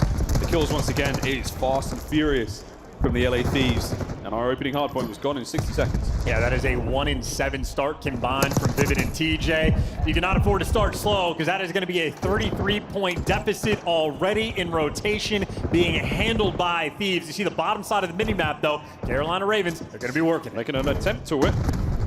Guns are up at the ready though. No one's getting close without a bullet or 2, and that's going to be 2 kills there. Oh, through the front door. Gwyn finds his. Trades are immediately in there. There we go. Gwyn and Tej on the break. Well, maybe not a break. They're at least keeping the time a little bit white, and Hydra just an instant response. And now you're just hoping and praying that you can handle them, but you cannot. You get bullied, you get beat down, and this is going worse than the Hasi. Say it ain't so. Oh, Slasher not letting that happen. Good stuff. Over to Kitchen, Ghosty finding him. Lovely damage to the Gwyn as well. This is the first time we're seeing a rotation won by the Ravens, but on a map like Skyline, I mean, you don't really necessarily rotate, you just spawn up and look towards the hard point. So this one is about to change hands again. If we can get a couple of kills here for the Thieves. What a blistering start though to the map, indeed. Scrap with a sub alongside Envoy. There's the break you wanted, and there's a new hard point, and still a perfect record. This is Skyline, and they have 0 points. GG go new, hard point. I mean, there's a gap in Scrap right now. I mean, he's just calling game. 11-3 start on a 4-speed. Slasher trying to flank. Red, easy reads, taking down Gwyn. He's just gonna be the next man in line. Gun to bed, and this is about to be 100 points to nothing. Carolina, wake up. They cannot do it. In a deep, dark sleep. Through the back. The last bullets there from Tej don't help out. Slasher finally gets a player off the point. Are you able to get another kill? No, you are not able to get any hard point time here. A seemingly perfect kitchen and a perfect scoreline. Unprecedented behavior here in the COD League. 15 seconds to go. Can the Ravens win a rotation? They cannot, dude. Envoy for 2. Can you imagine getting on a 9-hour flight to get embarrassed like this? This is P4, gentlemen. 0 seconds for Carolina. Trying to make their way through the top side. Envoy from the back, keeping them at bay once again. Can TJ get himself through top? He cannot. Goodness. Envoy on a 10 spree, 13-2. This is a historic performance from the LA Thieves. Slasher through the top. Damaged in, dealt with. Perfect map awareness right now. 1 shots from Dylan Hannon. 140-0 still. These are going to be the most vile comms we have ever had in Call of Duty. LA Thieves finally give up a point. They've done it! And now the time ticks for the Ravens! Oh, brother. 8-27, sorry, 8-28 combined from TJ and Vivid. You have Envoy, most time collected, nearly the main Slayer. And if we're watching your objective-minded SMG anchoring spawns with an AR, maybe chalk it up, but finally, a sign of life CPR has been performed. And unfortunately, there's a hellstorm. This is already one of the best comebacks we've ever seen in the league. Okay. From nothing. Okay. Up to 35 Ravens. The first set was historically bad. And I mean, look, we're just going to continue to make history. The opportunity for two 50-point clubs, excuse me, in a series, you never know. Octane's donut all of a sudden doesn't look so crazy, does it? It does. It 0-12 is nuts. Yeah, for the dub as well. Shots out of Slasher. P1's still yours. Envoy's tagged up on the approach, and that's 5 now in a row for Slasher. At 17 and 13, he is trying to will the team through this one, as it is a tough scene. But they've got the hard point. Hey, got the left. You lost it. That is 4 men down. Yeah, GG, brother. That is so chalk. That's going to be a big one. Left-hand side of the minimap full of thieves. Not pickpockets. Oh, it's everything from white-collar crime. It's fraud. It's everything, you name it. They're doing it all. Now the approach down low, though. Envoy cut down. It's a perfect attack. Last man up, and about is going to be Ghosty, and he's now hurt. I mean, he's hanging out, though. Wins the gunfight, trying to block those spawns. The Carolina player spawns out across the map. Even your backline right now making the big plays. And unfortunate timing, but TJ became the backline, and he just gets welcomed to a grave. 120-point lead now from LA Thieves. A victory lap on Skyline. Not over yet. And it's a huge amount of damage dealt there to TJ, but he still stays alive. Kitchen we go to once again. 20 seconds before we have to really get going. And at this point in time, the Ravens find all the kills you can, do what you can to get them now off of P2, but this has been an unbelievable game so far for the Thieves. I don't even know which score streak Envoy has. How many points did he just get in a row? Is that the Dreadnought? I think it's the Dreadnought. Honestly, Envoy, if you can hear me, call it in. Do it. If he can hear us, that's a problem. Do it. Call it in. You're allowed to do it. We make the rules now on the fly. Call it in. Rain it all in, boys. He's found another 23 and 8. These land performances are something else, folks. Right through the front, though, Vivid gets his, and nice turn. Beautiful damage there with the dives, and everyone is getting their piece. Ghosty at the point, another one. 220. Now the victory lap. It's Ghosty's turn in the feed. Now from green, everyone from the Ravens fight your way forward. Try to get on the point, try to put an end to this hard point one way or another. As Scrap finds the kills, it's coming to an end. Yeah, the Carolina Falcons getting picked apart in hardpoint. Here's another score streak rolling through. This is clinically absurd. You got on a flight for this. This is winner's bracket, make no mistake, but LA Thieves will carry this momentum in the tournament. The most dominant Skylines we have seen. The most dominant respawns we have seen in hardpoint. Since the beginning of the game, the Thieves have found themselves once again. And there is more to be played here. The Ravens camp definitely not looking like themselves. But for the Thieves, you absolutely look like your old selves again.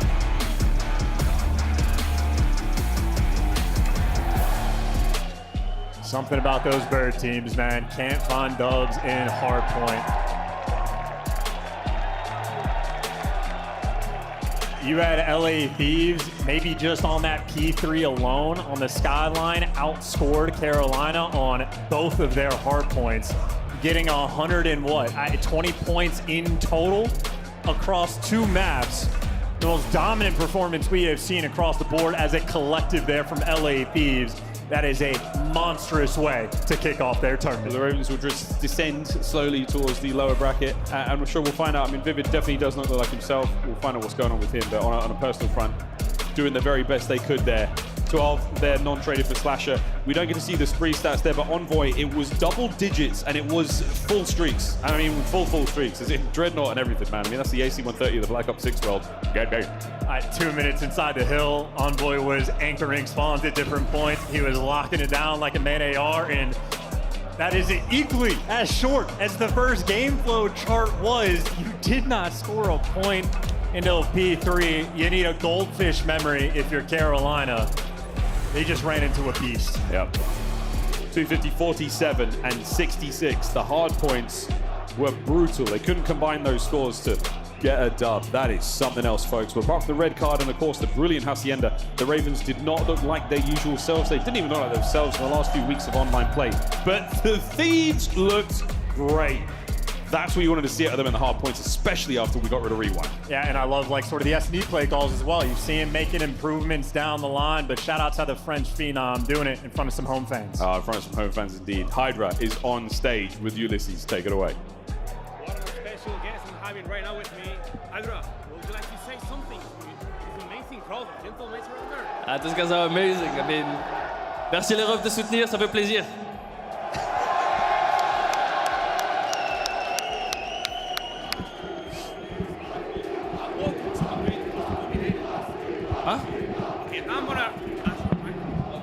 Sorry, my mic was not working, but anyway, these people is amazing. They're cheering for you every single time. But first of all, welcome to Madrid after dominating this last map. Are you willing to taste any Spanish tapas? Wait, what? Are you willing to taste any Spanish tapas? Because after this map, you must be hungry. The Spanish? Tapas.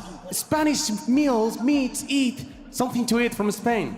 You already taste a real good tortilla. Oh yeah, thank you guys for supporting us. I mean, that's... Wait, was it not that? Do not worry. Let's go with the next question. Let's talk about Call of Duty. If not, you're getting nervous. Okay, which are your expectations on this major? What my expectation? I mean, winning, yeah, obviously. I felt like I've been playing pretty poor during the stage 1, online at least. So I need to like figure this out by myself and make sure my team is doing good. I mean, yeah. And also for the last, which team you would prefer to face in the next phase? Would you prefer to play against Miami Heretics or Optic Texas? I mean, obviously Optic. I mean, I've been losing a lot against them, so I need some wins against them. So obviously Optic, yeah. Gotta be a good match. And also, we have all these French people around that is cheering for you. Would you like to say something to all the people who's following you around and home, and also for the people cheering for you? I can't even hear you. What did you say? I was asking to you if you want to say anything to this incredible crowd that is around here cheering for you from France, and also the people following you at home. Yeah, I mean, you guys are amazing, honestly. Merci les refs de soutenir. Merci d'être venus. Ça fait super plaisir. Première fois qu'il y a des Français qui viennent, donc ça me fait plaisir, super plaisir. Je vous remercie les refs. After these nice words, keep cheering for this guy, and let's go to the desk with Pocket. Thank you so much, and shout out to Hydra. You guys have no idea how loud it is in this venue. They get the job done today. And Alan, I want to start with you because you were confident in Carolina. Your team combined for 113 points in 2 hard points out. They were really close to sending it to a map 5 still. Oh, that's how we're going with this one? Yeah. That's copious. 6-4 the search, round 5, Hacienda, they're close to pulling. Sure. All right? I respect it. Roll You the know beautiful what? bean footage. Oh, this is gorgeous stuff if you're an LA fans. Nate Shot is somewhere smiling, looking up Marvel Rivals, but take a look at what his squad has done. Hydra on the SMG, but for me, I noticed this team is playing on a different level because everyone's re-challenged. Something that you don't see as much online. They are confident in these games tonight. Yeah, and this is the LA Thieves that we saw early in the qualifier where they're just challenged, just so confident things are going well. They're just going to pummel their opponent. And like, keep in mind, this Carolina Royal Ravens team, phenomenal throughout the qualifier, right? And then in the minor, they get top 2. So you look at this, you're like, this should be a close matchup. The hardpoints, that was the biggest hardpoint beatdown we've had the entire year. This Thieves team, man, maybe they are the scariest here. Who knows yet? I don't know. I mean, their whole story was being the best hardpoint team when the season first started, and that we saw them kind of falter just a little bit in the last few matches, specifically, you know, a very lackluster minor. But again, we talk about these players. These are all players that show up on LAN. We talked about it beforehand. Like, you've got some winning kids on that team, and they showed it here today. I have a 2-part question, Alan. Everyone in chat was calling out an individual from Carolina. They're singling out Vivid for his performance. I saw he had 10 kills in that game 4, but he had 70 more damage than one teammate and 70 less damage than another who had 9 more kills than him. Is Vivid playing off right now? What do you need to see from him tomorrow in the elimination bracket? It's really tough to put like an assignment onto Vivid because he's always been kind of a dirty work type player. Yes. He did that when he subbed in for Dallas Empire. He did that well. He's done it well when he's been in Challengers before. It's just he's not going to be playing in a role that is going to be a kill leader or damage leader. He's playing the selfless role. Now, that told, he needs to be playing better than what we saw. You can't come out of 2 hard points and barely escalate over 100 total points. So something has to change and get lit up there, I think, when it comes to their respawn, especially from Vivid. I think in general, yeah, he does need to step it up, especially in the search and destroy. I will say after this series, looking at it, I can't just say it's his fault. No, you can't just say it's like, I mean, you look at it, fault. they got cooked. Yeah, squad fault. But also, like, Vivid's in a new role. So a lot of these maps, he has an AR in his hand, typically an SMG player, right? Yes. So, yeah, they got some stuff to figure out, man, because losing like that, going down to loser's bracket now, your confidence is an all-time low. Do not ignore the damage column when you look at the final kill leaderboards, but when we are looking at the leaderboards, you can't deny what Scrap did in game number 1. It's your Scuff play of the game, a league record.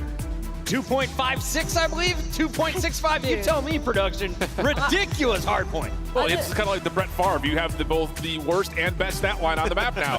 Touchdowns, interceptions, lowest kills, top kills. That's how it goes right now. Yeah, Scrap's a beast, man. I mean, we were waiting for this. Hacienda, obviously, Ali, we had some good fun trolling him. Some good fun. About how bad he was, and I think he, like, doubles his total kills on that map after this one. Yeah, what a kickoff to this series. I'd love to ask him. I'd love to be like, what? Was it just because you spawned in on land, dude? Like, what is the difference? Because it's literally night and day. Because when we talked to him in the interview, he was like, dude, I don't even know. I'm getting shot in the back. I don't know what's going on. And then the first map in, I mean, we're loading on Hacienda, and he drops 2.56. Like I said earlier, literally doubling his average on this map in mode combo. Also, that 123 is over 2 minutes of hill time for those of you bad at math at home. Well done, Scrap. 2 minutes of hill time and a 2.56 earns your Scuff play of the game. And that is now match 3 in the books. Let's take a look at our updated bracket. Alan, we've got one more to go here. Yeah, and it's an interesting matchup because I think all the Optic fans know what the mojo looks like when they play up against Heretics. Sometimes they just catch them off guard, but this Optic team is looking pretty nasty right now. I feel good about their chances of getting into the upper finals. I think I just heard Optic getting booed as they were setting up on this stage. Yo. It's getting spicy in Madrid, and it's just day 1. When we come back, Miami Heretics put it on for Spain against the best from Texas.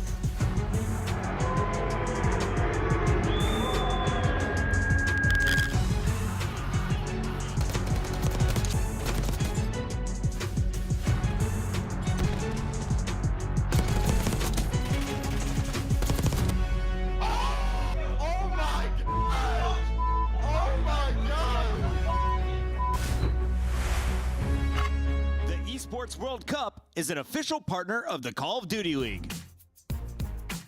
Upgrade your game with the Scuff, the official controller of the Call of Duty League.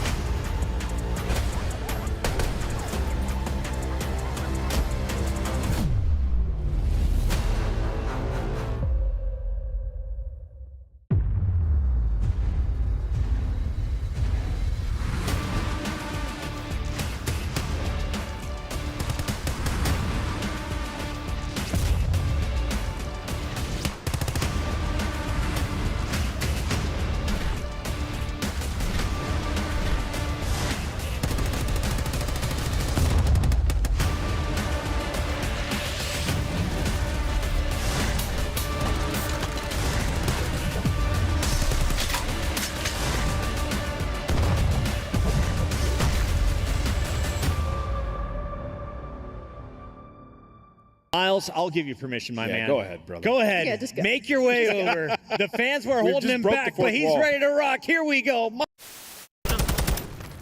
Just under the staircase.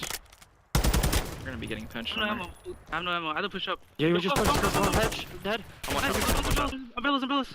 And just don't line up with me.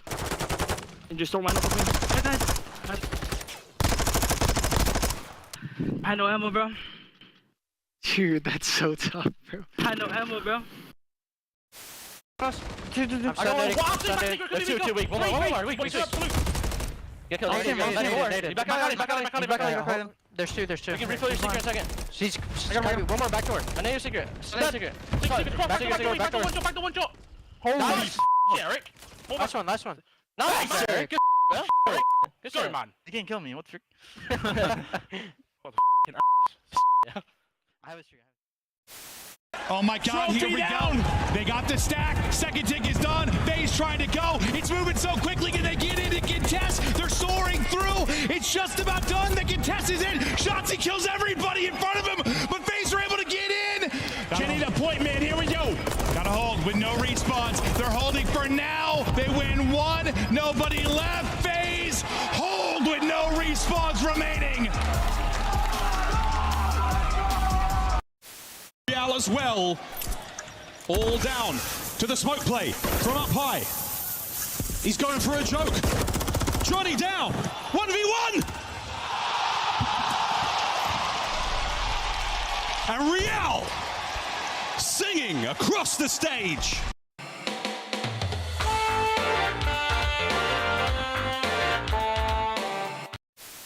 Different spot. Trying for a different spot. Oh no! Laugh it up, Chuckleberry Finn! I think you're having a great time! I'm trying to travel cut. Purpose up cut and shot up. Oh, we can't travel this? Well, that's right there. At least slow the middle. Oh yeah, I forgot. I think that this side. Nade hit one a couple times and stunned mid cut. What am I doing, bro? One guy's a mid cut. Been magnificent. Miami take the lead. They're trying to close it out.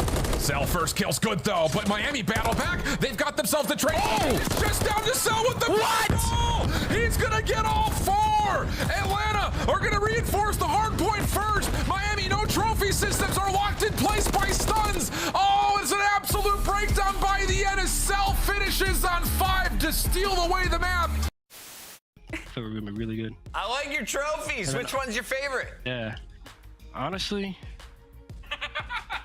I don't know. This one seems like insane. Look at this one too. Like this is crazy. Like the golden nut, baby. The diamond nut. Excuse me. You know what I'm saying? How could I not be like?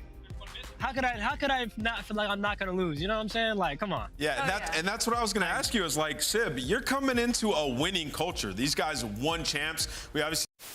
Wait, in the middle, run. I'll get bomb checks. I'll go top and get bomb checks. Alright, hold pinch fire. Make sure somebody gets bomb checks. I'll get bomb checks. He can go third. I'll go forward. He's telling you. Back him up. Not weak. He said he should be sent. He said something. What was that?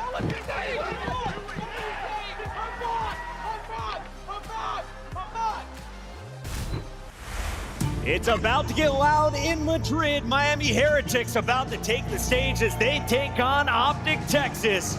And this is the moment a lot of fans have been waiting for here on the opening day of action at this CDL's first major. We welcome you back to the desk. I've got Chance to my left. And Chance, I'm very excited to get your thoughts about the match you just watched. Oh, I don't want to give my thoughts because it was painful. I mean, 110 points combined in the hard point, one of the worst performances we've seen across the board in the game mode for Carolina. I had high expectations for them coming in. Crushed for me immediately. So if you're Miami, what do you need to do to catch Chance's eye and to impress tonight? Well, I just want to see these guys like relax and have fun. You have guys like Lucky and Metals and their coach Method Sig that in my mind put Spain on the map 6 years ago. The amount of energy and intensity and adrenaline that these guys are going to be feeling. I know players always say there's always going to be nerves. Once the game starts, it washes away a little bit. They just need to find a way to like sort of calm down and not sort of fall into the moment. Nameless, we've had some big names from Spain since the beginning of competitive Call of Duty. Shout out to Tohor, who is doing a watch party tonight. OG. What should he be excited about for Miami as we take a look at this roster? He should be excited for the new guy, Rencor. I've loved his game so far, man. The guy, like in Search and Destroy, playing his life, being the guy on the island, then in the respawn. He's putting up so much damage in Hardpoint, which is their best game mode. Rencor has fit in like a glove on this team, man. A perfect pickup to be alongside Real. Both those guys can go out there and slay with the best of them. And that's why Miami have been in, even the series they've lost, they've been in every single one. Miami, the fan favorites tonight in the venue, or so it seems. Let's take a look at their road to the major. Game 5s are their bread and butter, Alley Cat. It's so tough because they push themselves all the way to the distance, but Search and Destroy has really been their Achilles heel. But I will say, to that point, they were able to take S&Ds off the likes of LA Thieves and Carolina. So if they can pull that off versus Optic Texas here, we are looking for a very long, very good series. It's crusty bread, not fresh bread and butter. Sorry, that's 5 L's in this game 5. Let's take a look at the team on the other side. Optic Texas is looking very impressive. This team dominating last year at the World Championships. They closed it out. Now they have a new fourth in the mix, and Hook, since coming up from Challengers, has taken over. And I'm going to be honest, I was curious, what's the reaction from Optic going to be against the Spanish crowd when they're playing against the Heretics, but the green wall rolls deep, still cheers in the crowd. Yeah. So that answers that question for me. And this team, obviously godlike, they have excelled, exceeded their expectations, and I'm excited to watch Hook play on land. Yeah, even with the roster change, they've been unreal. I mean, the Search and Destroy immediately got better when you brought in Hook, and now the hard point, unbelievable. Like, if you exclude red card, which they're probably vetoing the majority of their series, they're 13-2 in hard point. It's a ridiculous stat, and they've won 6 straight.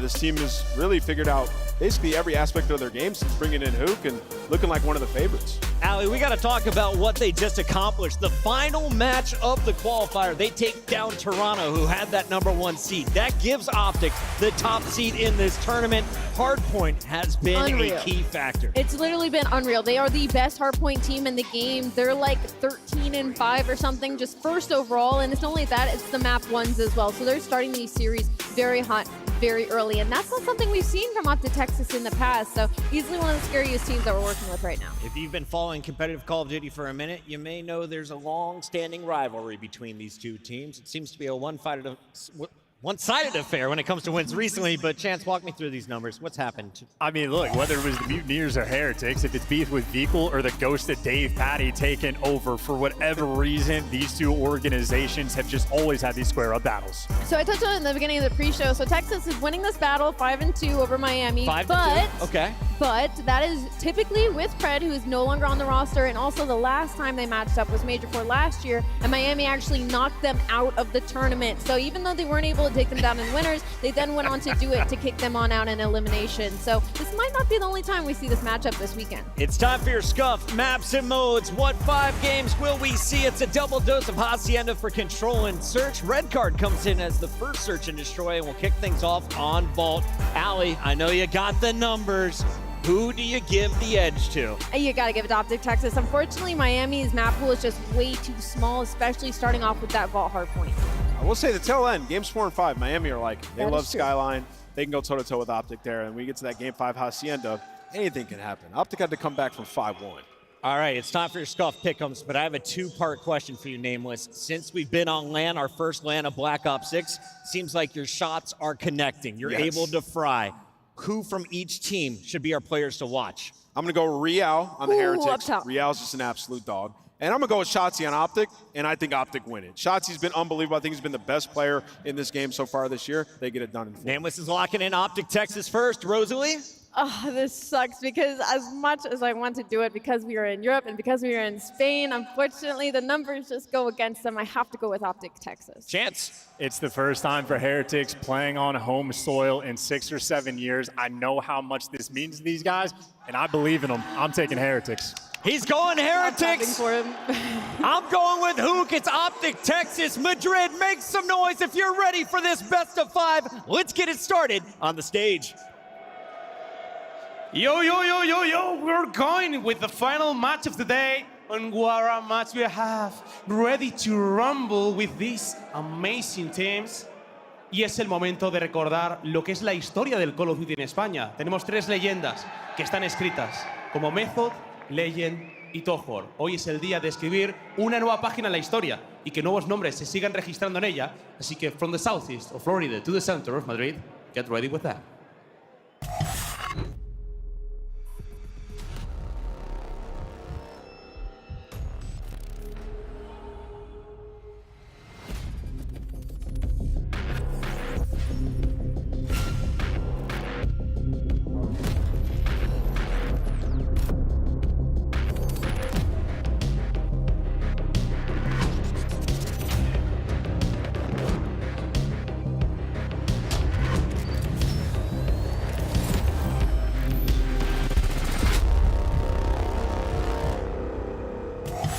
Ha llegado el gran momento. Hay que darle la bienvenida a casa a Miami Heretics.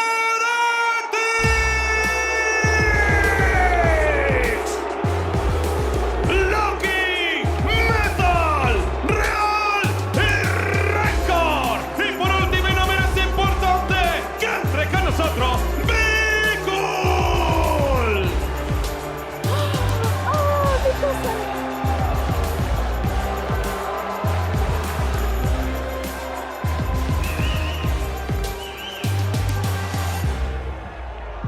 Creo además que Bigul tiene unas palabras especiales que dedicar. ¿Qué les quieres decir a la audiencia en el día de hoy? I just want to say, I lived 2 great years in the league. I love all of you, even the Greenwald fans, you know. Love all of you. We make COD so much special. It's so nice to have it aquí en España.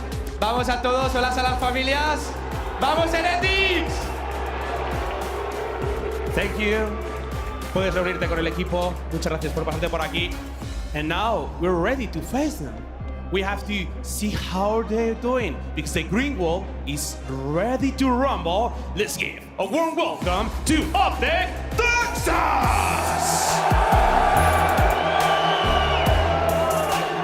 Dashi, Q, Kenny, and Shotzi! I mean, you can just hear the crowd. It doesn't matter where the green wall goes. They are in an uproar. You know them, and you most likely love them. It is going to be Optic Texas, and the most dominant start we have ever seen from this lineup in a couple of years. Looking to maybe take it all. They got to go against what could be a home crowd. Let's get this final match of the day started. Mevin, Mert, I hope you're ready because this is a completely banger. Let's go. Let's get it. Yeah, no, I'm hoping this is a banger. I'm hoping this is the crowds going back and forth. I wasn't sure what to expect. You know, you think with the Spanish team and the Spanish crowd, I know even though it's an ultra home event, I'm hoping they're going to be popping off for them. You heard it from both, but still, I think Optic a little bit louder. Yeah, I mean, that's just, Greenwall travels, right? No doubt about it. But yeah, I mean, for Heretics, this is obviously a big deal for them. Being in Spain, being in Madrid, they're going to want to do it. It's just a very tough matchup for them. Well, I know, like, as soon as you saw the Vault Map 1, you're like, oh, God. Like, you know, they're 5-0 on it, talking about Optic. But it's like, what do you play? You ban Protocol instead. Optic are 3-0 there. I mean, that's what's so difficult when a team is so good at one mode. Like, it becomes hard to target them. Yeah, I mean, I guess the only thing with Vault is it can get a little messy. I mean, this Miami, a little mixy. This Miami team, they're scrimming, right? I mean, they're obviously young with what they think is the strength of theirs, what has been maybe the last couple of days. Yeah. What you're improving on in your practice here at LAN. Listen, you've got reps, if anything, if you're Miami. Yeah, outside the 3 over Falcons, you went 5 over and over again. So you have grinded to get here. You're blessed to be in at 2-5. Part of that's obviously going to be just your map win percentage. The fact you go to so many game 5s, but like, you won 2, so expectations can't be high for you. Even though you're playing Spain for the first time, you won 2 online matches. Yeah, I mean, not too high. Yeah, not at all. I mean, you're going up against the #1 seed, and in Optic right now, they're just flowing. They are. I mean, Shotzi and Dashi have just been unreal since the start, since that, and then Hook's, doing Hook things, right? It just feels like he is finally starting to get very comfortable on this roster. And you probably just with maybe Hook's issues in the past, or just the fact he was coming up for challenges, maybe you thought that it would be a little bump in the road, but it really hasn't been, right? Like, they just brought him in, car kept moving. No, not at all. I mean, if there was going to be question marks, it was going to be in deep tournament runs, right? When they start to go up. So your questions are here, like Sunday. Well, yeah, like Sunday, Saturday, Sunday, right? Obviously, you look at the minor, they weren't able to win that. True. So, like, there is, it hasn't been the perfect year for this Optic team, but it's been pretty darn close. Well, it feels like everybody's had a bump when you talk about the top teams. I mean, Ultra looks so good, you have the bump at the minor, right? Optic, the bump, like the start of the year, obviously against Breach, but then, you don't win the minor. FaZe starts so slow, they're able to win the minor. Thieves look really good, then we're like, I don't know what the hell they're doing after the break. Like, everyone's had their moments, right? No one's looked unbeatable. Everyone has a chink in the armor. We'll see where people are going to be able to pounce. But this is hardpoint overall this season. You can see how big of an edge you have if you're the Optic side. Hoop hardpoint this month, 1.42. #1 KD rank, and Mashati, how he's been statistically. You have heavy hitters in those positions. You are going to be nasty, but let's go. Map 1 now, Miami Heretics, Optic Texas, ready to battle. It's Kenny with a double early. It's Ranker on an island just trying to fight for himself mid. I mean, he takes down 2, and maybe that's an opening at least for the troops to get back in. Yeah, one more stat that we saw. Obviously, it's 8-7 for Miami Heretics, but their plus minus it's minus 3.7, right? So all of their hard points are very, very tight. So we'll see what they can do here on this vault. It was a good start, but Miami Heretics, they're going to rebound here. 3 in a row for Real. Rentor's up to 3-0. And I mean, the family is in the building. Again, these guys, the adrenaline is pumping.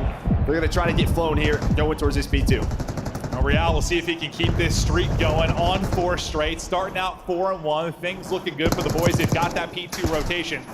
With 5 seconds left, trying to hold on to that. With the next hard point ready to pop, we'll see what they can turn this into time-wise. I mean, this has been, one you can soak up and get a lot of time, or one that once you get like one break, it's just back and forth. Chaos happens with the back spawns and stuff goes wild. But I just got a note from a producer. We might be backing out of this one and restarting. So it was a good start there. Good thought for Heretics. Somebody having issues, though. As soon as we know more, we'll let you know. But at least it happens early in this game. Yeah, I saw Kenny just not moving. Yeah, so okay, I think that's okay. what it was about. Something with Ken setup maybe, but hopefully get to that quickly.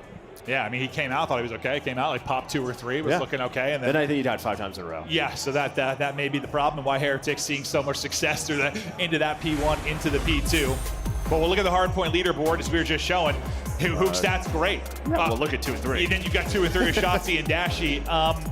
No, that is a hell of a statistic. These guys have been insane. I mean, really in hardpoint, really only ones that have been there, like percentage-wise, like FaZe are right up there with them too. They've had a hell of a start in hardpoint, but, well, I mean, Thieves after that series, they might be a real threat as well. Yeah, I mean, we had so many question marks maybe coming into the event, right? Just as you said, like it felt like everybody was having a bit of a weird moment.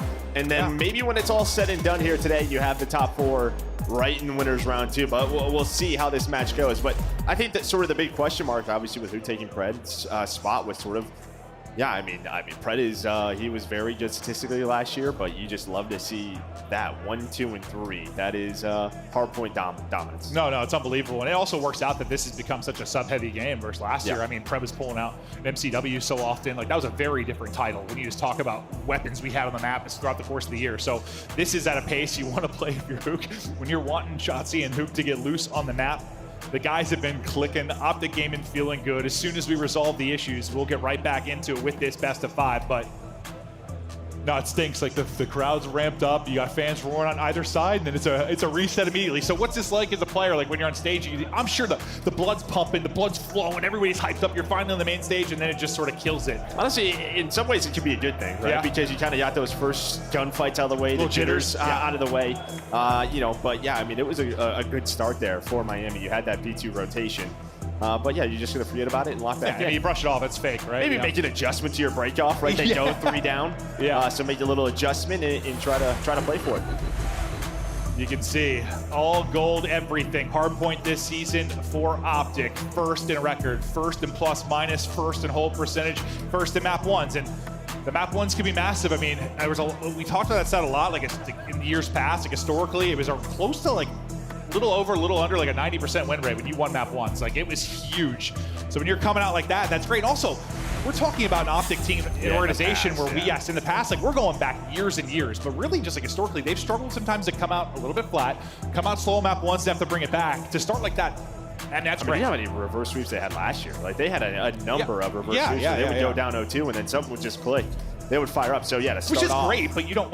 No, you don't. You want to do that. You can't do that. Just on a consistent basis. But yeah, much different start here throughout this year. And Dashi, I mean, he's playing with some confidence. I mean, this is a guy that you just looked at his ability. When you think about going into last year and the amount of wins on his resume, I mean, he was one of the, like, for his skill, one of the least accomplished players we've seen, but then you just turn that on its head. You get the event win last year, then you win champs, and suddenly that conversation's over. And I feel like, I don't know if it weighed on him that much, I'm not really sure, but I feel like it had to some degree. Like, getting that champs win just has to make you play with such confidence. Like, no matter what anyone says to you, you're like, all right, whatever, dude, I want champs. I have the ring now, yes, exactly. And I think for him, you can just see it in his gameplay. He is very comfortable in this title. He looks insane. But yeah, it sounds like we are very close to getting back into it. But yeah, I think for him, big deal last year, and it's got to be. Starting to put a lot more confidence. It's got to be. Because, I mean, it was just like, you're talking about trophies, like, it's coming up just talking about him being overrated. We just talk about wins, and then you get a ring, and it's something like, I don't care, I got my ring. And now you got maybe more dubs to follow it up this year, even with the chaos that was the Pred and Hook situation, or the Hook for Pred situation. But it's going to be a full replay. So we're starting fresh here, obviously. We were barely into that one, only to the P2, and Kenny was having issues almost immediately. So We get ready to rip it again. Thank you for your patience in the venue and at home. We're ready to rip and roar. A reminder of how this best of 5 will break down.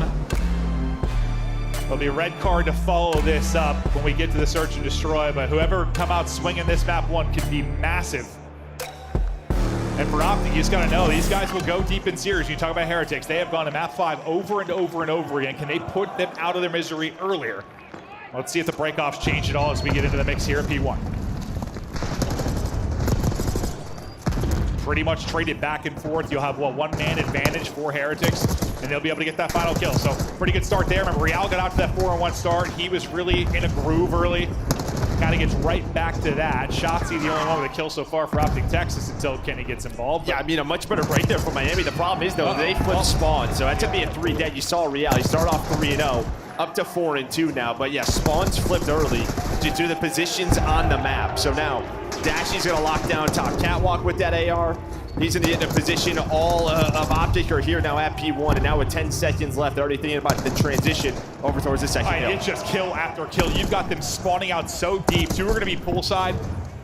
You'll have 1 working top. They'll be Lucky's POV if we're watching for now, but that was just a flurry of kills for Optic Texas to secure the tail end of that time and also set up for the P2. Now you try to hit this up the gut if you can. Shotzi holding from back palm. The teammates got the ARs on the cross. That is a clean sweep. You really just lose 1 player in that, and 6 straight now for Dashy. Big Brucey and the boys popping off early. Yeah, you're trying to get Shotzi out. Obviously, he's starting to, we're trying to work for this Hellstorm. Does he take you down? So immediate pressure towards the front of the hill here from Heretics. Lucky able to find the player on the hill. So Shotzi now going to try to get active, but a great kills from Lucky just watching over the teammates. It was, what, a really good break at P1 for Optic Texas after the opener for Miami. Now a great break for Heretics as they get in pretty early in the P2 in battle. And this is kind of what you were talking about the map like this. Like, it can just be mixy, it can be highly contested. It's tough to get those kind of perfect holds. I mean, I was thinking anytime you're like 45 seconds plus, that's like when you're a really good hold. It's tough to do here, Todd. No, it can be, yeah, you know, especially, yeah, looking at the first 3 hills, obviously the thing we sort of talk about is P4. But Real, again, I mean, he is the one playing with so much confidence right now. You see the other 3 teammates, you're just hoping they start to step up. They have a bit of a lead, but he's 10-5. I mean, they asked on the desk, like, who they thought would step up, right? Like, who would maybe upgrade on land? That's what Ant said. He's like, he's a dog. He's the guy that's going to really turn it on, and he has. They find a nice sequence of kills there to lock down this P3. Hook is trying to make a play through mid-map, maybe open things up on the flank. You were getting some really solid time if you were the Heretics to push open a 20-second lead, but now the threat is coming. Metals is going to be in trouble. One's trying to work underneath. He's going to be in between everybody, though. The timing doesn't work out for who? Yeah, and on that rotation, I mean, they just played it very safe. Metals was making sure nothing was working the flank, especially that guy in Shotzi. So 20 seconds left. They're already thinking about P4, just trying to control the spawns on the left side of the mini-map. Rentor with a nice double. Now going to put pressure maybe on Ol, but have to be careful here. You're going to see number 2 in Shotzi start to get aggressive. Maybe a chance to flip the spawns. That does not come through. So P4 going to be in control here early on for Heretics. Yeah, you look to be in a good position. Real continues to go off. Now up to 13. It's a close side spawn there, pool side. They're going to get across quickly. Trying to exchange gunfire as well. One gets through, but I think the nade's actually what connects. And then the car as well. That sequence, very unfortunate for Optic Texas. I thought one got through, but, well, the environment shut it down. And again, it is just Real right now. 14-6, another 3 spree. Lucky's locking down the left side of the map, just watching this rotation as the Optic players start to cross. Dashy with some great shots, but the numbers gonna be here for Miami. They're just gonna flood on through. Nobody in the hard point for now, though. Kenny trying to say hello. Hook following it up. Nade out and some damage to finish 1 as Hook gets 2, but still the hard point retention, it's there for our Heretics. Looking to eclipse the 100-point mark and build up this lead. Shotzi just blown to smithereens again. Is nothing working there. I mean, I feel like we've seen a lot of team nades throughout this title already, and already 2 on this map. Well, it's just we also have titles that's like all Simtex, right? You don't see a lot of frags. As soon as frags come into play, you're going to see a whole hell of a lot more than that. But I feel like people have died to frags in every single possible way already this year. It's been absurd. I mean, this is the start you kind of wanted, though. I mean, you got Real going off. You started to control the game over towards P3 and P4. If you are Miami, you didn't allow Shotzi really to get to his home. On those couple of hills, top art, it just feels like that's where he does so much damage. Not a lot of time being earned for either side here at this P1. Yeah, like 90 seconds or so off the play clock. Shotzzy looking for an opening again, and they're not going to give it to him. But this is one of those situations, true, if you're Heretics, like, you can't get too high on. Like, listen, you're up about 40, you're feeling good, but you know Optic are going to have a run. They are. They can be a very streaky team, and when they take control, they don't look back. You know they're going to throw a punch. I don't know if anyone is streaking more than this guy right now. Another 5 spree for Real. Heretics with a 40-point lead. Let's go to a listen with Heretics.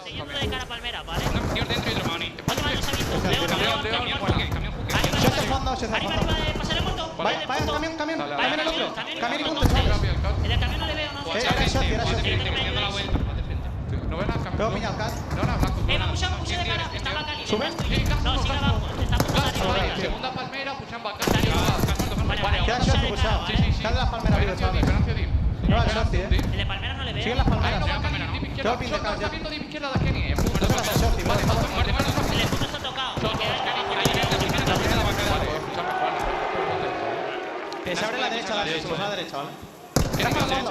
Voy a esto, ¿vale? Voy a esto. Yo estoy bloqueando. No, no hace nada.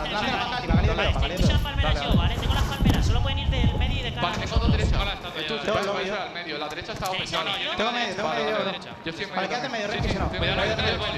Ya es lo único. Voy a mirarlo yo. Sí, sí.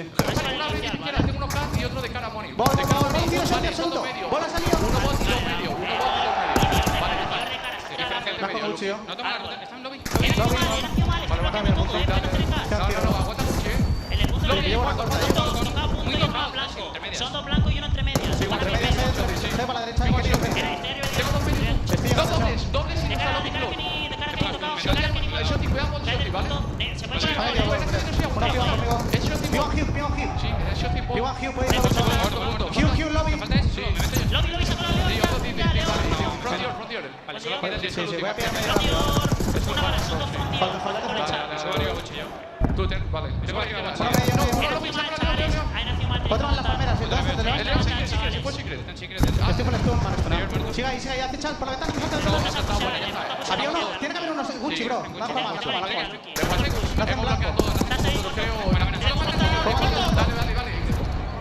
Well, before we headed to the Heretics listening, I was kind of talking about a moment like that where Optic Texas start to click, make a little bit of a run. They 60-point swing. They take an advantage now in this, and they have a foot in the front door at this P4. They weren't really able to break in last time. We'll see if they can do it here. Some nice shots from Rankar, shutting it down, though, as he hits and gets the 4 straight. One more player inside they're trying to track down. It's going to be Rankar on hunting duty as you get lost. If you are Hook up top, and they're just going to kind of leave him for now and focus on everything else, a team kill's not going to help you, though. I mean, you invested so much of this on the rotation. You just had to take down Hook, and he just stays alive for so long. A wall bank comes on through, and Rentor gets taken down, and well, you end up getting broken. It could have been worse, I guess, if you were Miami, but it could have been much better. And that is all due to the Hook play, just staying alive up top, waiting for his teammates, forcing them to have to worry about really just his position. And now you have a great lead if you are Optic. Yeah, I mean, you don't really get much of the plus to minus department of that despite the early rotation. And Real, he's on 30, and he's continuing to just pick them apart, but he's going to need some help from Metals, Rankar, really start to get it going. I mean, Rankar's leading the way in the hard point time, though. He's got a minute and a half, so he's been doing it with the objective, but we get back to mid-map. We get back to battle, and this guy, I'll tell you what, he is shooting back. If you worry about maybe a talent gap in this matchup, well, Real's bringing the thunder on one side. Yeah, but as you say, just gonna need a little bit of help, right? If you are him. Still 30-point deficit. They have control of the right side of the map for P2. Just cannot lose those spawns through the middle, and well, maybe they're just going to, and they will. You see number 4 pop up, and that's just due to that Hook play. He's able to find a double push on through, spawns up Kenny, and they're gonna get some of this P1 time. 15 seconds left before we head over to the P2. We'll see if Optic continue to hold the spawns with 2 dead. You have a chance to push up, and that's exactly what they'll do. Rankar will push up. They'll spawn Real there. You already had Lucky, whose POV we're on. He was poolside, and he got pushed out, so that's a flip exactly when you want it, late in that P1. Now, what can you do with it? You already lost a player. You got a trophy up for coverage. Here comes the green wall as they are sending everybody forward, trying to fly. The water not going to protect you. Shotzzy is in, but quickly traded. They deal with the first push. Yeah, I mean, just a great play. I mean, Metals gets taken down, but you can see they're trying to play so aggressive. Rentor able to take down 2. over towards Real now, just not allowing some forward pressure from Optic, just making sure they always have someone disrupting the front lines. They're doing a great job so far. A much better P2 here than last time through for Miami Heretics, keeping numbers on their side. Kenny trying to do what he can. You do see the back spawns are there though. So now it's on the Metals to have to stay alive. 20 seconds left. The lead changes in. A 3 in a row there for Metals. Yeah, you got the lead change and you got a big hold here. Even with the back spawns now, it's not the end of the world. Like, all right, if they're going to get these final 10 to 15 seconds taken, but are they? Because Real is a shooter. He's up to 38 in this one. Absolutely destroying, but still just 10 points between them. The P3 now up, and Kenny, you can see he's kind of an ISO man right now, not really near the rest of the squad. He's trying to pinch on the other end of it. He's got 2 players to focus on him. How long can he distract them? Does it allow an opening for his teammates to get on in? They haven't been able to do it on the other side yet either. And this is the one thing Miami have done very well on this map, is they have played so safe on this rotation. Right, they have not allowed anyone really to get in towards Art. It was just that hook play on the last P4. They have controlled the P4 spawns time and time again. If they're able to do it correctly this time, they can win the map. Can they do it? They'll have an opportunity to do it. As much of this P3 time as you can get is glorious. I mean, usually when you're heavily rotating for P4, you're going to have to give up some of this time, but they've given nothing to Optic. They've held this 50-yard line, and they've done such a great job. Number 3, though, about to get under Art. That's going to be Hook. Maybe the guy that can make a play again, and he's doing just that. Able to pick up Rancor. We'll keep an eye on the spawns. It's still going to be out. I know maybe he'd sneak one into the back, but that's not going to be the play as the new hard point hadn't popped. And how many times have we seen like Shotzi who make a play here online? Just not happening throughout this map. Shotzi taken down again. You see the setup here for Heretics, 20 points away from taking map number 1 in Madrid. Yeah, I mean, if you can't make some chaos, if you're Shotzi or Hook, it becomes so difficult. They're struggling to fight it straight up. They're just getting put in an absolute body bag. 10 now for the win. Miami Heretics so close to striking first. Real up over 40. Real maybe the guy to seal the deal. More in front, but he's got some half. That will be the map. No one can get close. Heretics, get it done.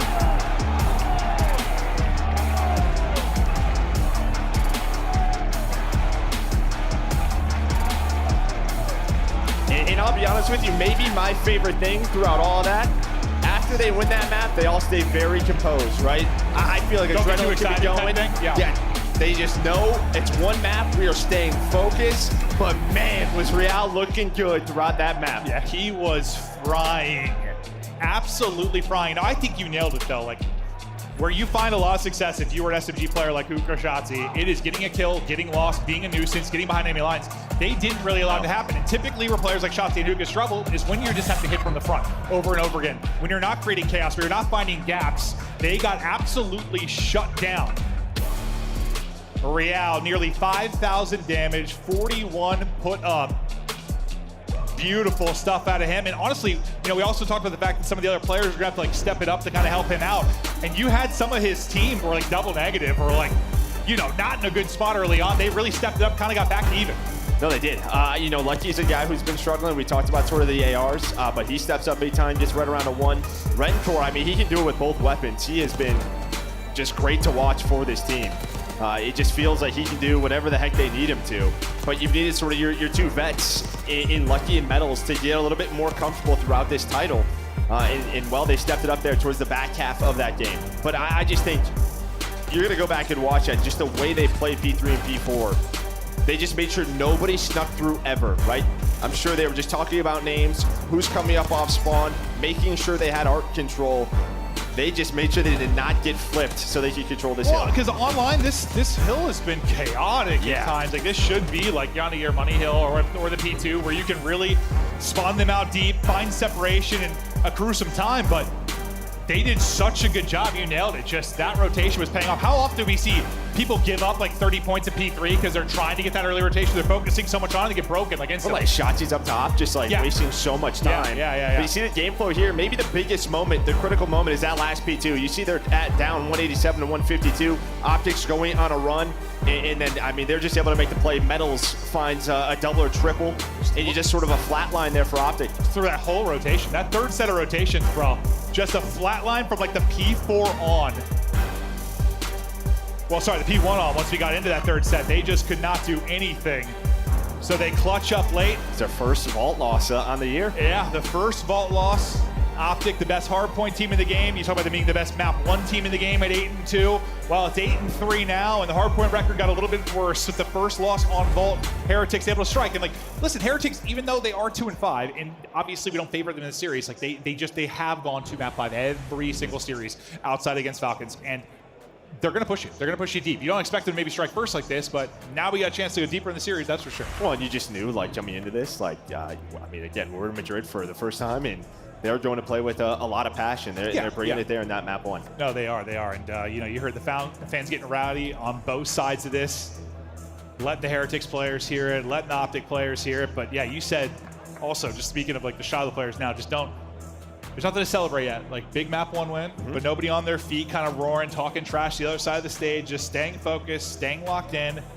Now you focus on this search where, you know, you talk about this team last year a little bit different. When Real came in, I mean, he had some solid respawns, but really his impact on their search and destroy game was immediately felt. He really helped this team get comfortable. They haven't found that same level of success in search and destroy this year. But the second they do, like, if they do, they become a threat. Like, it's gotten better over the last 3 series. You know, the Cloud9 one, they won, you know, 2 search and destroys, so they looked a little bit better, but then you lose a couple more game 5s, but it's getting closer to 50-50. But yeah, still a lot of improvement needed there in the search and destroy. Yeah, I just wonder there might need to be a little bit better than that, but that's step 1. Like, step 1, getting to 50-50. But now we get to red card. Optic try to answer back. The overall S&D on the season, you see it at 9-6 for Optic. 5-9 for Heretics, and part of why they've had these struggles in these game 5s and maybe not be able to close it out. Shotzi, I mean, you could put up any mode this season. The guy has been absolutely godlike. Best player in the world so far in this title.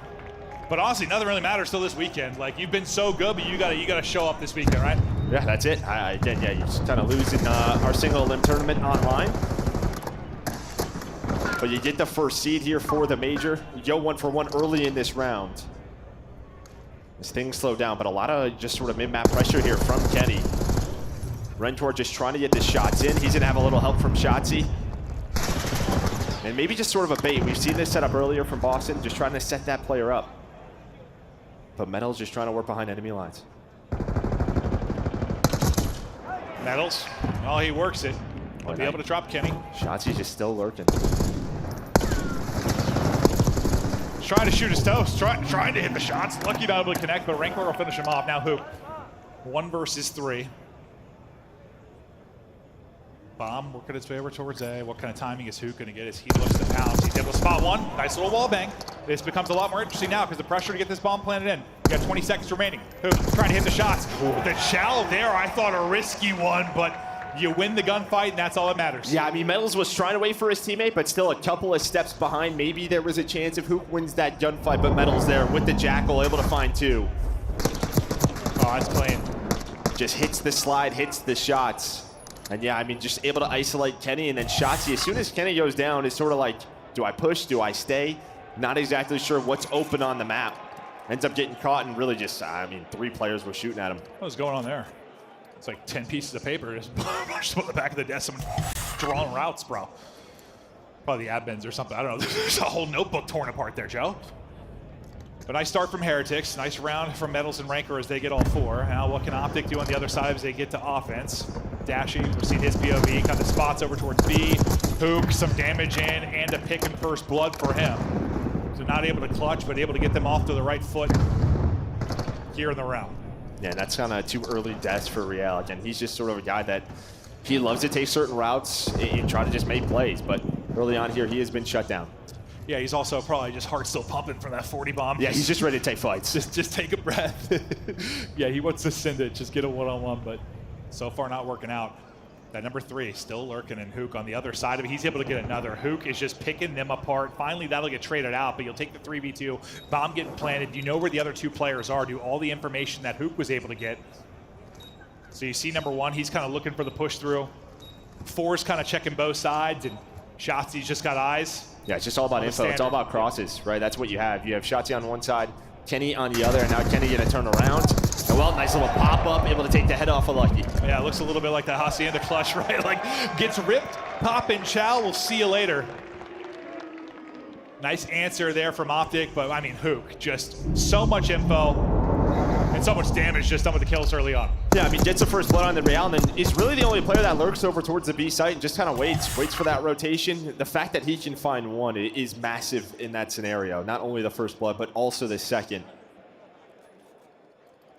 Does a great job, and again, we'll just see, you know, how Real adjusts throughout this map. Yeah, he's going to need to. If he's still going to get involved. Kind of chain that map one into this one, but yeah, he can be an impact player early. So far, not able to do it. Will this be the round that he can get something going?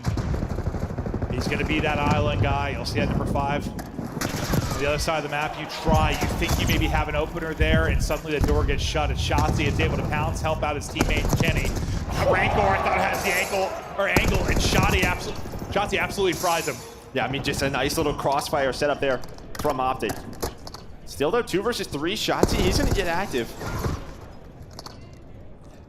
Does get spotted, backs on down.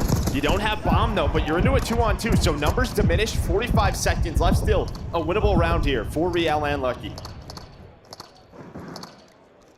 To the 2v2 with 40 to go. They don't know bomb's down, so Optic's still just trying to find info. Time dwindling. Shot of the bomb there in the picture-in-picture. Yeah, they gotta go.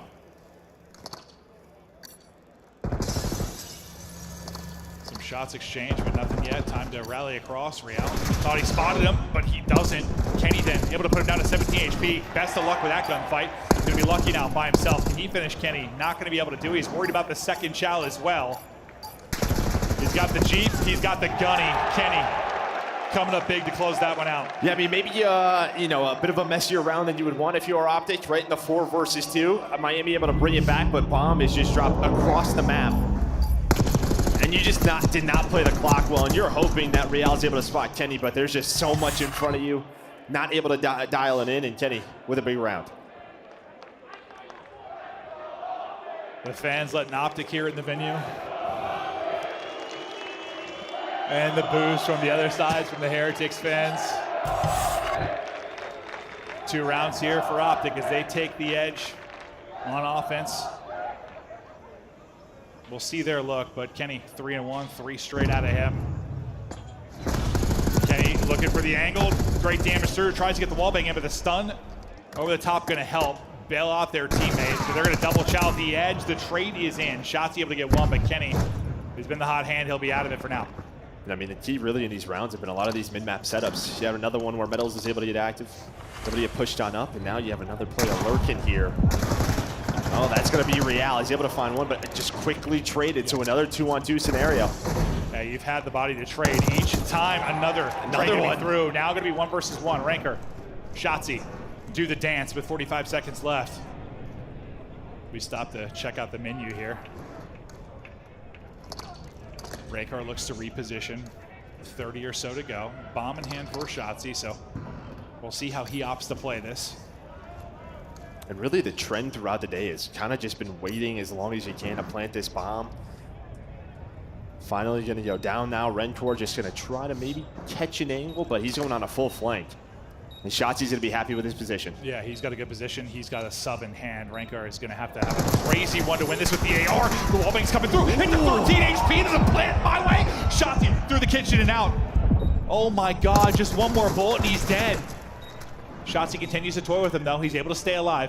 Nade backing him up. 20 seconds now to go. Rancor has got to hunt for this, but Shotzzy just bought enough time. He's done enough at this point. It'd have to be perfect. Shotzzy gets the movement, stays alive, firing, toying with the food still, and he'll clutch up now the 1 versus 1. Rancor needs another bullet early in that one. The one chance he really had, maybe where he was at advantage with the AR, just couldn't put him down. Yeah, I mean, had your shot. You had your shot. Gets it to the 1 versus 1, and then doesn't really hunt. Tries to play around the bomb, but 20 seconds left. Shotzzy just so good in those moments, but here is that trade on the Lucky, then just sort of plays the bomb and just gets in that and plays it, uses his movement, plays for the info, and yeah, puts a couple of extra shots in. Just nearly catch him. But now 5 straight for Shotzi. Nice little clutch. 3-1 edge for Optic Texas. So kind of brushed off that map 1. You're starting to get into a groove a little bit. Confidence is building and trying to silence the crowd. And you get a first blood off of Big Brucey. Rialdo's trying to get aggressive. See if he can find a timing. I mean, this is what he does, but the problem is now it's a 2 versus 4. And I think Dashy, does he spot him? I think he does, but he does not have a Jackal. Yeah, unfortunately for him, no Jackal there, but it's going to be all on Real. He'd have to pull off the ace. I mean, that's one. I mean, you got to work across the map. Yeah, it's pretty far, Joe. Yeah. just to get there and get the plant down without any gunfights is going to be difficult enough. But he's got both weapons to work with. Shots are straight, just a little high, so not able to catch Kenny yet. Oh, as the core explodes, he keeps shooting for a second more. Maybe he gets that one, but it's too cold in the angle. It's another round Optic Texas.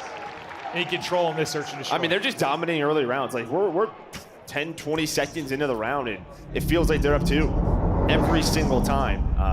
First bloods going their way. And not only is it the first blood, it's usually like a 4 versus 2. So you're just not getting into sort of your comfort rounds if you are Heretics. Yeah, and I feel like the one first blood you have for Heretics is when Optic like traded out so efficiently. It was like the Shotzi clutch round, right? So outside of that, the other 4 first bloods go the way of Optic. He's absolutely dictated the pace and numbers early in these rounds. Shotzi's streak continues. He maybe didn't have a takeover map 1 that we're used to, but he's taken over now on map 2. Someone needs to breathe some life into the other side of the stage with Heretics. And Shotzi just kind of knife out. Just waiting for some of the utility to be exhausted in his direction.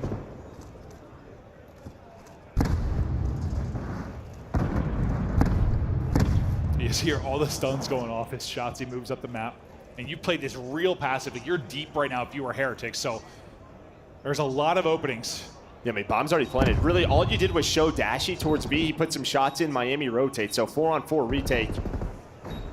You have a lot of map to work with if you are Optic. They're able to swing though. They get a first blood. Does it turn anything? Again, though, it's traded for Optic Texas. In time, it's just ticking. I mean, it's moving. You get that free plan down.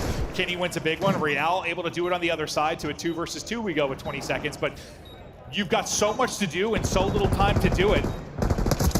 Shots, he's able to pounce. He's here. 1v1 again. Just trying to get across with the movement. Spots him, shouts him. Is there time? Not going to be able to get there. Optic Texas doing up, and, well, that's the advantage to getting the quick plan. That's why I was worried about the 2v2 with 25 or so to go. Like, even if it's clean, which that was relatively clean. I mean, Shotzi didn't have to do that much of a finesse. And we saw from Shotzi's point of view early in the round. Again, all Optic did is show some presence towards that B site. And all of Miami just start to rotate. They backed off at A.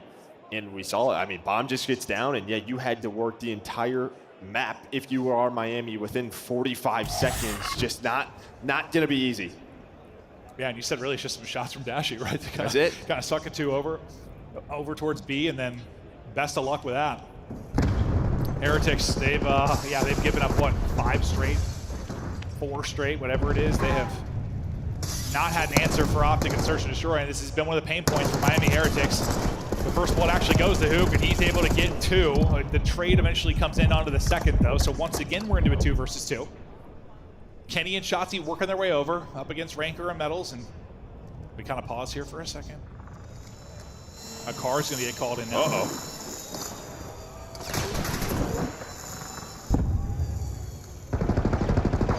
Ranker is just getting out and hunting. He wants to take the fight here onto Kenny. Well, he loses his teammate, though. It's going to be a 1 versus 2. The reposition for Kenny is there, and Optic Texas. Too strong in the search and destroy. They brush off the map 1 win, and that looked impressive. Well, that's a check for the video card, RCXD kill right there, so that comes in. But yeah, I mean, you can see what they were trying to do. They were trying to isolate Kenny while Shotzi was in the car. It just doesn't happen. Rancor just not able to find the shots.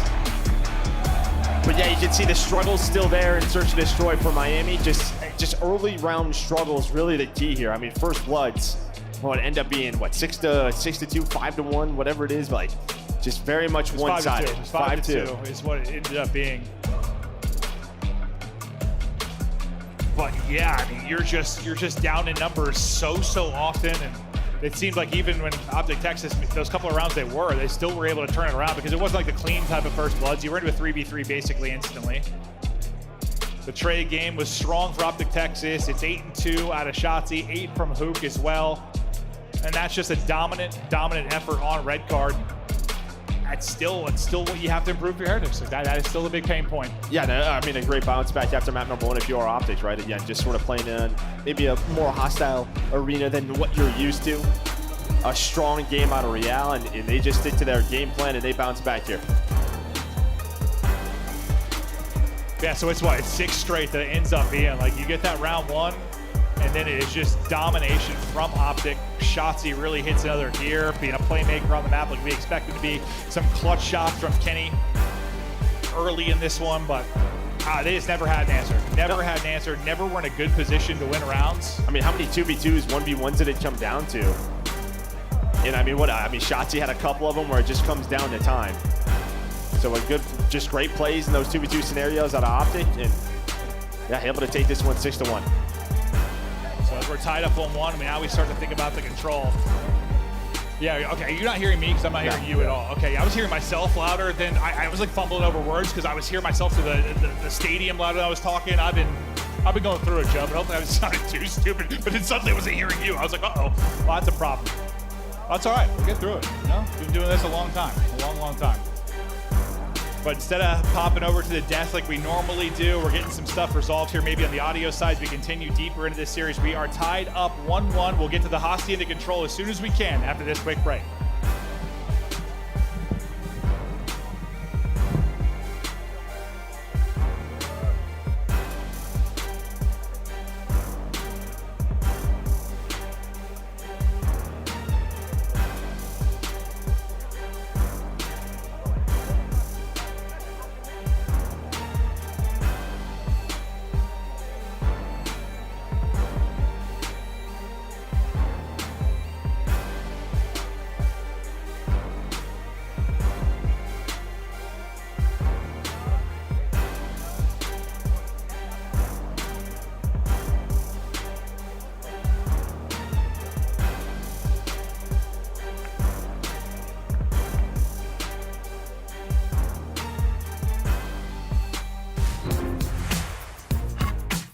Esports World Cup is an official partner of the Call of Duty League.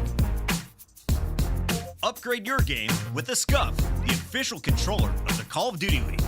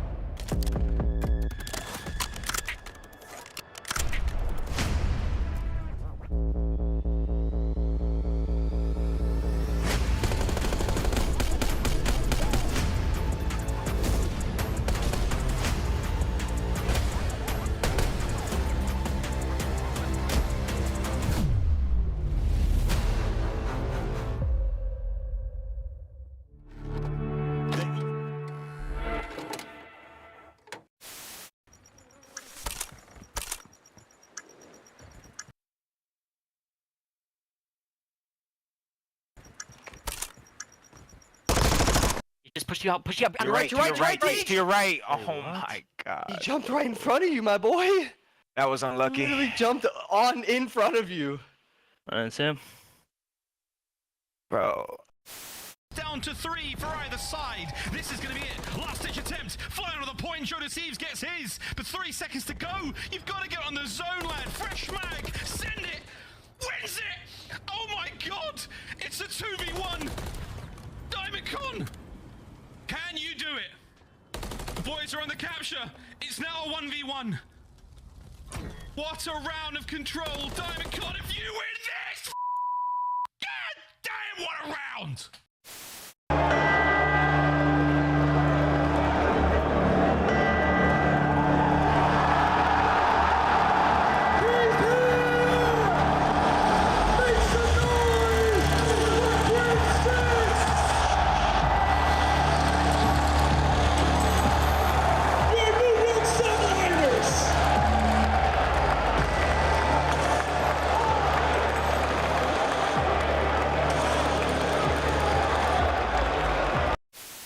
got Fame here. Fame, how you feeling, man? I'm feeling good. Happy to be here. Fantastic interview as always from Fame. Wonderful lad. Behind enemy lines. He's getting loose early every round. Like, do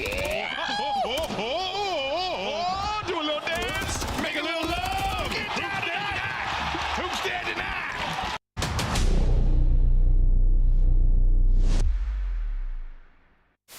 They're trying to attack me mid. At their hill. Mid. Draws on mid, guys. Oh my god. Draws on mid. Them. It's your boy Shotzi, man, with the ace. Little ace, man.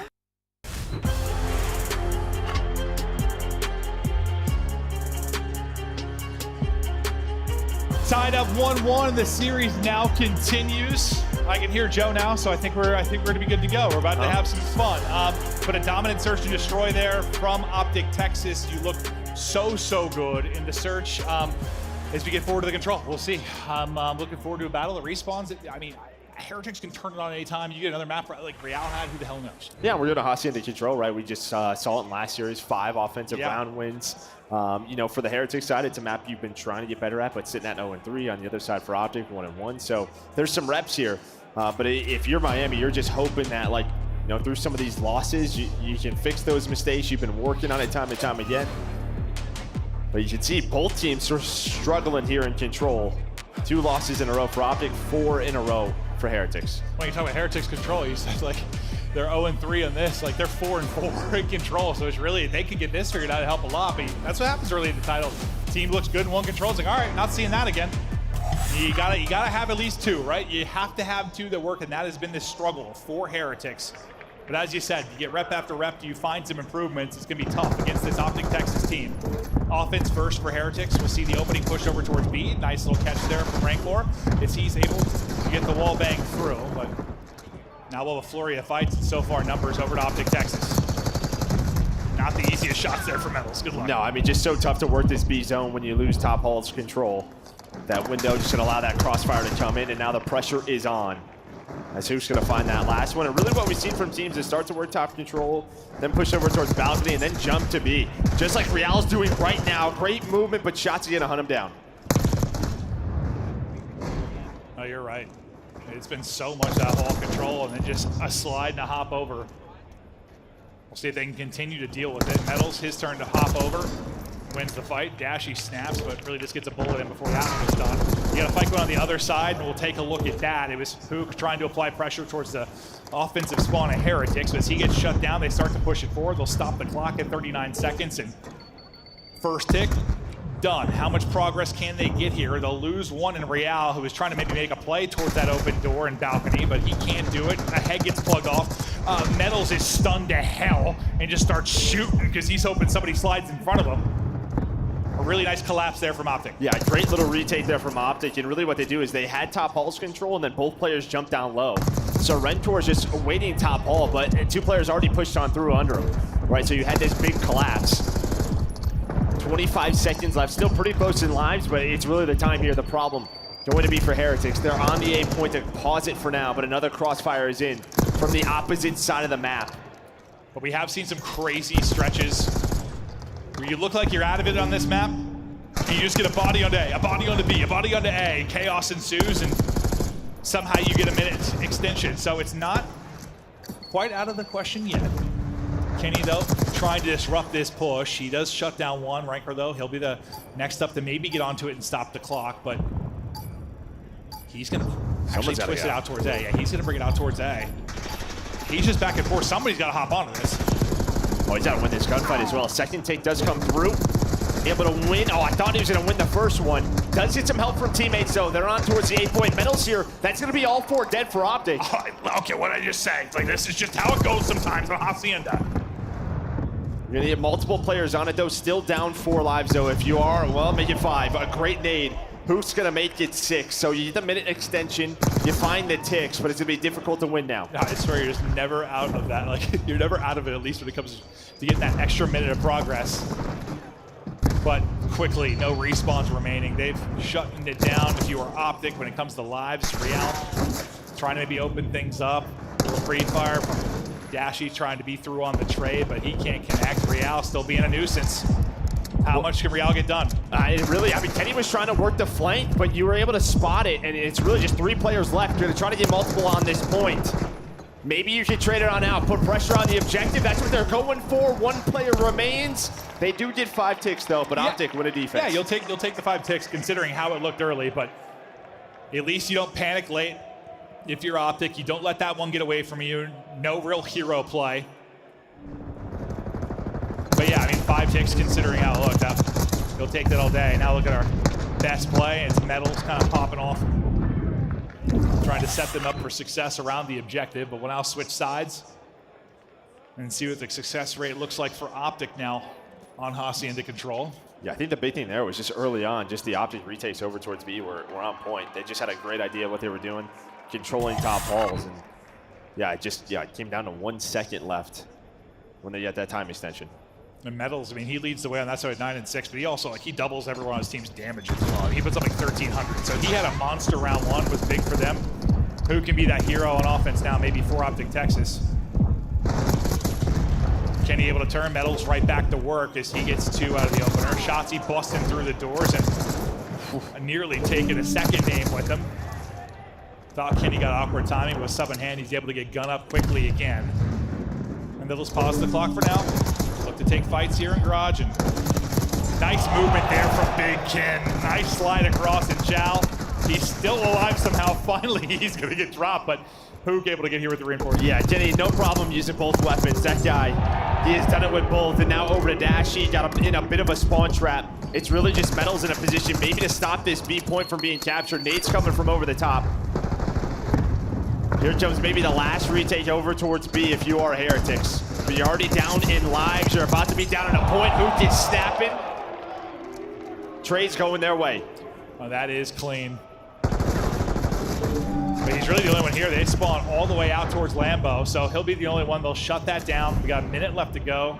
Shotzi taking a route, and you have the luxury of that because you've fought on the objective so much. You still got a decent chunk of time remaining here. But if they pick up this route... They have an idea, yeah. Lucky spots it. The problem is, though, is they die from the front side, so it's going to be 3 dead. And now Lucky's trying to break it up. He does get the punch off, but it doesn't matter. B already gone. And yeah, because you had teammates die towards the front, they couldn't turn. And now you're down 9 lives, back in a trap. Yeah, no, you were in a trap, and this might be a quick little switch over to A, or not. You win 2 gunfights to get out. You're able to shut down Hook as well before he does any damage.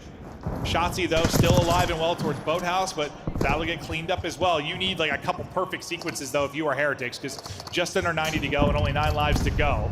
You can kind of take your time a bit here if you are Optic Texas. Just trade efficiently and maybe eventually bleed them out. Yeah, that's really it. You just have to trade if you are Optic. On the other side, if you're Heretics, you need to play together. 7 lives now. Well, they're trying to make individual plays, and they're just getting caught now. Cut down to 6. Still a minute to go. There's number 7 in Lucky trying to take a long route. But the rest of his teammates coming off spawn. Yeah, what will the situation be by the time he actually gets here off of this long route? Shotzi with another nade, I swear. Rock side, he's just hitting some teardrops. Back over to Boathouse, he will go and try to be a thorn on their side. The rest of his teammates are dropping, though. Now time becomes a little bit more of a question mark, and that's the stretch you needed. You bring it within 5, you just have no respawns remaining. So Optic's still in an okay position, but now you actually have to get towards the objective, right? You've been able to just kind of play, fight wherever you wanted. Now it's got to be towards this objective. Stun slows down the push for a second. That's a big win there from Hook. You thin their numbers out, you slide out and chow together.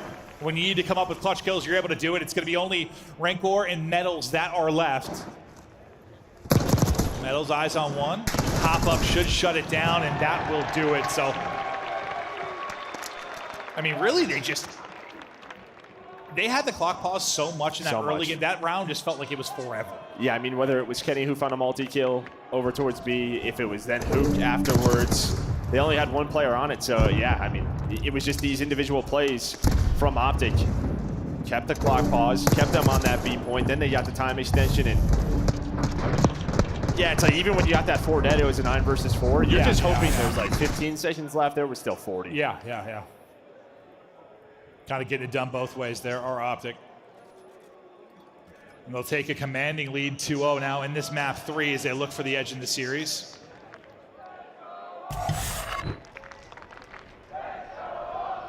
Shotzi maybe not leading in the kills department, but he's got the most damage on the team, so he's putting in work with his teammates.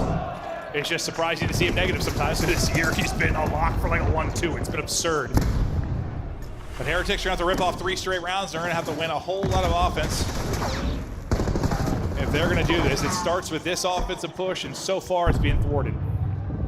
Yeah, just not a great break here now. Real is just trying to find an angle. Again, just not an easy shot with the sub.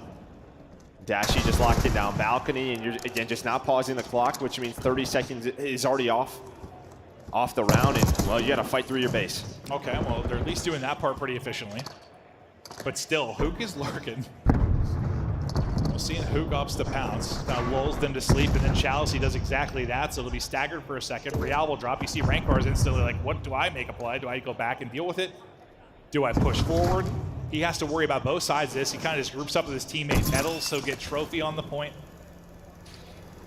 And now try to at least pause this clock for a while. At the corner, I thought worked out for him as he slid by, but they're able to shut it down. Metals goes through for the trade. Nothing there for him. Now Lucky left by himself. They've been pretty staggered throughout every push. Yeah, I mean, maybe you're thinking that corner is a great corner, but as soon as you throw that stun, Dashy knows where you are, but there we go. You're going to get 4 dead. Here is your chance for Heretics. You're up in lives. Should get done with this B point. You don't have too many players on it. Metals gets taken down top office, so maybe a retake. But now it's 3 players on B. It's moving quick. 3rd point just about to be done. Kenny not going to get there in time, but he might be able to disrupt the transition across, or will the rest of his teammates just get it done? They will. So Kenny's flank not going to end up mattering. Metals just heads trying to choke shots, it looks like. And then Hook doing the same thing on the other end, but you're all out rock side now. These Heretics just trying to push it here.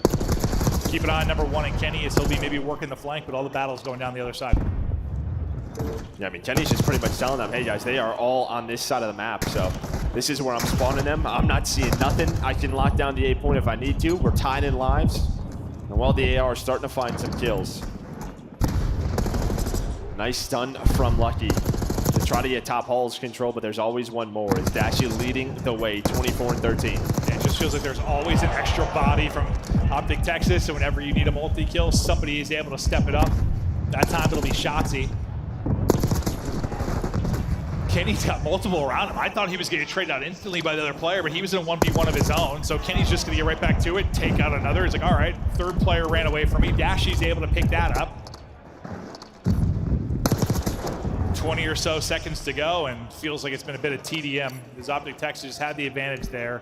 Heretics low in lives.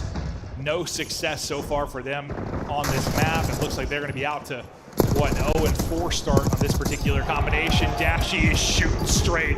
Is that 6 straight for Big Brucey? Up to 27 and 13. Optic Texas looking good. They'll take control of the series. They'll be up 2-1. And maybe this hasn't been like a great map necessarily for Optic, but it's just so far kind of been a dud for the other side. Well, it's going to be an important map for the tournament, right? When we talk about Oceanic control. So a great look there, and honestly, just winning 2 defenses the way they did. They just didn't allow, if there was ever a player like Top Office, it felt like there was an immediate trade. They had top halls controlled constantly, just never felt like they really had, were in a trap on the defensive side. No, absolutely.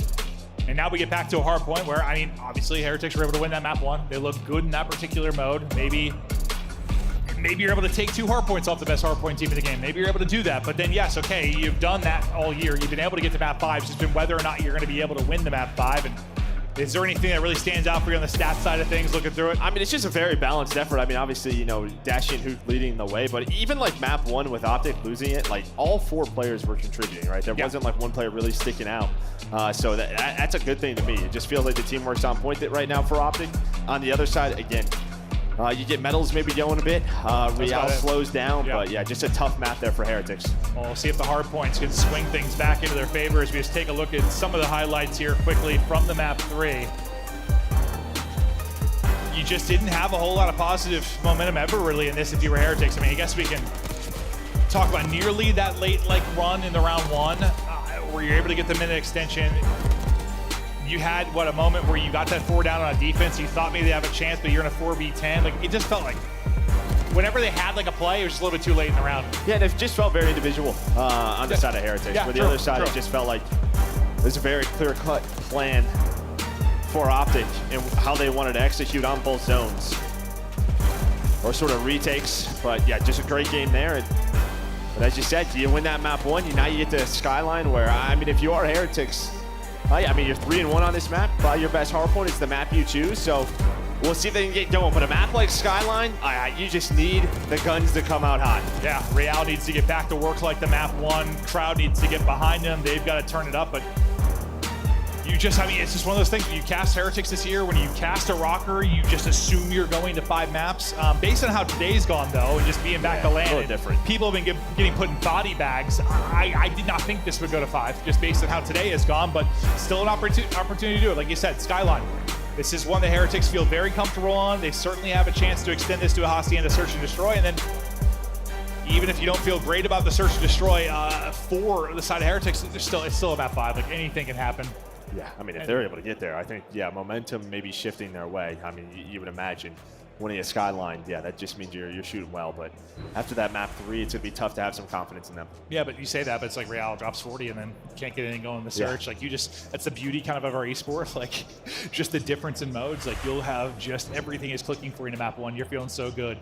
You bring that kind of speed and momentum and just want to take fights, and suddenly you're just getting slapped in a Search and Destroy. You're like, all right, I gotta slow the pace down a little bit. Got to figure things out, work with the team to try and get a big 2-0 edge. They weren't quite able to do that, but can they take both controls off of this hot Optic Texas team? Fist bumps out, trying to keep the vibes up if you're Heretics. A rough map 3 there. Map 2, you won 1 round, and then it was just, I mean, you've won 1 round of Search, 0 rounds of Control. I guess this has been a tough stretch over 2 and 3. You somehow have to brush it off now. Yeah, but map 1, we had this guy. That's right, that's right. Map 1, we had Keep this guy. thinking about that. Yeah, you need him to get back into that zone. The adrenaline that he was kind of flowing within the map 1, 41 and 25. Gonna get to another map on Skyline where you're gonna have a lot of engagements. And this is one where, again, you have to just keep your eye on Shotzi and Hook. Those flanks and those pinches are gonna come in. And usually a map that's tough to blow people out, unless you're Thieves in Carolina. Yeah. Carolina nearly don't score a point through an entire rotation on this map, which is mind-blowing to me, but it almost happened. So you could absolutely lock it down here on Skyline, apparently, based off that last series. But here we go. Map 4, the big one to get to a map 5. It looks good for Optic out the gate. They go 3 for 1, make it 4 for 1. Then Kenny, well, he's fallen off the map, and you still got numbers in position if you're Optic Texas. It's going to be Shotzi kind of playing from the point for now. Taking a route that will be Rancor. We'll see if he can set this up and work the flip. He might have, yeah. Honestly, when I got eyes on him, I looked at the minimap, I thought he just took a route on him, but yeah, he may just spawn behind him. No, I think he spawns behind him. Perfect. And he's able to find a couple of kills. So the splits come in, and that helps Heretics. Now they're the ones in control. And well, 20 seconds left. Yeah, that makes sense, because that would have been the quickest route ever, right? Yeah, like ever. They just died. Yeah. But they're able to pick up on those pinches. That was Real. He's able to find one more, so that Kenny's going to get him off the time. But you're in a pretty good spot here, 4P2 if you are Heretics. Sometimes those 4 dead situations, though, where spawns can get a little wonky on a central hard point. Trying to wrap back and control things will be Shotzi. He'll be kind of the rotation man. 2 spawn out deep for Heretics, and now due to Shotzi's position, this might be real clean for Optic Texas, and it is. They're down 10, but all the breathing room in the world right now at this P2, and they are locking it up. Dashy just being Mr. Mid-Map right now, shutting things down, centering on point. One more wants him. I thought he might win that. Honestly, I believed in him. Somehow Lucky turns that into 2, though. Well, that was just sort of like a Shotzi play we were talking about, right? Takes the underground route, able to win a gunfight. And then really, it's just his position that influences the spawns. Has a teammate push through, that causes the splits. Kenny now on 5 in a row, and what looked so good for Heretics with P2 control, just as soon as that hill pops, goes the way of Optic. Well, that'll be the streak ending for Kenny. Shotzi looking to have maybe a takeover respawn. Hasn't really had that kind of, bomb-type map that he's capable of. Maybe this will be the one with a nice start at 5 and 3. Well, hell, if he's going to be the route guy that's setting him up for rotations, he can do that as well. You know how impactful he can be doing everything. Thought the timing was going to be pretty good, but not going to be the case as Metal's able to pick it up. And now, for Heretics, your turn to answer. So you're set up here at P3. Obviously, you want to flip this eventually. Hook taking a long route. He's going to get spotted, so nothing going for him. towards the point in battling, though, it's going to be Shotzi. He's looking to try and chow, but a nade comes in. He's going to get dropped. And what I thought looked okay for Heretics there for a moment is suddenly 3 dead in all the positions and spawns in the world for Optic Texas. Yeah, I mean, P3 we know could just be so tough. They did a good job early, right? I mean, Metals recognizes the spawn. He's able to pick up Shotzi. They find Hooch. But yeah, they're going to need a break here. So Optic now with a 30-point lead. Metals, though, was the one player who had a pretty solid map number 3 for them. 10 seconds left. And while Hooch just wins a nasty gunfight with the slide, allows his teammates to get comfortable at this P4, and you see the map control go Optic's way. Yeah, no, what a great time for a 4 dead. But again, just look at the scoreboard for Optic. This is like just what they've been doing. All 4 players contributing. Everything you want. You've had a nice streak from Shotzi. Kenny went on like 6 in a row. Dashy went on 6 in a row. Big gunfight wins from Hoop. You love to see when it's a full team effort. Heretics, despite spawning out early in this one, they are able to get in. Apply pressure here. Good eyes on Shotzi, who's streaking right now on 11 and 5. And despite the fact that it's felt like Optic Texas have really had the upper hand at all times, with this time here, you're right back in this game. You're trailing by 15. You're still battling if you're Heretics. And you're what?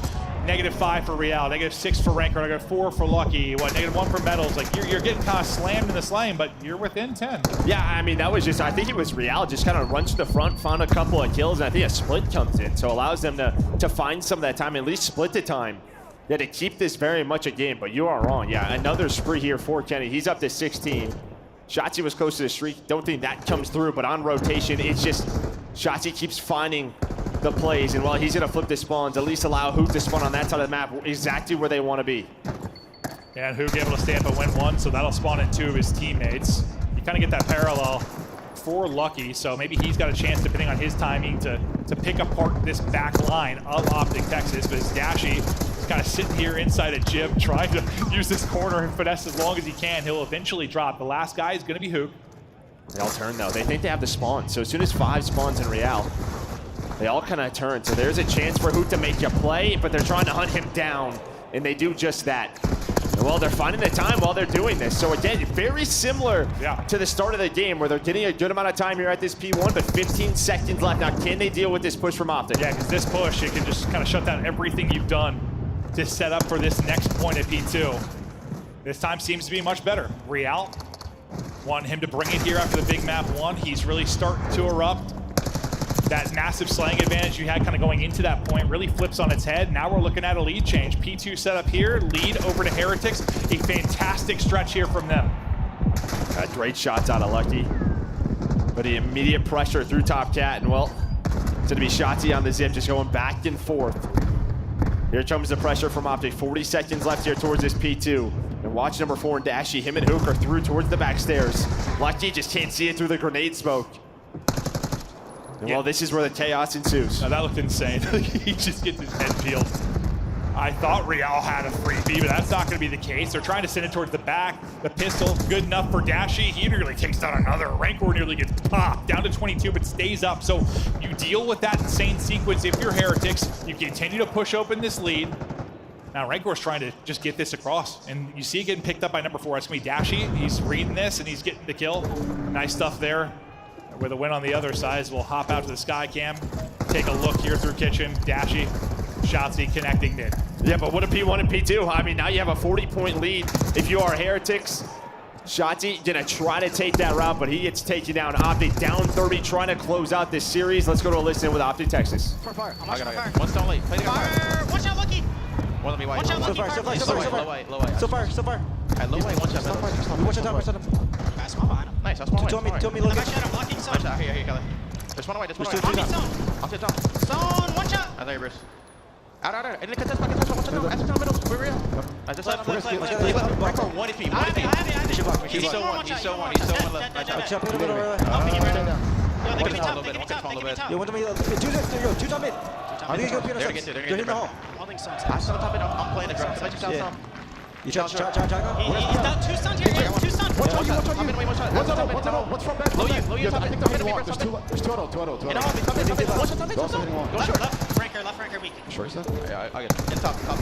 2 jumping long. One more long. Oh, yeah. He long going lookage. Okay, shot at everybody. Got me. All right, low you, right door. One shot Right, right you, right door. I Nice have you. you. Take your time, Opposite Chris. record. There's spawn. One spawn in the back of me, Meadows. And one's you. Yeah, in the back, Meadows. Low gym, low gym, wake it time. Low gym for time. Back right. Nice, one. Okay, I'll spawn stone. I'll spawn right. Saw him there. Play the back, yeah. He naded me. He's challenging me. Real. You right here. Stone. One time, real. What's up, Tevin? Back right. Who's going to move you guys stone? Looking at it. He did challenge stone. Meadows. I'm able to That's shit. top. Yeah, he's top stone. Yo, P1. Alright, stone stairs too. Alright, I'll get, let's go. You can brush this from front, maybe. I'm going to wrap left to the net. One spawn out piano, I think, Chris. He's gonna be P1. Yeah, one piano on me. Back left for real. Where's that? He's back right now. The lead up. Nice. Yo, P1 again. Models. P1. And one guy's on me on the right. Right here. Right, I'm new. Meadows by I'm himself. new. I'm trying to hit. I'll see him. And low bed. They can spawn behind us. Weak. I think it's spawn behind us. He's still low bed. Should be fine, it should be He's fine. still low bed. Right. Really low catch. Really, he's fine. I can get the guy. Bottom bed. I'm in the top. I think he had. No, he's bottom dead. I'm on top. They're short. The short? Yeah, top short. Weak, top short, right core. It's fine, top short. Yo, on the right. Absolute on the right. Real. Yeah, I think I Real's top short. kitchen. He's on He's top. in you now. In you now. Watch out, right. Top skid. Alright, on top and low. He's one shot on me. One shot Real. We are out of the list now. So Dashy's POV was making me feel some kind of way. That man's shot is clean. That snap onto the player in kitchen just looked disgusting. Dealing with Chow's over the top from short. And you're still, though, you are down 60. Yeah, as soon as we got to the listening, it was an early break at P4 for Heretics, and they cashed in again. So, I mean, we just kind of saw it, some frustrations maybe on the Optic side, but yeah, as good as the POV was, you were down a lot of points. Still a chance to make the jump back here with P2 control. But Heretics in control. Yeah, I'm like gassing Dashy, but I'm like, yeah, but that was a tough stretch. That was a real tough stretch. It looked good. Yeah, it did. His POV is nuts, but now you really gotta hold this down. Just 21 needed for the win for Heretics. Real, well, checks one corner. He is in the other. Wallbang finishes off one, but you go 3 for 1 if you're Optic Texas. We left him. I like this. I love it. I like this. Lucky sneaking through. Finding players, setting them up for the break, and you gotta love the high IQ play there. Beautiful stuff out of Lucky and Heretics, and that break could seal it. Now, 10 needed for the win. Just seconds away from taking 2 hard points off the best hard point team in the game. 5 to go for the dub. Last push for Optic Texas are trying to get in. Lucky on a 5 streak here at the tail end of it. Shotzi, though, doing just enough to keep them up and keep them fighting. He's doing everything. He's wiping them off the board. And he's kept them alive to this point, at least. We'll see another rotation, but you just need 2 seconds. Yeah, well, they're going to find a couple of kills on rotation. Kenito does take him down. Only 2 needed here at Kitchen. Numbers should be, I mean, well, it's here for Optic. You get the close spawns, but Real is peeling heads. But it doesn't matter. There's just always one more player here in green, finding kills, staying alive. You got to be perfect if you're Optic Texas. So far, so good. We're going deep into this one. Dashy leading the way at 33. And yeah, you're starting to sweat right now if you are Miami Heretics. You are feeling the pressure. A loss here, you lose the series, you're into the loser's bracket. But can you get it to a map 5? Just got to hit a stun, right? That's really it. Can they connect on something? The green wall not giving it up. Hoop trying to take out 2. He somehow stayed up. Now just taking the win for Optic. Somehow, are they going to do this from the depths? Optic are up. They're looking to take the map. They're looking to close the series. There's no opening, or is there? Lucky maybe enough. The tick not there. Oh, it is. I thought he contested, but instantly drops. Heretics. Wow. Just barely able to take it and get us to the map 5. Insanity on Skyline. I mean, I know we saw some perfect hardpoint earlier on a Thieves. You don't see it often at the P3, but Optic, they were doing it. There was always one more player that had the close spawns. And I mean, yeah, you could just tell that maybe you're just staggered a little bit if you were Miami. Well, it's I think it happens like you're like, we need 2. Like, we need 2. We need 2. Like, you're just calm, like, go, hit it. Yeah, they're weak. Like you said, like hit a stun, hit an aid. Like one opener and you're good, but like you nailed it. Like there was always one more player. There was always one more body that was able to step up for Optic. But at the end of the day, the fact is you needed 2 seconds if you were Heretics. They were finally able to burst through. What a comeback that would have been from Optic Texas. Nearly just picture perfect down the stretch, but they kind of deserve a map 5 after that one. I mean, what a game. I mean, yeah, just pretty much even across the board. Maybe you're slaying a little bit, but just looking at the game flow, It's really the P2. I mean, you're right in the middle of the map and you start to take that lead. As soon as we got to that listen, you flatline a little bit if you are Optic. The play from Lucky late was great. I mean, we don't, that type of stuff happens pretty often. We just don't always necessarily see it live from their POV, but it was just awesome. Just watching him run by, bides his time, ends up going on 5 straight in that stretch, and well, every second of that mattered, obviously. Yeah, no doubt about it. Holy hell. A wild, wild finish. Heretics taking 2 hard points off the top hard point team in the game. I mean, after this, hell, FaZe might have the highest win percentage now in hardpoint after losing these 2. It's them who else is up there? Like, this has been unbelievable from Heretics. Like, yeah, I mean, again, like 2 and 3, they were ass. Yeah, I mean, but 1 and 4, they're turning up. Again, their plus minus was like -3. Like, they played everybody tough. Again, Skyline has been their best map, but they did it to a game 5. It has plagued them all year long. Yeah, we showed it at the beginning of this. Like, they start out with a 3-0, and then it has just been 5, 5, 5, 5 across the board. There has not been a short series at all for Heretics. If they're going to get it done, it's here in the map 5. If Optic are to continue on winners, it's here in the map 5. Who will get the upper hand? Who will continue on at winners? We'll find out after this quick break. Do not go anywhere. The Esports World Cup is an official partner of the Call of Duty League. Upgrade your game with the SCUF, the official controller of the Call of Duty League.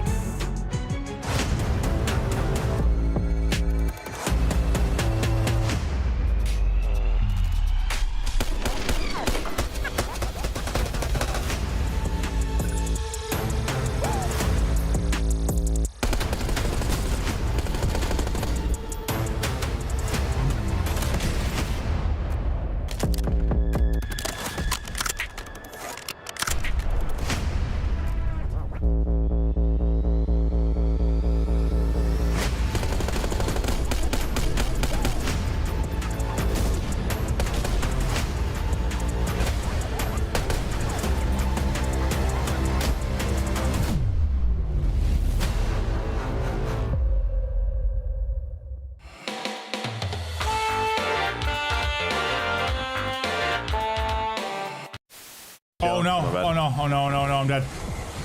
I'm dead. No way. Did I self-revive? Nope. Honestly, it works out. I'm starving.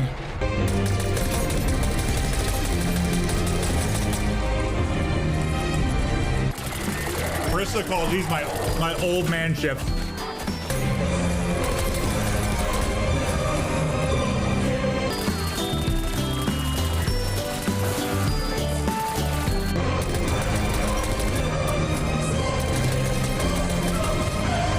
We're watching Joe while I eat a bunch of tacos.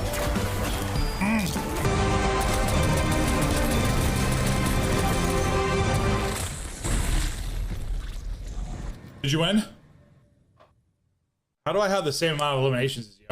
Yeah, that's some horseshit there. There's no way that's true. We're good.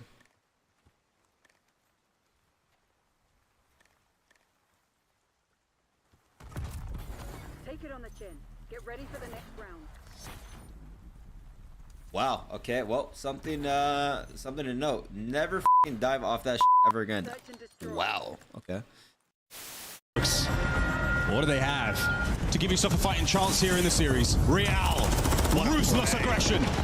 Another on stairs. Can't get it. It's Kremp with 2. It's now down to Lucky.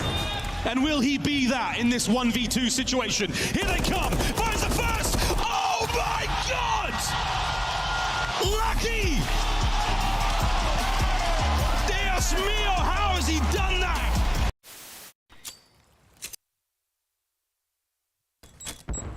Se ha pegado. No deberían. ¿Qué ahora en izquierda, tío? Me dio una de izquierda, no ahora, están por medio. Pícalo. Wait, that's unbelievable. We just showed this, I think, at home and the venue of like Bickle with a stick in the back of the head right before map 5. That's diabolical. That is. That's actually diabolical. Like, I'm sure that was just unfortunate timing, but that is absolutely diabolical. But the fans ramping it up on both sides of this. The venue has been nuts. We hope you're enjoying the show. I mean, it started, to be honest, like, I was falling asleep in the green room at one point because people were just getting belted today. Like, just bent over and all day. Well, some people might like that. I think in this scenario, probably not, though, Joe. Probably not, no. Probably not. not. A good time. Not a good time. But some do. Yeah, of course. Yeah. But this series has been everything we hoped for. I mean, okay, the 2 and 3 were not great. Optic handled business. They absolutely fried. But the hard part, that last one was a banger. That's kind of what we've been looking forward to for this weekend. And now it all comes down to this last search and destroy. And for Heretics, this has been your kryptonite. Like, you are 2 and 5 in the league. You're at least just league matches. Take the minor out 6 straight game 5s you've had. But it builds you up for this, right? I mean, honestly. I mean, how many times have you been in this scenario? You're hoping. But like usually when you win some, it helps. Yeah, you're not wrong. But like, what else could you really ask for, right? Yeah. You start 2 and 5, you get a winner start. If I could tell you we're gonna go to a game 5 winners round 1, you'll probably take that 100 out of 100 times. Yeah, true. Like, they've been tested, and that's what I said before. They have had reps, bro. Like, you go that deep in series over and over and over and over and over again. You hope there will be some improvement. Well, this is where you got to show on. I mean, you were here in the map 3. You got slammed in control, but we changed the pace. We get to search and destroy, and we've seen some different play styles in this particular map. They want to shut down Dashy. The fact he gets 1, big for him before he gets dropped, because they really try to ISO him big time. Bomb now going down as well as Kenny is getting that in.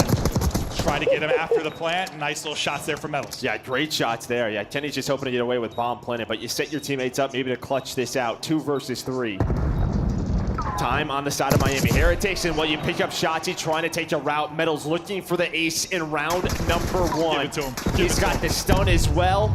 And I like this. Again, just staying calm, waiting for him to slide out. The nade hits, but the time on his side. He's got the defuse. He's got the ace. What a round 1 for Metals. That is disgusting from Metals.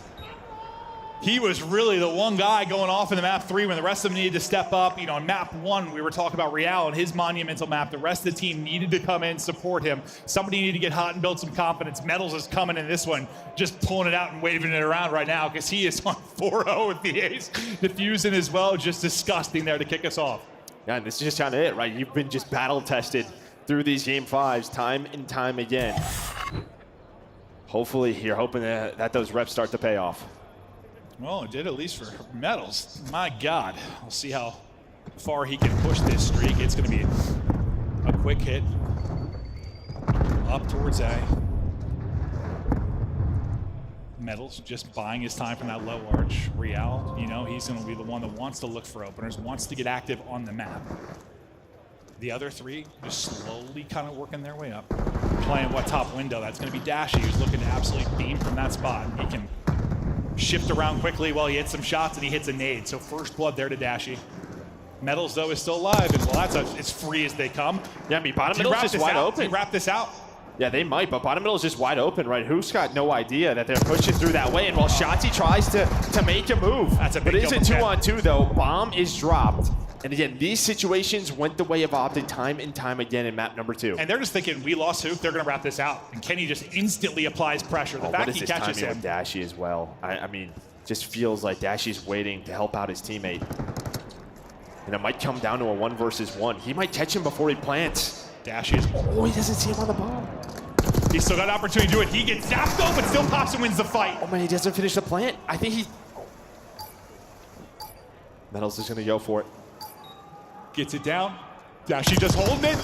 Damage is in, and Dashy add another clutch to his resume.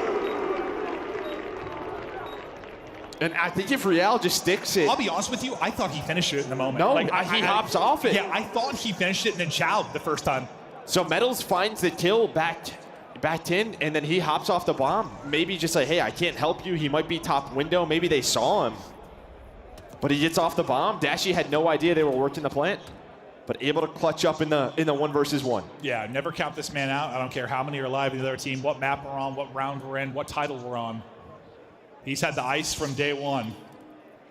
So now what? You have a clean ace for Metals, where they get the round 1 win. Now Dashy clutches up. Both teams throwing punches. You get up to 6 already if you're Metals. The problem is you basically had every kill for your team. I guess the same kind of for Dashy on the other side of it. These two are going to go back and forth over the course of this map 5, but it's a defensive stack over towards B, so you're thinking retake here if you are Heretics. Or is it just a quick hit through top mid too. And watch number 2. Watch Shotzi, right? When is he going to make a play through the flank? It looks like he's going. Metals is watching that cross though. And well, that is maybe just VOD prep, whatever it is. Metal has an idea, and he's having a map, able to find that first blood. And that's, I mean, Shotzi hasn't really had his way this series. They've really done a good job making sure he can't get to his playmaking spots. And yeah, you're probably right. VOD prepper. I mean, when you're a player like Shotzi, you're looking for timing. Sometimes they just don't go your way. It can also be the case. But as he gets picked, you have the 4v3 now. You got to work this retake. The problem for you is Dashy is still alive, and at any moment he can take over the round for a clutch. You clear the trophy, the timing for Lucky. The second he starts to sprint, Kenny slides in, headshot is true. 3 versus 3 now. Real though on the hunt. A little bit of damage in, goes vertical, can't get it done. Caught going over the fence, or so I thought. He holds the pre-aim, he wins the fight. I thought Real was going to chow another, but it's all down to Kenny now. It's not planning for him. It's not planning for him. He's going to have to wide peek this. Able to win it. Oh no, Red Core wins it.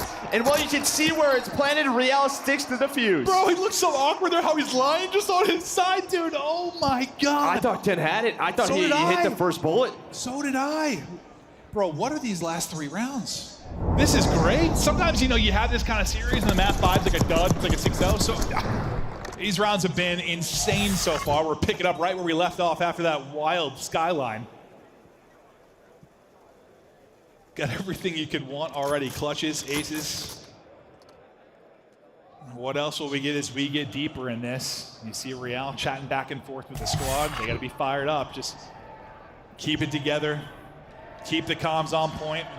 Don't let the moment get to you. It's just a round 1. We got plenty of tournament to come.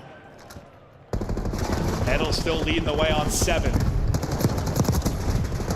Real. I thought maybe snapping back, but it's Dashy with 2 to open it. They'll take numbers, Joe. Not for long, though. Well, it should be another just 2 versus 2. We've had plenty throughout this match. We're going to have another one. Bomb is down, though. I think they just go for a top open, kind of 4-man hit through B. Well, Miami just lucky to trade this out. But now just trying to find the info from the other side. So Bomb is down, but Rencor is able to find it. He finds the info on the pinch there from Shotzi. Hook's going to have a sub in his hand. Yeah, Shotzi just has not been able to find the openings he wants whatsoever. No, yeah, 0-4 right now. Yeah, just that's it. They are shutting him down. But he's been shut down on this map and suddenly gone nuts. So we'll see if that changes over the course of it. On Hook. Well, what is this timing going to be like? What is it going to be like for Hook? And well, Metals, he has had his number on this map, and he does it again. It's just like, can you continue? Can you continue to shut down Hook and Shotzi? The further we go in this map 5, but we'll see it from Metals. It's an awkward kind of chest bump, kind of drags Hook's aim to the ground. Metals pops and shuts it down, and he looks like a man that is locked for a map 5. 3-1 Heretics now. I mean, there was a chance there for Hook, right? He had the read on them rotating back to that bomb. But Metals, instead of sliding through the doorway, just kind of hits the corner. That allows him then to use the hip fire, hit the shots. He's on 9 through 4 rounds. And what's tough is, like, Dashy has 3 first bloods, bro. He has 3 of the 4 first bloods in this. And you're still up 3-1. That's got to be a tough one to swallow as well, because you got to think that improves for Heretics, maybe even more of an advantage. They're grouped up here. The one person's Dashy's playing deep, kind of watching that flank through Statue. They want to plant this bomb. Have the trophy down. But Metals is here throwing nades, and working the flank will be Real and Rencor. It's just what can they find on Dashy, and there will be that first blood. Bomb planted, though. The retakes have gone Miami's way throughout this. Lucky's going to find another one. And, well, now it is just down to Hook again. Does find one, now has to get out. And, well, they're trying to chase him 16 HP. And this is winnable for now for Hook. Well, their only round wins a 1v2. Dashy was able to pull off. Hook going to be in a similar type of position. Just wants to go, not able to find the opening. Heretics, they get the opening pick on Dashy on the flank. And after that, you just see the green arrows. Everyone has to reposition after that opening pick. Kenny can't get to the Lambo in time to really get anything clean. You know, I mean, I sort of spoke that into existence. Like, they've proven the first bloods. How much better can it get? They get a nice first blood there, and they just take it away from there. Now a 4-1 lead. They only won 1 round on that map 2 as well. Yeah, just straight retakes here from Miami. You're getting the bombs planted if you are Optic. Just not executing on either site. This time B doesn't go their way, but Miami back on attack. One of those rounds you feel you just have got to win. Granted, Optic Texas have had some crazy comebacks, and on this particular map, Joe, we have seen 5-1? Another first blood for Dashy. That's his 4th. And yeah, it was a 5-1 comeback they were able to pull off, so maybe they're pushing for that. See if they can pull some magic again. That all came down to that insane Kenny 1v2 against Thieves. Real, though. Timing is getting picked up. You see at number 3 going back. We're going to have a one-on-one here, and Real's able to win it. Dashy gets another, though. He's putting the team on his back. He's at 9-4, 1,200 damage. Rest of his squad's got like 300. Why not? Out the map. Shotzi's like, that's my playground. Rancor now. His opportunity to 1 versus 2. Bomb in hand, no chance to get anything done there. Optic Texas needed one, they get it. Yeah, again, just the opening. Take top close, that's all Dashy. He's able to find the first 2. And as soon as Real is going on that flank, in the one-on-one, he wins it. But the problem is he's making that play. Metals gets taken down again by Dashy. So yeah, Big Bruce stepping up here in this map 5. No, he's been incredible. He's like, guys, I got this. I'll put the map on my back. I'll get us a little bit deeper in this one, but at some point you guys are gonna need to turn on the jets. I mean, he has literally like as much damage as the rest of the 3 combined. Like, he has been shooting. Same for the kills. Back to attack go, Optic Texas now. Well, we're watching Dashy because he's been the first blood Reaper. He's got 4 out of 6 so far. All first bloods for Optic. Kind of look at the mid halls there from Hook's POV. We get right back to Dashy and Ken. You can kind of see their setup here in window. Kenny, I thought nearly caught, but he's still all right at 65. It's Optic with top halls control. Miami just trying to play in low. And again, they're just opting to say, if you plan B, we're going to play the retake, but Metals is going to find the first blood. He's in the double digits. Trey trying to come on through. Hook almost takes down 2.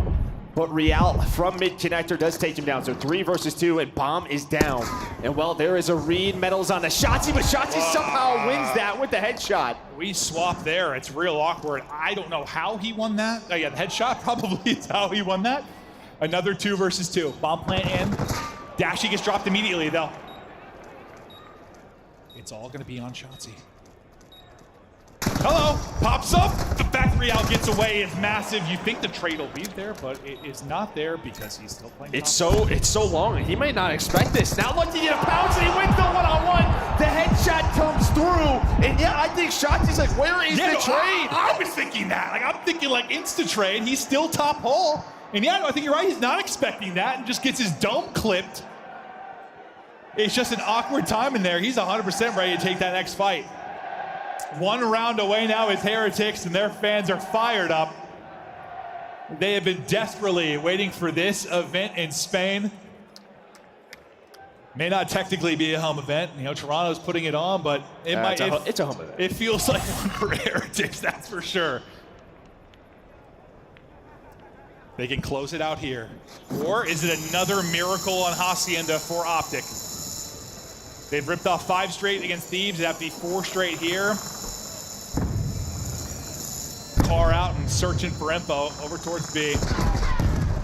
Skycam, well, shows it getting blown away there by Dashy. Look what this does, right? You have 1 player in Real all the way pushed up top office, Bomb being planted over towards A. So you show the car B side, it keeps them honest towards B. 4-on-4 retake, and maybe the key player will be that number 5. When does Real decide to go?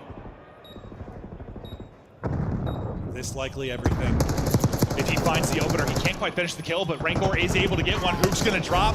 Shotzi somehow gets away. 2 versus 2 now, but time is dwindling. 20 seconds to go. Rancor is able to pick up Shotzi. It's all gonna be on Dashy. Not this time! No 1v2 through. Heretics light it up! And after the plague that has been map 5 for them all season long, it's a map 5 victory here at the Major. This is where it counts, and this is where they get it done in front of the home crowd here in Spain. And well, Game 5s have haunted them all year. Major qualifier long. Yeah, it's crazy, like all year. I mean, it's one qualifier, but like it's literally been their entire qualifier. It's just been map 5s. You are now a 2-5 team that's in round 2 winner. All right, I'm not sure how many times we've had that in the history of the CDL, CWL, MLG. Like it's I don't think much at all. No. That is something special, something outrageous, but it's rep after rep, deep series after deep series. And you said before going into map 5, like you've been tested so many times. Like, map 5's been your home. Why not finally get it done at the time it matters most? And I say that with it, well, it's gonna matter much more on Saturday in round 2 if they get to another one. But we take a look through the stats, and although Metals kind of cooled off a bit, man, he is the reason they got out to that early advantage, put the pressure on Optic. And Dashy, I mean, you have 4 first bloods, you have the only first bloods for your team. You're thinking he buys you time to get deeper into this one, the others just never activate. I mean, Shotzzy never found the openings he was looking for on the map. Same can be said for Hoop, where they can be such a threat. That's where this team, when you think even back to years ago when they were together, when those openings weren't there in any mode, when they were getting shut down, that's when the team struggled. They did. Yeah, the timing's just a bit off. Maybe the biggest surprise here, they lose 2 hardpoints, right? They've been such a good hardpoint team throughout the year. And they just, I mean, props to Real in map number 1, really the whole team in map 4. It's close. They almost have an incredible comeback at that P3 on Skyline, but map 5 was all Heretics. I mean, their retakes were on point, the teamwork, but it was Metals early on. We had some duds to start the day, but a banger of a series to close it out. That's day 1 for you, but we have Real, who dropped 41 in map 1. He's got to be fired up. He's on stage. Take it away with the interview. What an absolute banger we had right now. First of all, breathe in, breathe off, calm down. What a complete banger. I mean, if we talk about, I have to ask you, what's going on the 4th map? They were so close to make the comeback, but you managed to save it and to finally get the 4th map and going to S&D. How you felt at the moment? I mean, it was like a really hard moment, but I think like Lucky made like a hero play like on the last P2. He let like Kenny play like go through P3. He got behind him and like he got a 2-piece and then we broke it. So I don't know. And how you feel right now? I mean, it's been amazing. You get to win 2 hard points and against one of the toughest teams to play against. And also, you managed to win on S&D. This has been one of the hardest maps for you. So how you feel right now? Well, hold on. Wanger is making all the people getting crazy. Do you want to say something to the Spanish crowd? Quiero deciros que muchas gracias a todos los que habéis venido, a mi familia, los que apoyáis Heretics y ¡vamos Heretics! And how you feel right now after winning up the Texas? I mean, I absolutely feel amazing. You know, like we went through like a really hard time, like in the online match, like through the online matches. So like it feels good, like to win 2 hardpins and like win last map too. So I don't know. I just feel insane right now. You're ready on the next round. Let's hope to see you soon here on the stage playing the next match. Thank you so much for the interview. Y una vez más, amigos, un fuerte aplauso para Real, que ha hecho un auténtico partidazo, y para también del equipo. And with all said, it's time to go back with Bucket. Incredible stuff from Miami Heretics tonight. The Spaniards getting a win in Spain. What better way to start the tournament? You can't get better than this, right, Chance? You called it. Yeah, the perfect culmination for the team. The first time playing on their home soil in years. I can't imagine the feeling, not just for the players, but for the coach, Method Sick as well. These guys had to have been fiending for it, and because it was a Game 5 fashion, they lost against so many on their run. And yes, against Optic, they get it done. It's got to be the best feeling on earth, and that's just the start of their tournament. Metals is not going to pay for a drink his entire trip here in Madrid. What is so crazy about that to me is he had such a slow game number 1 too. So a huge turnaround for Metals for the fact that they even get to the Game 5 and that he is the reason they got such an early lead. And S&D was such a pain point for Miami Heretics for the longest time at the beginning of this season. And then the last couple of series, they're starting to go to a lot of round 9s, a lot of round 10s, a lot of round 11s. And now we're seeing all of that hard work into fruition and just unreal storylines, unreal work out of Miami Heretics. I can't wait to see what they do for the rest of the weekend. Yeah, they did a great job, especially in their retakes. And you're watching that Game 5, like Metals was everywhere. You know, we're back in the green room, and we're talking about this roster and what we like about it. And Study out of nowhere just goes, you know, Metals sometimes kind of reminds me of a Beezy. Me and Chance looked at each other and we're like, okay, let's pump the brakes a little bit. We come out here and Metals is just going crazy off the rib, started 8-2, winning huge rounds, had an ace early on. This team, man, Heretics, surprising everybody, winning a Game 5 finally. It's got to feel so good. What did you say, Chance? That Abizi is the American medals? Okay, I was trolling when I said that. Very but, fitting. Very fitting. That's how we're going to end the night. Okay, there. I was just going to say, I want them to carry the momentum, though, right? Yeah. Like, Optic Texas are going to get back in the mix. We know they're a force in the losers bracket. Heretics, you finally have Game 5 ice. You need that confidence for the rest of the year. I'm worried about Optic, though, after that series. Yeah? I mean, they lost 2 hard points, and they hard trolled at the end of the Skyline. They were 9-1 across those 2 HPs in the series. Did the crowd affect them? I mean, it was still a home crowd for Optic. Yeah. It was still more for Optic. It might be louder tomorrow because they have to face off against LAG. We'll get to that in a moment, but first, it's your Scuff play of the game. He goes by the name of Real, and he dropped 41 and 25 in our opening hardpoint. Completely got like, I mean, he just got off to a tear right from the jump, and he never slowed down. One of the best performances we've seen from him, and honestly, I am just continually impressed. The guy's a superstar. He has performances like this consistently. And I have to be so honest, like if Real doesn't perform like this, like Miami Heretics do not win naps in series. So with the amount of pressure he has to do that consistently time and time again, Real has been unreal.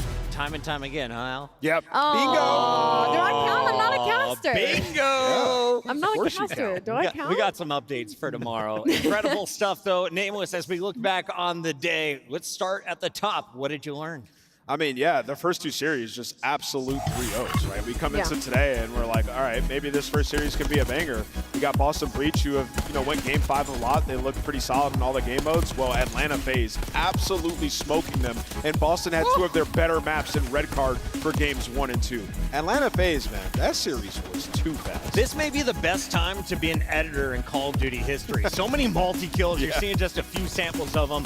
Boston Breach.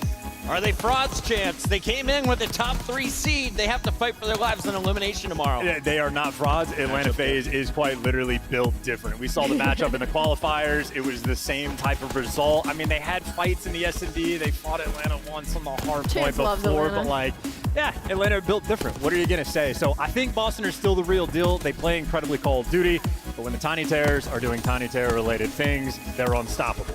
Heretics fans will be happy to know that Abizi and Simp are on the other side of the bracket. Look at the Tiny Terrors and the work they've done here in Spain, Allie. They are just unreal. You put these 2 on a Treyarch title, and it is disgusting. I always talk about it. Black Ops 4 is my first game title, and these 2 are all anybody could talk about. While Miami is full of a Spanish lineup, Toronto is the host here in Madrid, and the home team came out with the win. Let's talk about Joe Deceives and the performance from the rest of the squad. Bouncing back after a loss to Optic in the last qualifier. And I'm digging the gameplay, too, because I know I've been watching Kleenex for years be absolutely gross, but occasionally he's got the, quote, more objective-minded SMGs next to him. And Joe Deceives is that, but the dude has been popping pieces and showing up on LAN as well. I'm so excited for these SMGs, or the SMGs, excuse me, to continue. They're so good. Both, they're S&D and the SMG. I mean, to your point, like Kleenex, he was 35 and 19 map 1 at 114 seconds. Like, the guy is doing the objective work as well. Fries the first 2 maps, then we get to game 3, and it's Joe Deceives taking over. I have a crazy take. I feel like this dynamic is much more similar to like the Simp and Abizi dynamic, where like both of them can definitely have moments where they're going to make the right play, but they're also going to continuously get all these multi-kills, get all these high engagements, get all these high KDs, and that's going to be an interesting matchup should we ever get Toronto-Atlanta. Kleenex treating Vancouver like a Tesla, taking them to the trash. Let's go over to Carolina versus LA Thieves, 4 versus 5. It's political, don't worry about it, Alex. LA Thieves, they were the super team. This was the team everyone was hyped about at the start of the year. Showcasing their talents today. They boppity-bopped Carolina. It was disgusting looking at the hardpoint scores. Yeah, they looked unbelievably clean. They addressed every answer you're looking for. They did lose the S&D, but Hydra's starting to get some first bloods, showing off some creative strats. But I just know my heart goes out to Carolina. Vivid also, or obviously struggling with Salty for Brian. Sane might be dealing with a staph infection. Yeah, so going shout out to the ER to not, tonight. but not the U.S. healthcare system, so he might be taken care of. Great call. Yeah, hopefully he gets better. And not only did they dominate, it was 2 maps that they haven't played a ton in their map pool. And when they did, they were losing them in Skyline and Hacienda. So that makes Thieves look that much scarier. And then even the Control now. They have 2 maps they can go to at any point in any series. Thieves are going to be tough to deal with. I think without a doubt, the fans are behind Hydra as well, no matter what jersey he's wearing. But the best news if you're an LA Thieves fan, Envoy's land stats. Look what he did today, because we had question marks about this player just 2 weeks ago. We did. Envoy has these moments sometimes where he can have small dips during qualifiers, but man, he shows up when he's needed. And it's crazy that we almost saw them break the KD, not only in map number 1, Scrap did it, but he almost did it again, map number 4 for Envoy. LA Thieves getting the best of Carolina. Where did Envoy land on our KD leaderboard? He's at number 4. Number 1, though, his teammate Scrap, a 1.54. Abizi right behind him with Kleenex, a 1.41. It's a lot of red on that screen. It's all LA Thieves and Atlanta FaZe players, and the lone Kleenex sitting at number 3. Unbelievable. LA Thieves putting up those numbers against Carolina. Atlanta against Boston today, and you will see Carolina and Boston in the losers bracket tomorrow. What a great day. And we got 3 more days of action coming your way. Nameless, when you go back and you think about the games tonight, what VOD would you rewatch? I'm watching Heretics and Optic once again. I mean, that series was absolutely electric. You look back at that, the end of the skyline came down to literally moments, and then that search and destroy, epic plays, epic clutches, was a banger. Chance, if you could give a day 1 MVP, we had a lot of stars perform for their squads. Who was the brightest? I mean, look, Scrap was probably top-notch for individual performance, but the fact that Heretics pull off the upset, I think I'll tip it to Real. Allie, our That's a fair bracket is take. set. What's the best match kicking off the elimination tomorrow? Absolutely Optic Texas versus the LA Gorillas, mate. I cannot wait to hear how loud this venue is going to get tomorrow for that matchup. We got Royal Ravens taking on the Falcons. Surge will fall to face off against Rocker in what should be a game 5, and Breach take on Cloud9. With Allie right, is Cloud9 the real deal? Or is Boston a true threat? And Nameless is right. I mean, they're both on fraud watch at the moment, right? So that match actually could get real interesting. I didn't want to say it. I'm glad you did. It all begins tomorrow, 2:30 p.m. CET. Join us 15 minutes earlier for headquarters. We'll see you then.